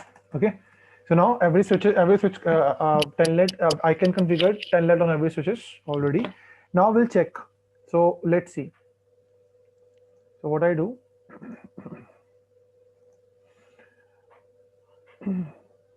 Okay, but we can do that. We will do like this. So right now I'm working in my switch 1. Okay, fine. I go to the privilege mode. As you can see that I'm in the privilege mode right now. Now I want to access the switch 2. So I go for telnet. Okay, and now I define my switch 2 IP address. My switch 2 IP address is 11.0.0.2. Right? Hit on enter over there. They ask you connection to close by this foreign host. Okay, what happens to switch 2? Okay, it is running 11.0.0.2. It's pinging. Okay. Let's go for switch 3, whether it is accessible or not. 11.0.0.3. Yeah, it's accessing. Now they're asking you the password. So my password is Cisco not telnet. My telnet password is telnet, and you can see that I am able to access switch 3. Okay, I think switch 2 has not means that telnet is not configured maybe, or have the issue with the login. Okay. Okay, fine. So let's access with the switch 4 also. If I want to exit, so you can say that I revert back to my switch 1. So now I access my switch 2, telnet 11.0.0.4, enter it. So you can say that I'm able to access the telnet on switch 4 also. See, right now I'm in switch 4. Okay, if you want to exit, you want to come back to the switch 1, sorry, exit, right now I'm in switch 1 again. Now if I want to access with my 11.0.0.5, switch 5, okay, switch 5 is also not working. Okay, I have some issues with the switch 2 and switch 5. Okay, so let's do one thing.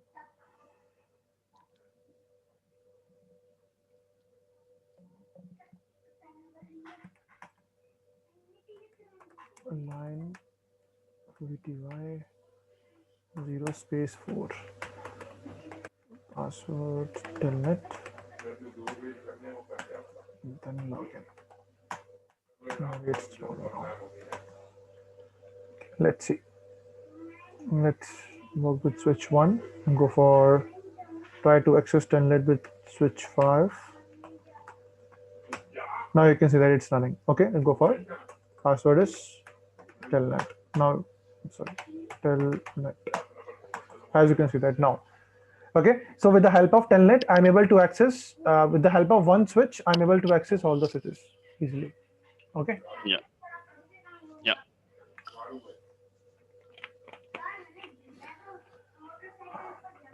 Understand? Others? Samuel? Yeah. And Yeah, other, but playing with it. yeah. Yes, yes, come again, Samuel. Yeah, I just said I'm playing with it the same way as you do. Okay, you're playing also. I'm doing the same thing as you're Okay, doing. you're I also refreshed doing it. same. Okay, so it's running. Everything is fine, right? Mm. Okay. I'm a bit behind, but it's good. Okay, a bit behind. Okay, fine. So that's what we have. Some you can say that some configuration, some basic configuration of switches. Okay, so we can use these these commands on routers too. Okay, whatever we can done those commands, we run these commands on router 2 as well. Okay, it doesn't mean that we need separate commands for routers. Okay, remember these things also. Okay, so we run these commands in routers too also. Okay, so this is the basic diagram of switch which I is showing you. Okay, now if I use the routers in this configuration. Okay, so how we can use the routers, if I showing you the basic diagram of routers. So I just go this behind like this. Now you can see that, like, if I already told you that we have a if I need to connect two WAN connections, sorry, LAN connections, like this, like this. So we can create this kind type of diagram too. Okay, so let's create this type of diagram too also. So like this, I am using the end devices. So I take another switch, another two switch 6 and switch 7. Okay, and I take PCs, some PCs like 1, 2, 3, 4, 1, 2, 3, 4, like this. Okay, and so now imagine that I can use over there straight cables, port 1 to PC6, port 2 to PC7, 3 to 8, and 4 to 9, like this. And it's the same thing over there, 1 to 10, 2 to 11, 3 to 12, 4 to 15, like this. Okay, fine. And now I can use routers too. So this is the router 1 I can place over there, and this is the router 2 place over there. Okay, like this. Okay, now I can use again straight cable over there to connect this router 1 first Ethernet port to switch. Okay, like this, and I can connect this port to this port, like this. Okay, and now I need to connect the routers too. So we can use cross cable over there, and we can use this ports like this. Okay, now you can see that we have so many red arrows are there. Now why we can see the red arrows over there? The concept is that why we see the red arrows, because Because we have no configured connection between the routers. Yeah, we have connection. I already configured the physical connectivity. I mean, logical connection we don't have. Yeah, it means that we doesn't have we not set the IP address till now. Okay, on the ports. Okay, that's why they gives me this red arrow. Okay, so over there, what we need to set over there, like imagine now what IP addresses we am going right now. I'm using over there 11 network, 11.0.0.1 to this, to this, to this port.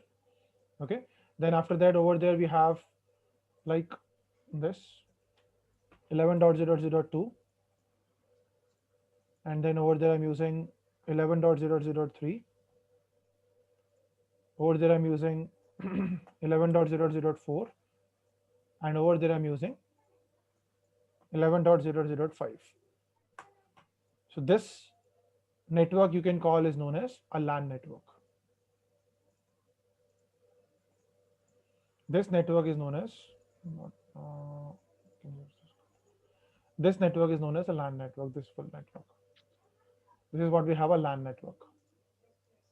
Okay, you can call it a LAN.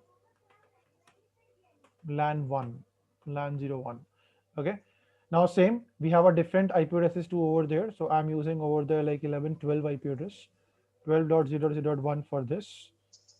Okay, over there I'm using 12.0.0.2, 12.0.0.3, 12.0.0.4, and we have a 12.0.0.5, like this. Okay, and this network we call known as Working so fast. huh? Yeah. Hey, working so fast. Okay. So this network is known as we can call LAN 2, like this. Understand the diagram. Able to understand the diagrams, right? Yep. Yep. Okay. And the last one, we have a WAN connection. So over there, we have a WAN connection. This connection is a WAN connection. This one is a WAN connection. Okay. And over there, we can define the separate IP addresses, 13.0.0.1. Okay. And 13.0.0.2. A separate IP address is separate network. So always remember that your router network is not means same with your LAN network, and your LAN different networks are not same with their each network. So like this is the way how your router works. Okay, this is the way how we can connect the router networks. Okay, fine. So I'll showing you how we can configure all these things. Okay, we'll see the Yeah. configuration too. Samuels, what Cool. you where you can reach till now? No, it's okay. I'm almost Okay. there. It's Okay, good. almost there. Okay, good. So, so like if I go for there, like if I first I need to configure the routers. So we have the ports. We need to understand the ports also, and which port connects to which port. Okay, fine. So very first I'll configure this PC's IP address first. So I'll go for the desktop PC1, PC6. Sorry, go for 11.0.0.2. Can I ask a question? Yes, yes, yes, please. Instead of setting a static IP, why don't we configure the router to directly assign IP ranges? You can go for dynamic IP also. It's okay. You can use the DHCP server. Or for the switch, itself to us. I mean, Yeah, the switch is not assigning IPs. see you can define the DHCP on the routers too. Okay, so so on the routers you need to configure your router as a DHCP server, and then it provides the IP address ranges also. We can do like this also. Okay, fine. It's simple in that case because right now you need to assign IPs for every device manually. Yeah, but we need to understand first DHCP. No, that's why it's a upcoming topics. So I'll take the topics serially. So now I'll go for like this. Okay, now in the PCs, this PC is also I define the 12 IP addresses, 12 range network.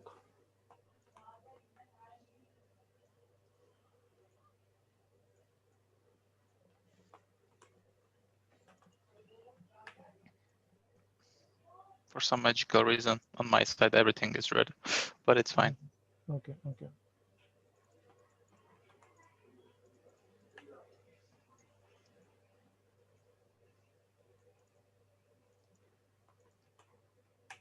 Okay, fine. So I define the IP addresses on the PCs. Now I don't want to define the IP addresses on the switch because we have a routers. Okay, so once I click on router 1, so here is the router 1 right now. Okay, right now I'm in router 1, as you can see that. This is the router 1. So for this configuration, we need to first write a no over there, and you can directly goes to the user mode now. Okay, so now I need to configure the port. I need to configure the on this port, I need to configure the IP address. Here it is. This is the port we have. The port name is F0/0. Okay, so I'll go to my router. I'll go for enable again. Go to config T, and then go for interface F0/0. Okay, and hit on enter. Fine. Now I define the IP address 11.0.0.1 on the router, 255.0.0.0, and then go for no shutdown. Okay, so as you can say that the IP address is assigned on the router. Let me check once. go to show IP interface brief. So over there, they're showing you on the fast Ethernet first port, we assigned 11.0.0.1. Okay, I changed the router name also. So I go for host name, go for this R1. I define R1 to this. Okay, now I go to my router 2. Okay, we can configure this port. As you can see that it's now turns to green. Okay, once I configure the IP address on this port, it automatically turns to green. Now I need to define this port too. Okay, so I again open my router 1. I go to interface F0/12 and I go for assign the IP address 13.0.0.1 255.0.0.0 and go for no shutdown. So as you can say that I define the IP address over there also. Like if I go for show IP interface brief, so you can say that on 00 this port I define 11.0.0.1 and on 0/1 this port I define 13.0.0.1. Okay, cool. Understand till now? Okay. Yeah. Now you can see that still it's a red. Why it's still red? Because we didn't configure the other end. Yeah, we don't configure the other end. That's why it's still red. Okay, so I'll go to router 2 now. Go for no. In routers, remember these things. And we need to configure both the ends. After that, the lights are on. Okay. Enable config T host name R2. Now go for interface F0/0 and go for IP address. Now over there is the address is 13.0.0.2. I hope that is F0/0. No, 12.0.0.1. So I define the IP address over there 12.0.0.1 255.0.0.0 and then go for no shutdown. Okay, port is up. Now click on exit. Go for interface F0/1 IP address 13.0.0.2 255.0.0.0. Go for no shutdown. And now you can see that. Go for show IP interface brief. So as you can see that I assign the IP addresses on the router 2 as well. So now you can see that all the lights are green now. Okay, every lights are green. Okay, so that's what we have. But still I'm not able to ping LAN 1 to LAN 2. You can check it once. Like if I go to my PC6 and if I try to ping with the PC number 10, see, I'm in PC6, my IP address is 11.0.0.2 and I'm trying to PC 10, 12.0.0.2. They're showing me request timeout or sometimes they're showing me host unreachable. Why? What's the reason behind it? We don't have the path, the route. Yeah, we don't have the routes. Number one, this is the first reason. Second reason we not set the default gateway to also. You can see that. See, Yeah. I'm not set the default gateway also over there. So we need to set the default gateway to every system. So PC6 default gateway is what? 11.0.0.1 because it belongs to LAN 1. So every PC means PC6 to PC9 we set the 11.0.1 default gateway and PC10 to 13 we set the 12.0.0.1 gateway. Understood, right? Yeah. So this is what the basic configuration of router and switches. Okay, fine. So still I'm not getting the routes because so that's why it's not able to ping with each other. Okay, if I create the routes, then they're able to ping with each other. Okay, fine. Yep. So when we do routing, so I'm showing you how we can create the routes with the help of protocols or with the help of manually as well.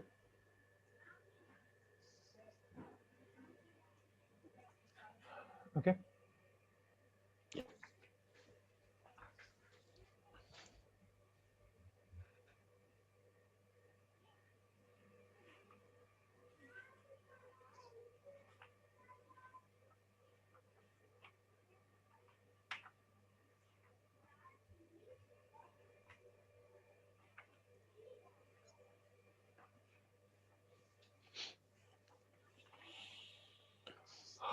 Okay.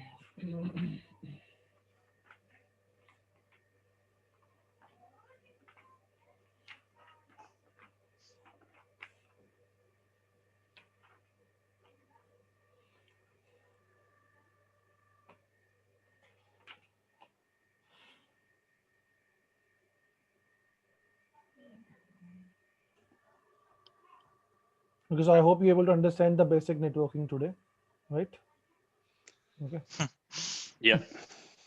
Because I hope I hope you all are some are maybe familiar with this, right? Yeah, we were already familiar with this. Okay. Okay. So this is the last session. So we'll start with the other things last. Okay.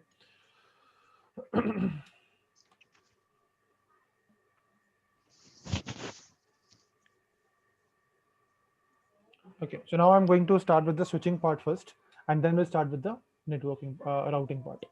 Okay. So I hope you're able to means you know all about the basic networking. So let's start with the switching part. Okay.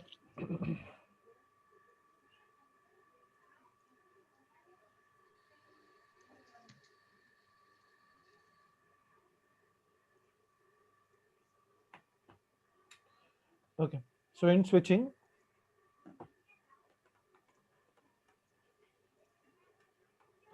so first topic we need to understand is VLAN. Okay. We need to understand first topic is VLAN. If we talk about the switch. Okay. So I already told you that how we can say how your switch is remembered, the MAC addresses and everything. Okay. So if we talk about the switch, the first topic is VLAN. So the concept is known as a virtual LAN, or you can say virtual local area network. We can call this also known as. So now why we can use, or what is VLANs first? Any idea about it? VLANs. It's a virtual port. Okay. So why we can use it? What is the use? What is the need for VLAN in our scenarios, in our switches? We can create the virtual ports manually also, but why we need VLANs for this? Okay. The concept is this. Now, if we talk about the VLAN, any idea? Anyone? Samuel? Mm-mm. No, can't No? add anything. Why Okay. do we use VLANs or?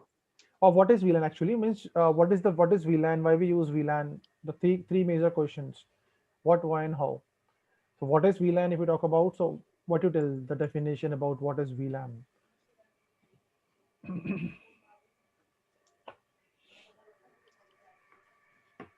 So if we talk about the VLAN, so VLAN is a virtual network. You can say that virtual LAN network. Okay. Now, what is the reason behind that VLAN is created in the switch? So as you can see that if I open the switch over there, if I switch over the open there switch one, and if I see the VLANs over there, so if I go for show VLAN is the command to check the VLANs. They click on show VLAN, so they're showing me that we have a VLAN 1 is automatically created, VLAN 1. Okay, and some other VLANs are also created automatically. Okay, but VLAN 1 is there, which is automatically created. And if I see there also show IP interface brief command also. If I run this command, show IP interface brief command is also there. So they're showing me that we have a VLAN 1, which I defined the IP address already, 11.0.0.1. Okay, so VLAN 1 is they're showing me also there. So what is VLAN? VLAN is or you can say that if we talk about the VLAN, so VLAN is a virtual LAN network in the switch. Okay, by default, all the VLAN, all the switch ports are assigned in the VLAN 1. That's why it's able to communicate with each other. Remember these things. Okay, it's a very important thing you need to understand is that if we talk about the switch, so in switch we have VLAN 1 is already created, and all the ports, like imagine if this switch has 26 ports, so all the ports are automatically assigned in the VLAN 1. Okay, fine. Yeah. If I like this, like see in this also, in this switch also, see if I go for show VLAN, once I run the command show VLAN, so over there they're showing me all the ports like F0/1 2 3 4 5 6 7 8 9 till 24 and gigabit Ethernet. All the ports are assigned in VLAN 1. Okay, so by default, all your ports are assigned in VLAN 1. That's why we're able to communicate with each other. That's why all the ports are able to communicate with each other. Okay, if we can define multiple VLANs and we can assign different ports to different VLANs, so they are not able to communicate with each other. So why we use VLANs? If I want that, I want to segregate my ports. If I want to separate my ports, okay, I want that. Okay, like imagine in this switch, we have some this switch divided into two departments, as you can say that. Okay, so in this switch, imagine port 1 to port 10 are working in are connect with the IT department systems, IT department PCs. Okay, and then after that port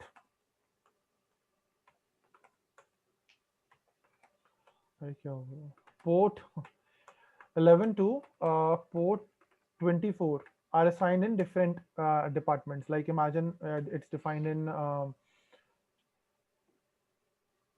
then HR department. Imagine. Okay, HR department PCs. It's connect with the HR department PCs. Okay. Now previously what happens? Previously, like you can see that it works on the same switch. So of course these all ports are able to communicate with each other. It means that HR department PCs are able to access IT department PCs, and IT department PCs are also able to access HR department PCs as well. Because right now I'm working on the same switch, right? Yeah. Okay, but what I want to separate these ports now. I want that port number 1 to 10 are able to communicate with each other, but IT department PCs are not able to communicate with HR department PCs, and HR department PCs are not able to communicate with IT department PCs. So we have two options.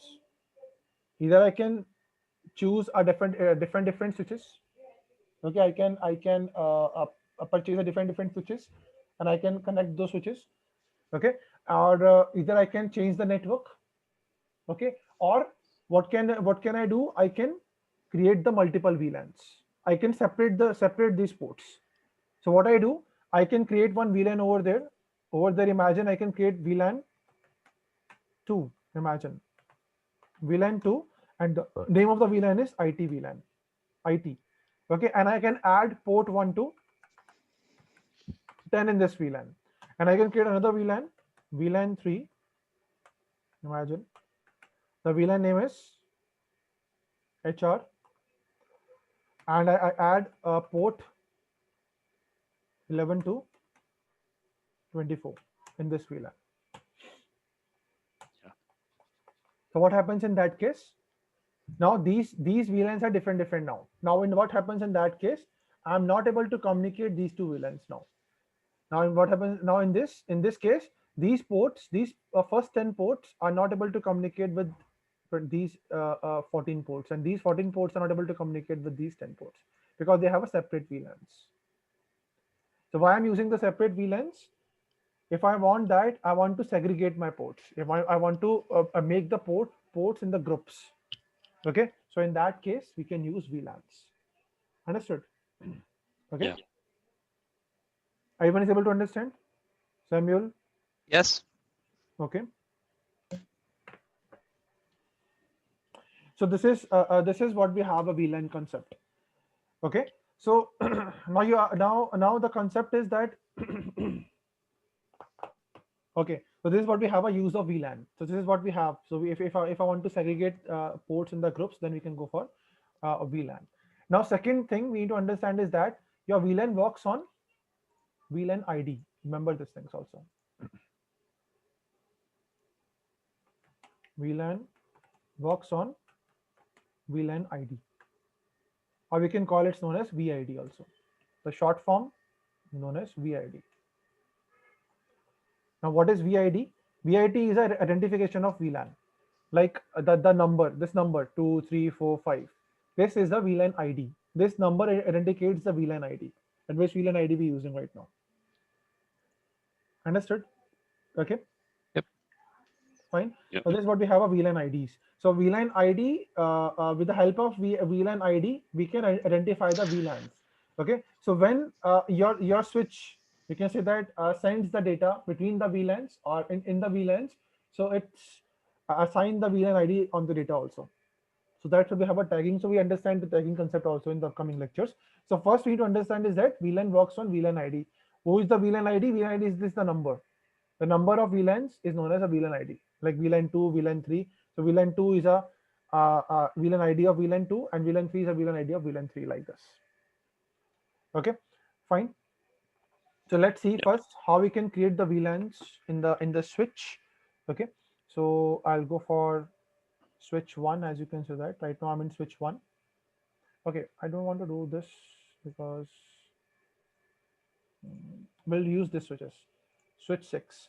Okay, I use switch 6 now, and we, as you can see that in switch 6 has all the ports are running right now. We have 4 PCs. Okay, so if I want to segregate these 4 PCs in 2 groups, we can use VLANs. So like imagine I want that.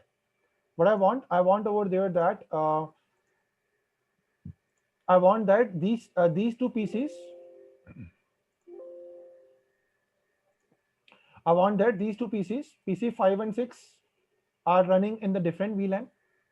Okay, and I also want that these 2 PCs also 8 and 9 is running in the different VLAN. I want that these 2 PCs are not able to communicate with these two. But the PC6 and 7 are not able to communicate with 8 and 9, and 8 and 9 are not able to communicate with 6 and 7, like this. Okay, understood right now? Yeah. Yeah. So we need this. So let's go for that. So as you can see that if I go for show VLAN, so show VLAN, so as you can see that we have a VLAN 1 is automatically created, the default VLAN, and all the interfaces are already added in the VLAN 1. Okay, now if I want to create the VLANs, so how we can create the VLANs over there. So let's go for config T first, and over there we can define the VLAN. So VLAN, if I need to create the VLAN, so go for VLAN. Okay, now I define the ID. Okay, so we can create maximum of 1005 VLANs, not more than that. Okay, in some switches we can go up to 4094 also. Okay, 4096 also, but in mostly switches we can create till 1005 VLANs, between 1 to 1005. So 1 is already created, so we'll go for 2 to 1005. Okay, fine. So if I go to VLAN and press question mark over there, so they're showing me in this switch is capable of 4094 VLANs. So in this switch we can create till up to 4094 VLANs. Okay, so right now we'll go for VLAN 2. So I'm going to create VLAN 2 now. Sorry, VLAN 2, and enter it. Now I define the name of the VLAN. So I'm right now I'm in VLAN. So I go for name of the VLAN. So I give IT. VLAN name is IT. Enter it. So now my VLAN is created successfully. Okay. Now I click on exit. Now again I create the VLAN 3. So I go for VLAN 3 and then give the name HR. Okay. Now click on exit. Click on exit again, and we have a show VLAN. So you can say that I'm able to create VLAN 2 and VLAN 3. It's created now. VLAN 2 is IT and VLAN 3 is HR. Okay. Yeah. Understood till now, right? Okay. Yep. We can successfully create the VLANs, as you can see that. Okay. So this is how we can create the VLANs. If you want to delete the VLANs, okay. So simple, go for config T and go for no VLAN 2. Enter. The VLAN is deleted. Same, go for no VLAN 3. The VLAN is deleted. Check once. Go for show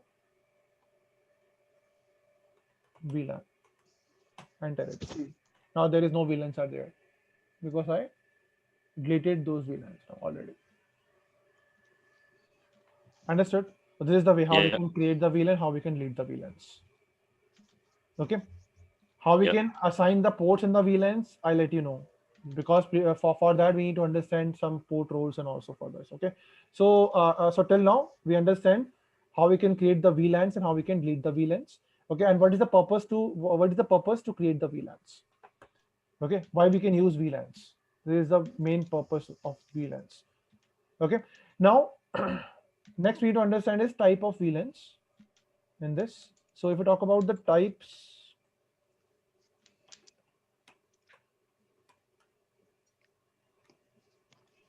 of VLANs,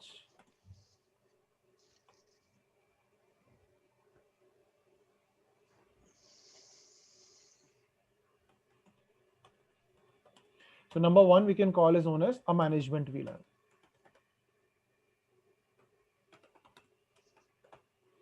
Okay, now management on the management VLAN, it allows you to access telnet. Okay, SSH. We can define the IP address on the management VLAN too. So VLAN 1 by default is a management VLAN. You can call that. Okay, so every VLAN is work as a management VLAN also, because on every VLAN we can define the IP address. With the help of VLANs, we can access the telnet also. Okay, so it allows, let me say that allow telnet. Okay, we have one telnet.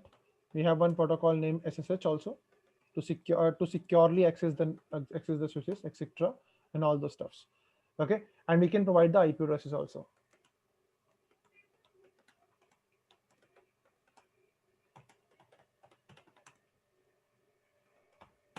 Okay, so by default management VLAN is what? Management VLAN is the every VLAN, like we have VLAN 2, VLAN 3, VLAN 4, VLAN 1. So all the VLANs are management VLAN because we can define the IP addresses also to all the VLANs, and with the help of VLAN IP addresses we can access the telnet too. We already did. Okay, so in the previous practicals we already did that, how we can access the telnet and all the stuffs.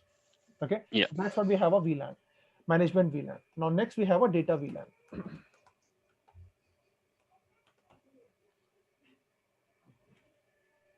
Okay, it's a normal VLAN, as you can say that. Data VLAN means that where the data travels from, or you can say that, like in this scenario, I'll showing you with the diagram. Like, see, in this scenario, like imagine PC6 and PC7 is working in same VLAN. Okay, and PC8 and 9 is working in same VLAN, like this. Okay, now now I want to ping, I want to access, I want to send some data between PC6 to PC7. So we able to do that because these PCs are working in same VLAN. Okay, so Yeah. data VLAN, that type of VLAN is also known as a data VLAN too. Data VLAN means it travels the data from the PCs also. Okay, it travels the data, the PCs data too, on the VLANs. Okay, so this is what we have a data VLAN. Data VLAN is where your data travels, PC data travels to on the VLANs.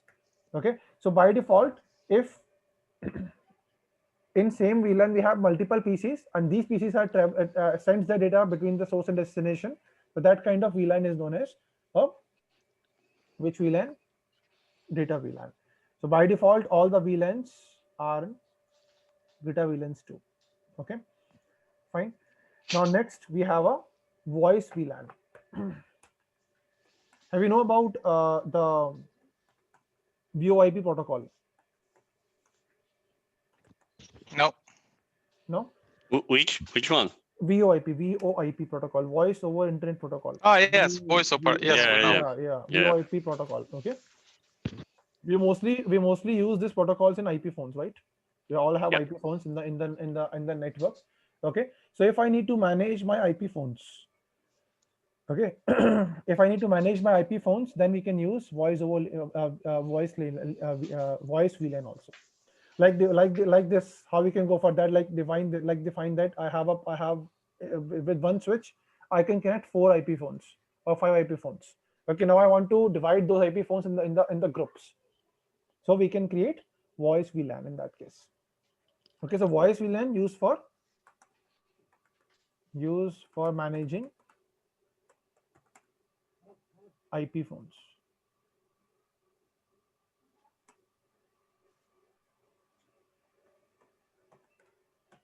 Okay. If I want to segregate my IP phones in the groups, then we can use voice VLAN in that case. Okay. Now we have a private VLAN. Private VLAN, we can say that it's look like this, like prevent host to communicate even they are in same network, same VLAN.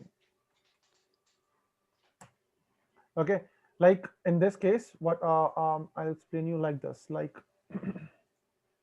like imagine we have a switch, okay, and right now I'm using the right now I'm using VLAN 2, and we have some PCs.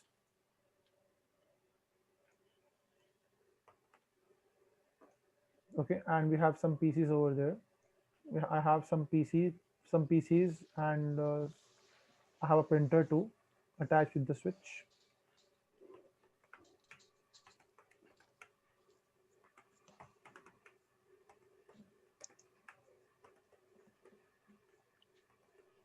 Okay, so these all are working in the same VLAN. Okay, I create VLAN 2 and I can add all these PCs, this printer in VLAN 2. Okay.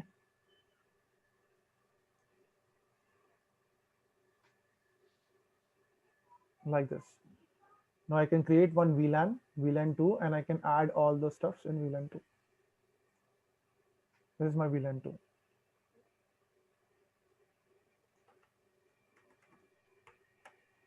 Okay. Yeah.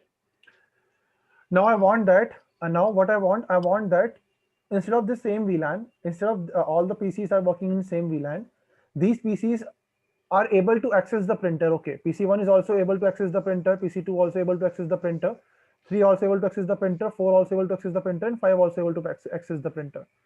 But instead of instead of working the same VLAN, these PCs are not able to not able to access with each other. They're able to access the printer, okay, but they're not able to access with each other. If I want this kind of configurations, then we can go for private VLAN. Understood? Yeah. PC1 is not able to send the data to PC number 2, but yes, PC1 is able to access the printer. Okay, like this.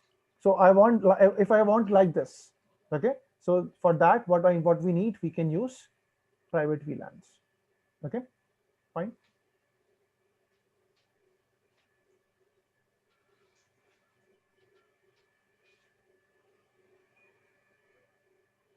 Now we have a default VLAN 2 also we have.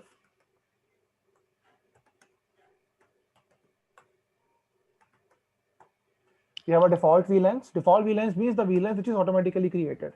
So we have actually 5 VLANs which is automatically created. We go for VLAN 1, starts with VLAN 1 is automatically created. 1002 VLAN is automatically created.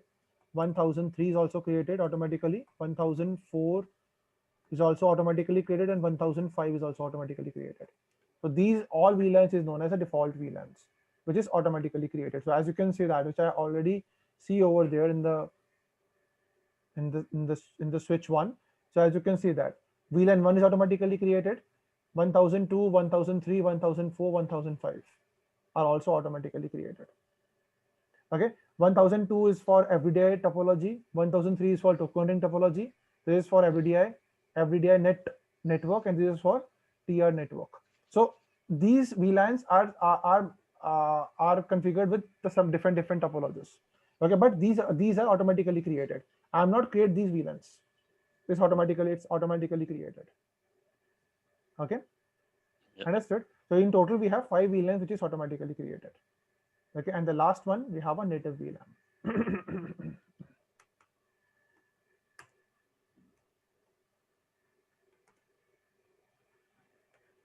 Native VLAN. Okay, now you understand till now for native VLAN is it deals with untagged frame. Your switch works on frame, so that's why it deals with untagged data or untagged frame. So now what is untagged and tagging, what is that, we'll discuss in the in upcoming lectures. So right now you just understand this is native VLAN is used to deal with untagged frame. Simple. Understand this only. Okay, I'll explain you what is tagged and untagged frames. Okay, and what is untagging tagging in the VLANs. when we go for upcoming, when we go upcoming lectures, we'll go for read this tagging also. Okay, so these are the 6 type of VLANs we have in VLANs. So I hope you're able to understand what is VLANs and everything, right? Okay. Now, the last thing for today's session we need to understand is VLAN port role also.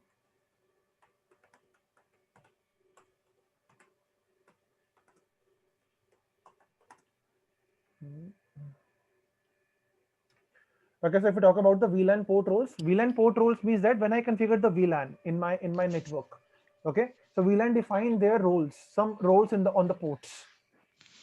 Okay, when I'm going to add my ports in the VLANs, okay, so we need to assign the port roles also. Now, what's the meaning of roles over there? Like in IT department, if you have 10 engineers, 10 IT engineers, so administrator define the role to every engineer. But okay, you are the backup engineer, you are level 1 engineer, you are level 2 engineer, you are service desk engineer, like this, right? So it defines you the role. But okay, you need to do this thing only. Like same, when I add a ports in the VLANs, okay, so we can define the role also on the ports. Okay, so number 1 port role is known as access port. Now, access port means if I define a port, like imagine we have like imagine in this like if you go for in this switch we have PC1, PC2, printer, PC3, 4, 5. Okay, we have ports. So like this is port 1, this is port 2. Okay, port 3, that is port 4. Okay, we have a port 5, and we have a port 6, like this. Okay, so now I define port 1 as a access VLAN. Okay, so what happens in that case? It means that if I assign this port as access VLAN, access port. So what happens? We're not able to connect networking devices on this port. We're able to connect only end devices like printer, PCs, laptops, desktops, all the stuff. Understood? Yeah. Okay. Now, next we have a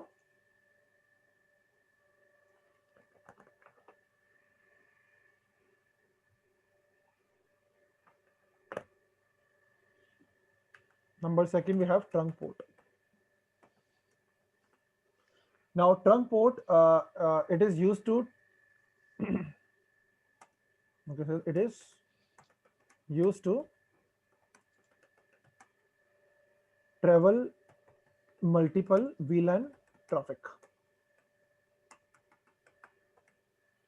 Okay, like imagine that you have 2 switches.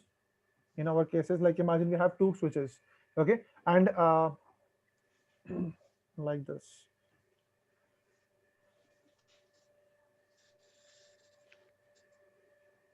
Like this, we have 2 switches.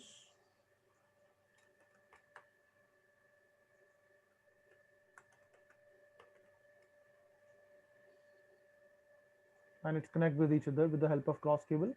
Okay, now imagine that we have PCs over there. So we have PC1, PC2, PC3,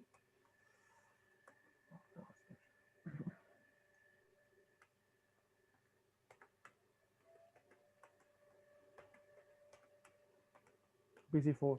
Okay, and same here, the same configuration over there also.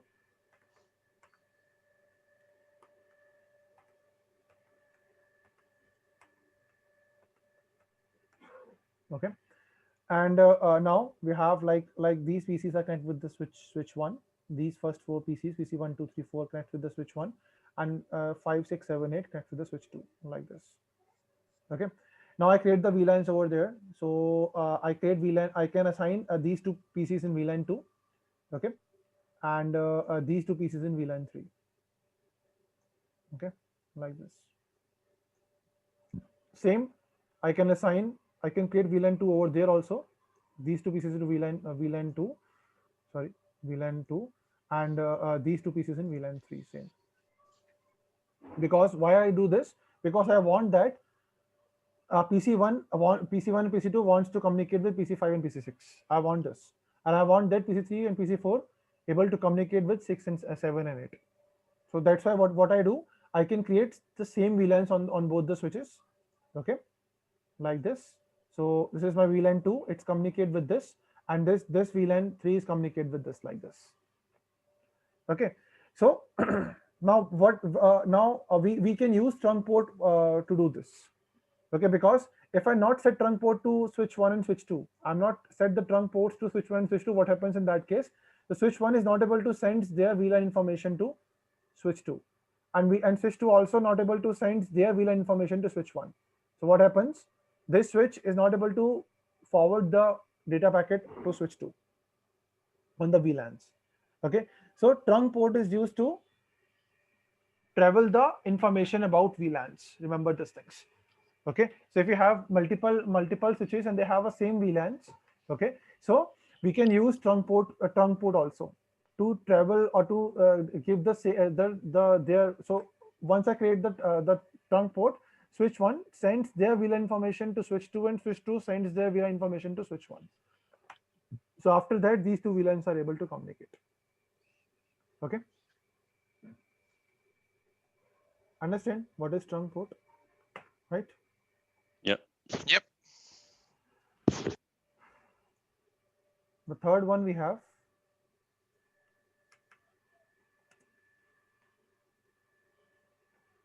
dynamic auto.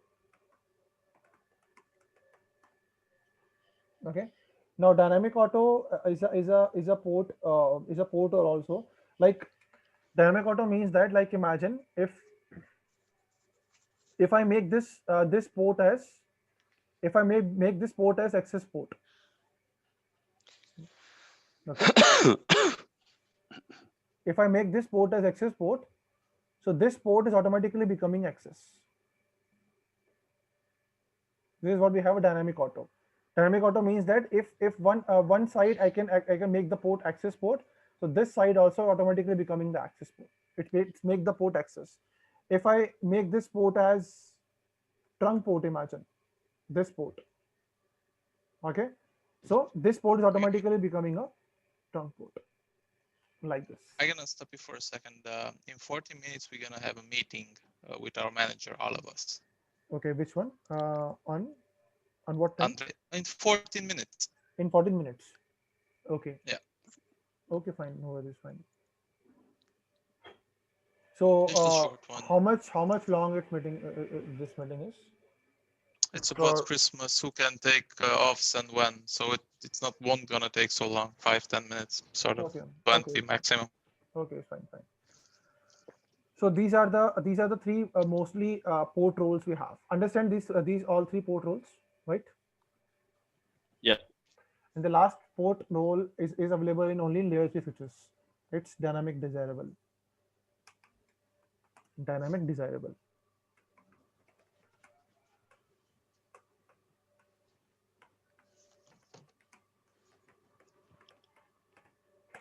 Okay, dynamic desirable. Okay, so this is the port. This is the port role available in 3500 series switches, 3500 series onwards, as you can see that. Okay, and in this, what happens? So, like I'll let you know once we understand the VTP concept in the VLANs. Then I'll let you know what this port role do. Okay, so in short, we have 4 types of port roles: access port, trunk port, dynamic auto, and dynamic desirable. Dynamic desirable only works in layer 3 switches. The series of the switches is 3500 series onwards. This port is run only in 3500 series. Okay, this port role is not runs in layer 2. Okay, fine. Mhm. Understood? Clear? Fine. So Yep. this is what we have a port roles. Okay. So now what we need, you just attend the meeting first. Okay. And then after that, I'll showing you the last practical of the today is how to assign the ports in the VLANs and how we can configure the VLANs properly. Okay, how we can assign the ports and how we can segregate the ports, as you can see that on the VLANs. Okay. we'll see the trunk port VLAN also, how we can enable the trunk port also on the two switches when you use the VLANs. Okay, on the different switches. Okay, fine. Yeah. So right now, how many time left for for your meeting starts? 10 minutes. 10 minutes. 10 Okay. minutes. Okay, and 10 minutes more. So we'll go for we'll meet after 20-25 minutes. Okay. So what's your timing right now? What's the timing right now in your side? It's 2:35. 2:35. Okay, so we'll meet at 3. Okay, then we can do this practicals and then we'll off the class for today. Okay. Yeah. Okay. Okay. Okay, so let's meet at 3 at your side and 6:30 my side. Okay. Yeah. Okay. Okay. Okay.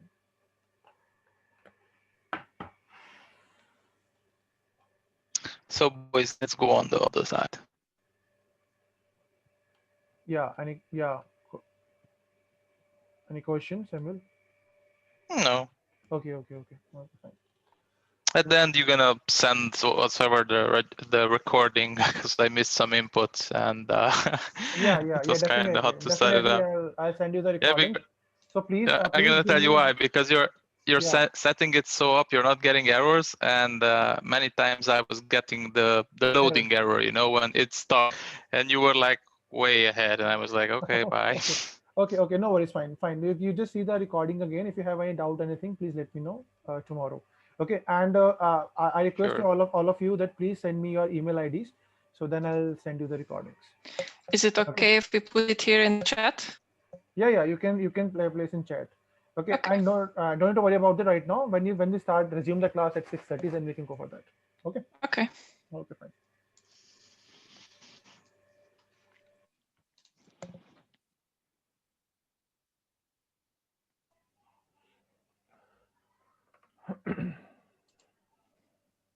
Okay.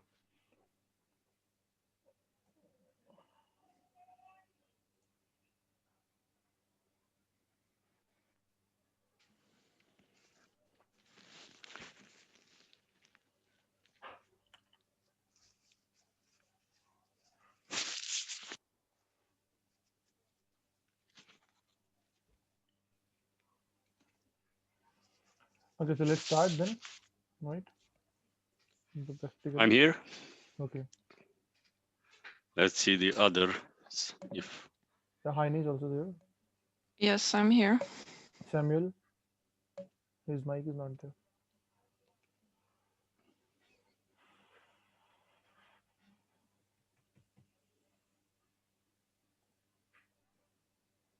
Gabriel, I don't know, where is he? Yeah, Samuel is there.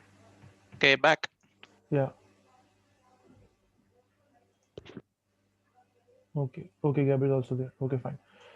Okay, so let's go for that. So we'll go for switch. So right now, we'll see the basic practical, and then we'll see the both the switch practical too. Okay, so first I'll take one switch. Okay, and I'll go for take some PCs like this. Okay. Okay, and I use cables. And then we'll go for straight cables. 1 to 1. C2 to 15.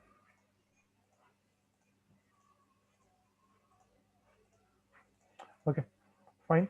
Now this is what the diagram is, and now we'll see that the same thing. I'll go for that. So this is known as a VLAN 2. I can define VLAN 2 on these two pieces, and I can create VLAN 3, and I can add VLAN 3 on these two pieces, these two ports. Okay, fine. We always add ports in the VLANs. Okay, so now we can call it's known as a VLAN 2, and we can call this in VLAN 3. Okay, fine. So let's do the things. First, I configure the IP addresses on the PCs. I use 13 network 0.0.1.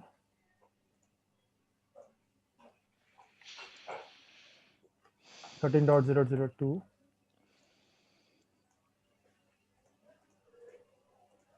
13.0.0.3, and the last one you can go for 13.0.0.4. Okay. Now I'll first open the switch, okay, on CLI interface, and I make two VLANs. I'm going to make two VLANs in the switch. Okay. Oh, switch. Okay. So I'll go for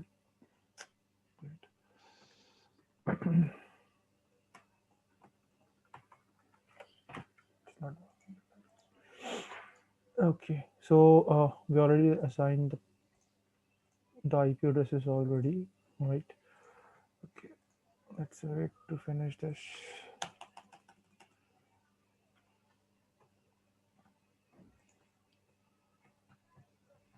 No.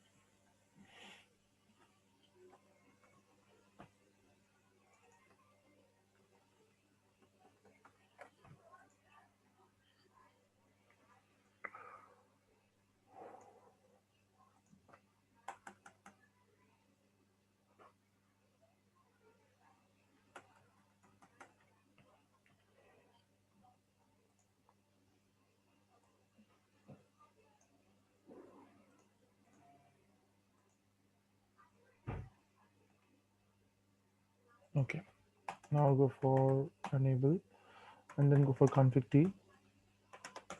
Now over there, change the host name. This is switch 8 for me, and then I will create the VLAN 2 name IT. Okay, click on exit. Now you go for VLAN 3 name HR. Okay. Yes. Okay. Now as you can see that if I go to show VLAN, so as you can see that we have VLAN 2 and VLAN 3 successfully created. Okay. So now first two ports I want to add in VLAN 2, and last two ports, means 3 and 4 port, I want to add in VLAN 3. Okay. Fine.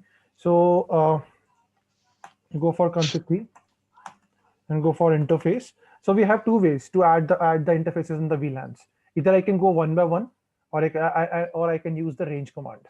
Okay. So first I'll showing you how we can add the ports one by one. So I go to F0/1 first.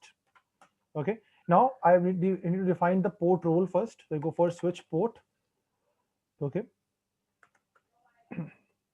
No, not access. We'll go for switch port mode. Okay. Mode access. Okay, so now this port is working as a access mode. Okay, this port is access port now, and now I define the switch port access VLAN. So I define this port in VLAN 2. So go for VLAN 2 and enter it. So with the help of this command, which switch port access mode access, I give the port role. Okay, which I already talk about this port role. Okay, so I make this port as an access port. Okay, and I'll add this port in the VLAN 2 as well. Okay, now I go to the interface F0/2. Okay, and over there the same thing, switch port mode access, and then I'll add this port in VLAN 2. Understood? Yep. Okay. Now click on Control Z, go for show VLAN. So as you can say that port 1 and 2 are successfully added in VLAN 2. Okay, this is the one way I can add one by one port. Okay, or you can use the range command too. Range command means I can add both the ports at one command. So go for config T, go for interface, then define the range, that which port I go for 0/3 to 4. Right, I want to add these two ports in the VLAN 3. So I go for enter it. Now I go for switch port. First mode, I define the mode over there. So mode is access. Okay, now define the VLAN. So I go for VLAN 3. That's it. So as you can see that, go for show VLAN. So you can see that in VLAN 3 we can add these two ports also, 3 and 4.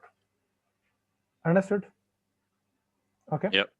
Fine. So till now we did the configuration of this switch. So now if you want to configure now if I trying to ping with PC 14 to PC 16, so it's not able to ping. You can say that. If I ping with PC 14 to PC 15, it's pinging because it's the same VLAN. If I go for 13.0.0.2, so it's pinging. It's reply. Why? Because these two PCs are running in same VLAN. If I'm trying to communicate with third PC, means PC 13, PC 13, 14 to PC 16, it's not communicate. Why? Because they have a separate VLANs. Can I enter it? So they not pinging. As you can see, they're showing me request amount. Understood? Okay. Yeah. So this is one of the basic ones. Okay. So now imagine that we have another switch 2 with me. Okay. And we have a switch 9 and we have some PCs again. We have 4 PCs again like this. Okay.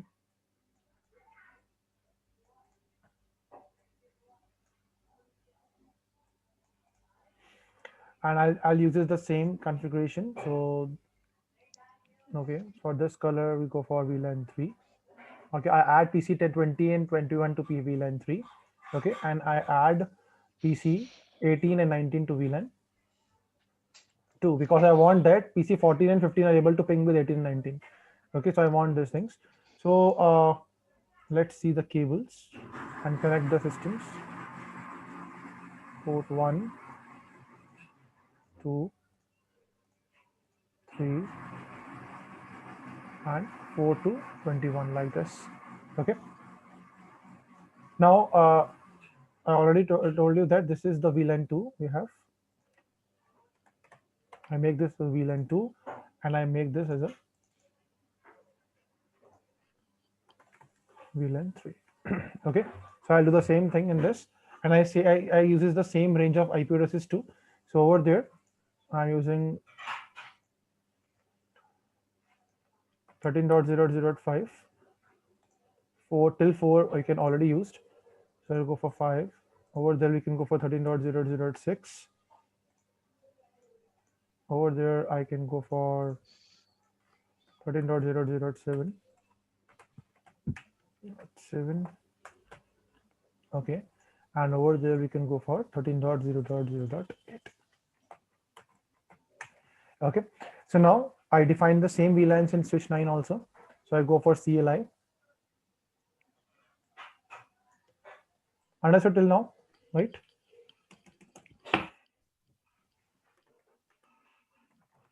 Config T, host name, this is switch 9. Okay, now I can VLAN 2, give name IT. Okay, exit. Now go for VLAN 3, name HR. Okay, so as you can see that we go for show VLAN 2 and 3, we have a IT and HR. The same VLANs I can create, which I create in the switch 8 as well. Right? Understood? Okay. Yeah. Now I assign the ports. I go for config T, interface, have 0/122. Okay. Sorry, range. I define the range over there, the command range. Now I go for switch port. Again, some connection problems. Yeah. Just wait. Yeah. Now it's okay. Hello. Now it seems to be okay. Okay. So I adding my port 1 and 2 in the interface. Adding in the switch the VLAN 2. I'll go for VLAN access, switch port access VLAN 2. Okay. Now I go to interface range, port 3 and 4. I'm going to add in the switch port mode access, switch port access VLAN 3. Okay. Go for show VLAN.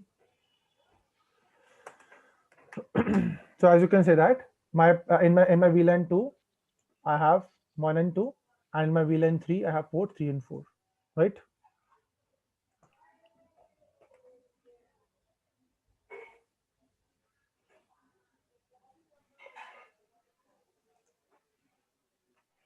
Okay, we have in VLAN 2 we have port 1 and 2, and VLAN 3 we have port 3 and 4, right? Okay. Yeah. Now now I try to ping with my PC 14 to 18. Now it's able to ping, right? Because they have the same VLANs as per the as per the as per the concept. These VLAN 2 PCs are able to ping with these VLAN 2 PCs, and these VLAN 3 PCs are able to communicate with these VLAN 3 PCs. Okay, so before I do this, first I need to connect my two switches also. So I use the cross cable, and I can use port 5, sorry, port 5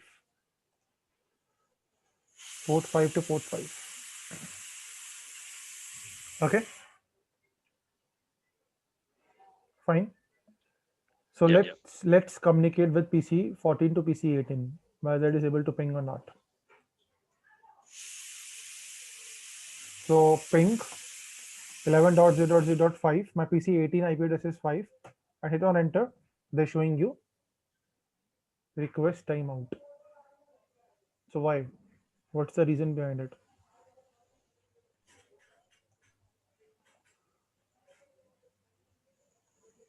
You will understand these things.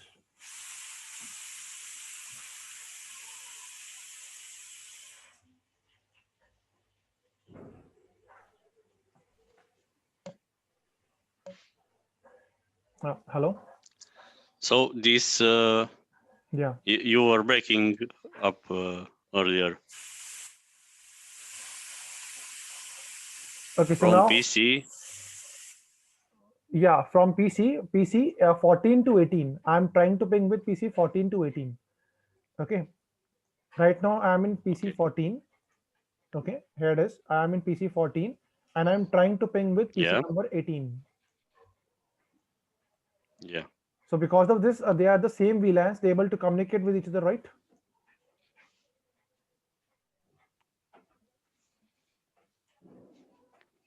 They are in same VLANs, so they are able to communicate with each other, right? Yeah. But still, as you can see that I'm not able to communicate. Well, the communication between the routers might be the problem, no? No, why we're routers? Because our network is same, no? Over there also my network is 11.0.1. There is 2. Okay, as you can see that. See, if I open the PC 14 IP address, so we have 13.0.0.1. I'm sorry, the IP Yeah. address is 13.0.0.1. Okay, and over there, the IP address Yeah. is, and in PC 18, my IP address is, sorry, IP address is 13.0.0.5. Let's see.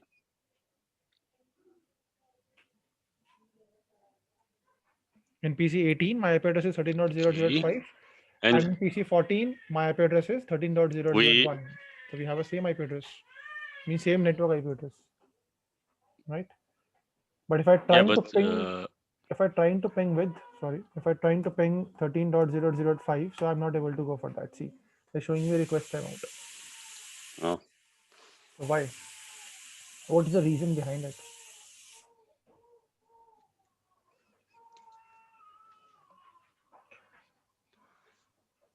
Now I let you know the reason.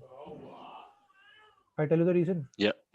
The reason is Yeah. I'm not enabled the trunk command over there. Yeah. I'm not enable this port as a trunk port. Understood? Yeah. Once I enable this port, the trunk port, so it sends their in VLAN information to the switch 9, and switch 9 sends their VLAN information to switch 8. So after that, they're able to ping it with each other. Understood? Yeah. So that's what the reason is. So let's see. Let's make these ports as trunk. How you can go for that? I go to switch 8 first. Okay, and I go for config T, and I go for interface. Which is the interface is it F0/5, right? Yeah, F0/5. 5. Okay. Yeah, Five. 5. So I'll go for 5. So interface F0/5, and you can hit on enter. Now go for switch mode. I want to make this port as a trunk port. So go for trunk. Go for trunk. Enter it. So as you can say that it's automatically shut down the port and then up the port. Okay. Now wait for some seconds. Then it's automatically changed there also in the switch. 9 also, because I already told you that by default these ports are running in dynamic auto. So what happens in that Mhm. case? What happens in that case? So once I change port roles over there in the trunk, so this port is automatically becoming a trunk. I don't want to run the command manually because these ports are by default running in dynamic auto. Okay, so as you can see that, see if I go to switch 9, Yeah. so in switch 9, as you can see that automatically port automatically up to down, and then it automatically goes to up. So now this also is maybe becoming a trunk port. Now you can see that if I try to ping with 14 to 18 now right now I'm in PC number 14. Okay, as you can see I'm in PC number 14, and now I'm trying to ping with PC number 18. My PC number 18 IP address is 11.0.0.5 and hit on enter now. Sorry, 13.0.0.5. I'm sorry. No, it's 13. 13, yeah. And I enter it. So now you can see that it shows me reply this time. Yeah, now it's up. Understood? Okay, so that's what we have a trunk port use. Okay, clear till now everything? Okay. Yeah. So guys, Samuel, anything, any doubt till now for today class? But that's it for this today, the today's session. Okay, Yep. so I hope you're able to understand everything, right? Yeah, we need to practice. Yeah, you need to practice. And Practice I makes it will better. yeah. Tell me. write you my email so you can the Yeah, code on link. the chat, please send me the email IDs, all your email IDs, and then I'll send you this session. Okay,